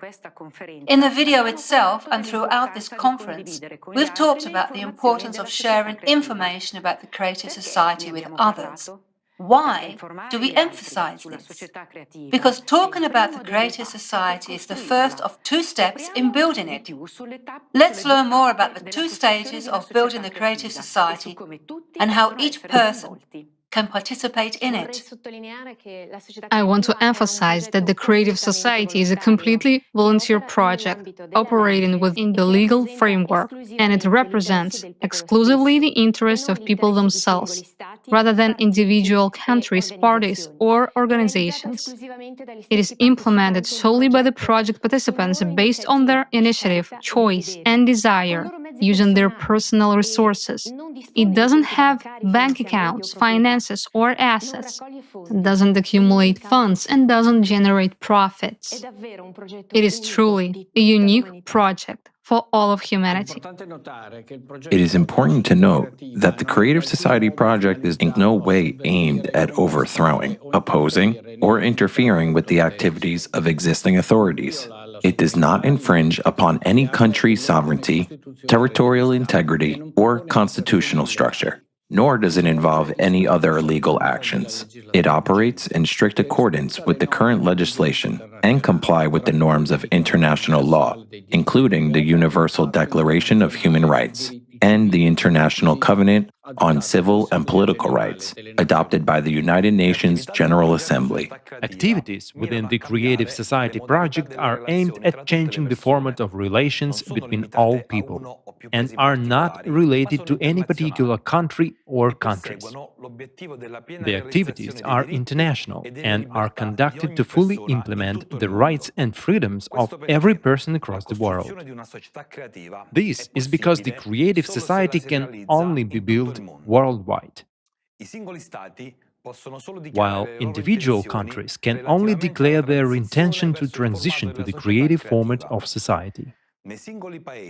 In individual countries that are moving toward the creative society, social conditions for people can improve, but only within the framework that doesn't disrupt the country's economy. Otherwise, a country attempting to transition to the creative society on its own will still be dependent on those countries that do not support the creative society. This is because today, all countries are closely interconnected and interdependent in terms of geopolitics, economy, finance, energy, legislation, logistics, and so on. An individual country will not even be able to fully ensure the value of human life, because there will always be a military threat from other countries. Therefore, it is impossible to build the creative society in a single country. There is a concrete two-stage plan for building the creative society. Both stages of building the creative society are carried out in accordance with international norms and national legislation. The first stage is the stage of informing. People, while exercising their rights and freedoms, inform others about the creative society. In this way, a legitimate and peaceful public demand is created for building the creative society all over the world. The sooner the majority of people form this demand, the sooner it will be possible to move on to the next stage of building a creative society. The second stage is preparing and conducting the world referendum. Once the majority of people in all countries of the world support the creative society, a world referendum will be prepared and held to adopt the creative model of development as the only acceptable and necessary for the survival of humankind. In preparation for the world referendum, the necessary legal and technical framework for its organization will be developed and adopted. The following question will be submitted for voting at the world referendum. Do people support the transition of all humankind from the consumerist format of society to the creative one, and unification of all humankind into a single civilization, the creative society? A positive decision will imply adoption of the 8 pillars of the creative society as fundamental provisions of the world constitution, approval of a single worldwide electoral platform as the highest governing body on earth, appointment of the date of the beginning of the transition period to the creative society. Once a positive decision is adopted at the world referendum, people will begin to implement their power directly, whereas politicians will become the implementers of the people's will. This means that the adoption of laws, the nomination, control, and recall of all implementers, as well as other socially important decisions, will be made exclusively by the people themselves, by voting on the single worldwide electoral platform. This platform is a legislative basis, meaning the only source of mandatory statutes by which humankind will live. The implementation of decisions made by people will be carried out by highly qualified specialists, responsible executors, who will be appointed and supervised online by the people themselves. If at the world referendum the majority of people decide to change the format of society from the consumer-oriented to a creative one, then approximately 6 months later, a transition period to the creative society will begin, which, according to preliminary calculations, may take 5 to 6 years. During this time, a new economic model as well as new technologies will be implemented, and many processes in society will be reorganized. Ultimately, this will allow for the full implementation of the creative format of society, which will open vast prospects and opportunities for every individual. It's worth noting that many benefits and privileges will become available to people already from the first day of the transition period, providing everyone with a safe, prosperous and stable life in freedom. In the creative society, a high standard of living will be ensured for every person on the planet through a completely new model of economy that has no analogues in human history. This model has been developed and proposed by experts from around the world, and it will transform our lives from the very first day of its implementation. You can familiarize yourselves with this model by watching a detailed video presentation publicly introduced at the International Forum Global Crisis: There is a Way Out. Further on in our conference, we will also present it to your attention. Friends, join millions of people around the world who already act and inform your community, acquaintances and strangers in a legitimate way about the Creative Society format. These actions are necessary to create a worldwide public demand for building the Creative Society. The faster the majority of people on the planet become aware that decent living conditions are possible for everyone, the sooner the world referendum will take place. When there is a concrete plan, the road to the goal looks very real. As the saying goes, a good start is half the battle. So we have an understanding of what needs to be done. Now, the logical question arises, how do we do it? So how do we inform all the people about the Creative Society? We asked people themselves, the Italians, and they themselves told us how they want to be informed about the Creative Society. Let's listen.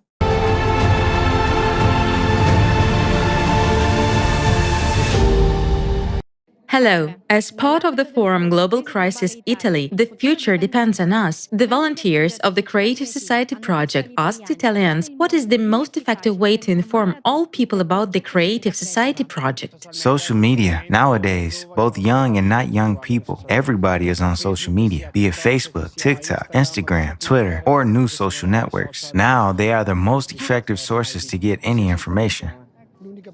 The only way to inform people is through the internet and social media.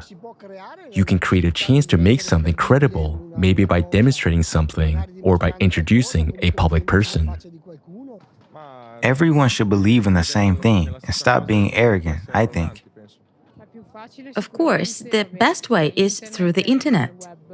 I think that a good way to inform or engage people is often to set an example. And a positive example then sets a mechanism in motion. And I really believe in that. And I think that one of our problems is that we don't have enough examples. There are very few of them, and there must be a lot more.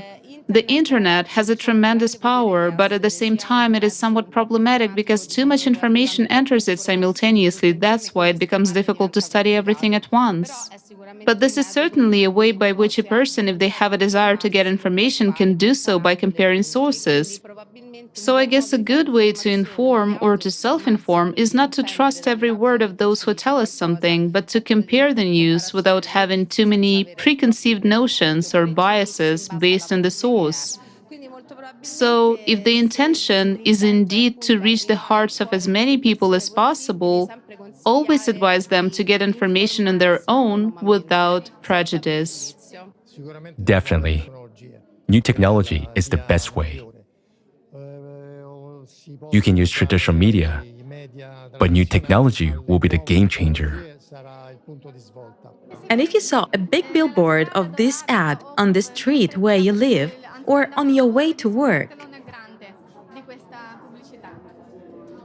It may attract my attention. could it attract your attention? Yes, it could. Visuals. People can't read, they need to see pictures. A word. I mean to speak to everyone, because the news spreads by word of mouth when it's good and important news. To create a communication network for everyone and in all languages that can be in Europe, in the United States, and in the rest of the world. It can be very constructive because, let's say, bringing together all these forces, all these minds, all this knowledge can bring substantial benefits for everyone. The project you're doing is excellent because it's based on interaction. Also, if we are talking about the web network, where we can communicate, it is a very innovative and very fast thing, in my opinion.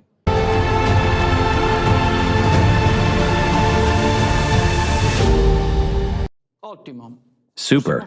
Well, we can conclude that social media is the main source of information for people, and they are willing to accept it from there. Therefore, as we heard in the video, spreading the word and discussing it with everyone is essential.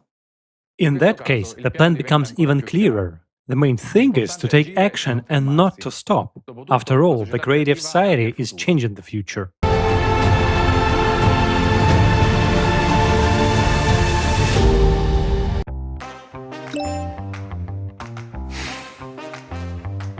No, please don't close it. Just don't close it. Fine. Just follow the link and read it. Why? I'm you from the future, and trust me, I know what I'm saying. This is just regular, silly advertising. Do you want a basic income of $10,000, free housing, healthcare, and high-level education? Then follow the link, read, and share it with everyone.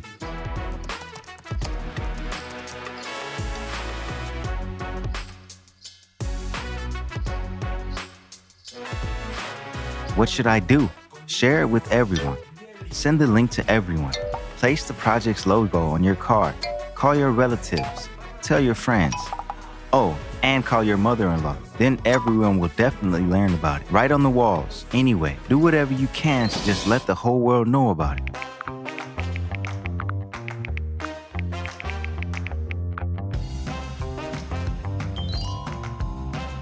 It looks like we're succeeding. Hello? Yeah. You know what?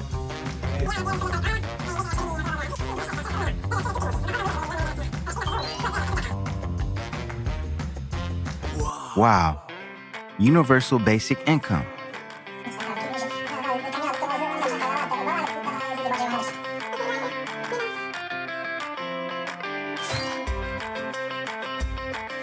We're doing well. We have a future.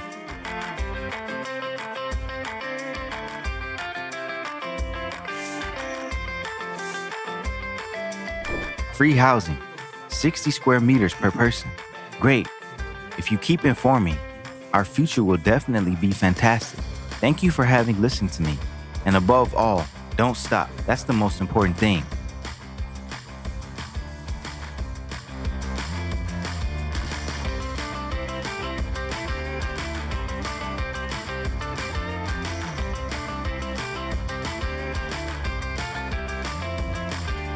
Wow. The creative society does change the future.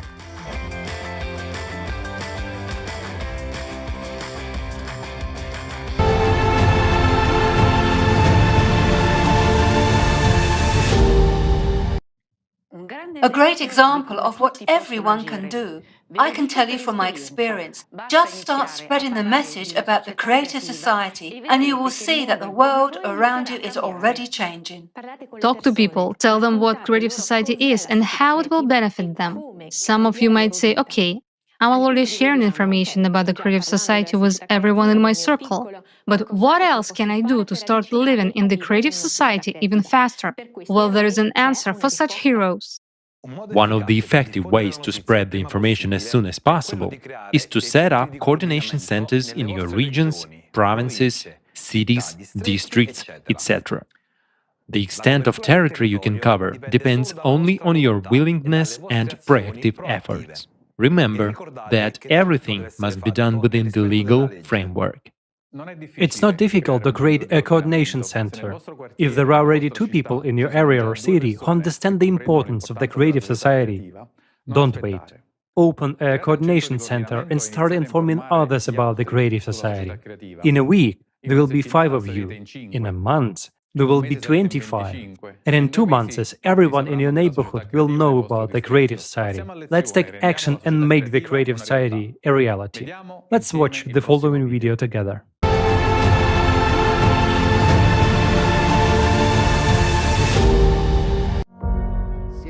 You have learned about the creative society and realized that thanks to its implementation, firstly, we as humanity will be able to avoid global climate catastrophe.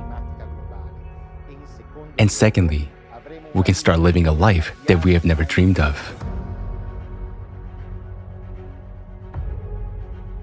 This is free housing of a fairly decent size, a universal basic income of $10,000 a month, free healthcare, and new technologies that will be available to everyone. You will be in perfect health and able to extend your life in a young and beautiful body. You will be guaranteed safety and a peaceful life, free education anywhere in the world. So you will have an opportunity to reach your full potential, and many more other prospects and possibilities for every human being.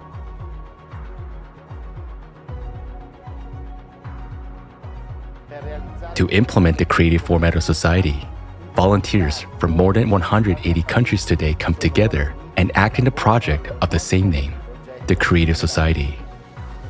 Creative Society cannot be implemented in a single country. It can be implemented simultaneously, legally, and peacefully all over the world.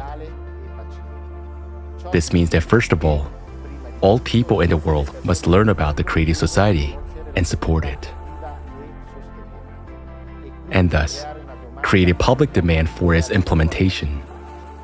Therefore, the first and most important step in building the Creative Society is to convey the information to everyone about the possibility to implement this format and what immense benefits it provides for every individual. Maximum activity and creativity from everyone are needed here. Where to start? You can tell about the Creative Society to all your acquaintances, loved ones, and everyone around you. And they, in turn, can inform everyone they know. The Creative Society should be known and discussed everywhere. If you want to learn more about the Creative Society, your primary resource is creativesociety.com. Particularly, such sections as international forums in building the Creative Society. While in the sections, importance of everyone's actions and learn more, you can learn about the effective ways of informing others and start applying them in practice. If you have informed even one person about the Creative Society, you have already become a participant. With a simple action, you have already joined the first and most crucial stage of building the Creative Society, the informing stage. And you have taken a step towards your bright future. Yes, it's that simple. In the Creative Society project, there are no political logos, no list of volunteers, no membership fees, and no exploitation of each other for personal gain. The Creative Society is not a commercial project. Nobody makes money on it, and no one benefits at someone else's expense. Here, people from all over the planet come together to build a society based on one simple principle. Only by improving life for the entire society can you improve it for yourself.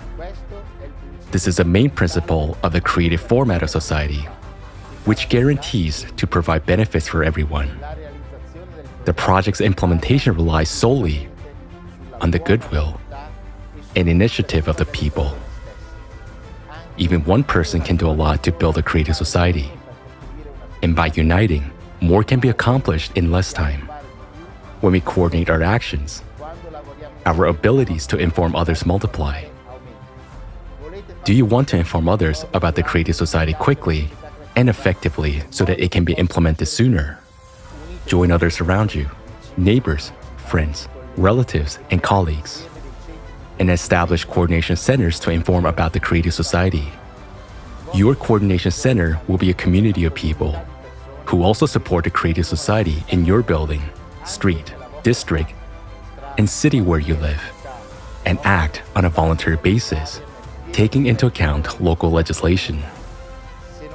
If there's no coordination center in your vicinity, that needs to be fixed. Waste no time. Inform your neighbors, find like-minded people, and create your volunteer coordination centers. What do you need to create a coordination center? Opening one is simple, and anyone can do it. First, you should inform the main coordination center about your decision through the official email on creativesociety.com.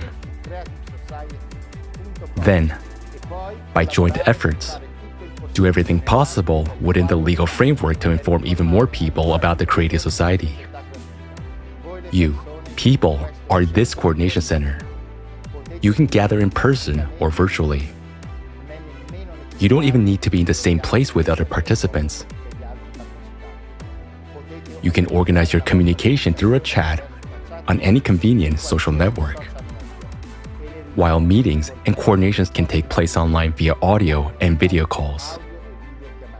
The main thing is the coordination of your actions, which means a joint agreement on how you will organize the information sharing process.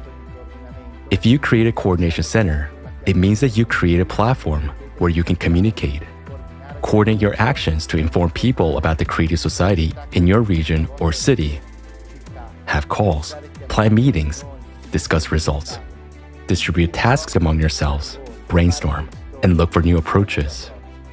If you have an idea, you can bring it to a general call or meeting and discuss together how to implement it. For example, together, you can print car stickers, put the logo in clothing and products, arrange for advertising in public places, and much more. You can download the designs for free from the creativesociety.com. By coordinating your efforts, you can inform about creative society and engage not only your close people, but also entire communities, groups, organizations, districts, cities, internet resources, and local media. Don't limit yourself. If you want to, you can inform your entire country and even a neighboring one. You can organize coordination centers based not only on where you live, but also on your sphere of interests, including various lifestyle communities, sports clubs, business communities, etc. You can interact with other coordination centers from different cities, countries, and the entire planet during a virtual format of coordination. The Creative Society is a unification of all humanity, all organizations, all people, all those who want to live in the Creative Society, and all those who understand the fatality of the current consumerist format are welcome here. The Creative Society is beneficial to each and everyone. How do we know that the first, informing stage of building the Creative Society is complete? And we can begin the second stage, preparing and conducting the world referendum. Imagine you're walking around your city, and you see the logo of Creative Society everywhere. And all the people around you are talking about the Creative Society. All the social networks are filled with information about Creative Society. It becomes mainstream worldwide. This means that there is a public demand for building the Creative Society on the whole planet. Thus, we're moving to the next stage, preparing and conducting the world referendum to adopt by all humankind. The creative model of development is the only acceptable and necessary for the survival of humankind. In preparation for the world referendum, the necessary legal and technical framework for its organization will be developed and adopted. Once a positive decision is adopted at the global referendum, the electoral platform for self-governance of society will become fully operational.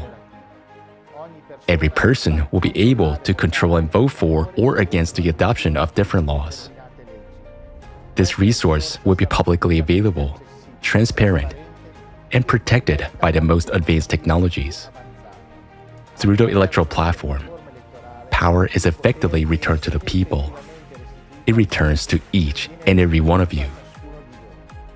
This platform is a legislative basis, meaning the only source of mandatory statutes by which humankind will live. Implementing the creative society is an entirely new approach, without any revolutions, and everything happens within the legislative framework of each country. Thanks to this, we can peacefully transition from the consumerist to the creative format by an evolutionary path. And we will be able not only save our lives and the lives of all humanity, but also open up opportunities and perspectives that we have never even dreamed of. The creative society is a unique format that can solve all modern problems and crises. Never before in the history of humanity has anything like this taken place. Its implementation depends on each of us. So act now. Do not wait for someone else to make your life better. Act now in order to live the way you have always desired. Act now if you want to live in a free, safe, and prosperous creative society.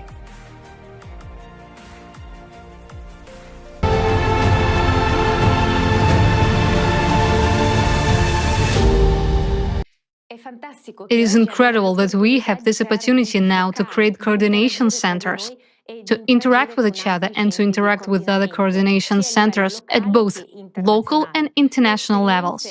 We can exchange experiences and ideas. Our organized action will lead to much greater and much faster results than if we acted alone. Our cohesion and results are more important than ever because time is against us.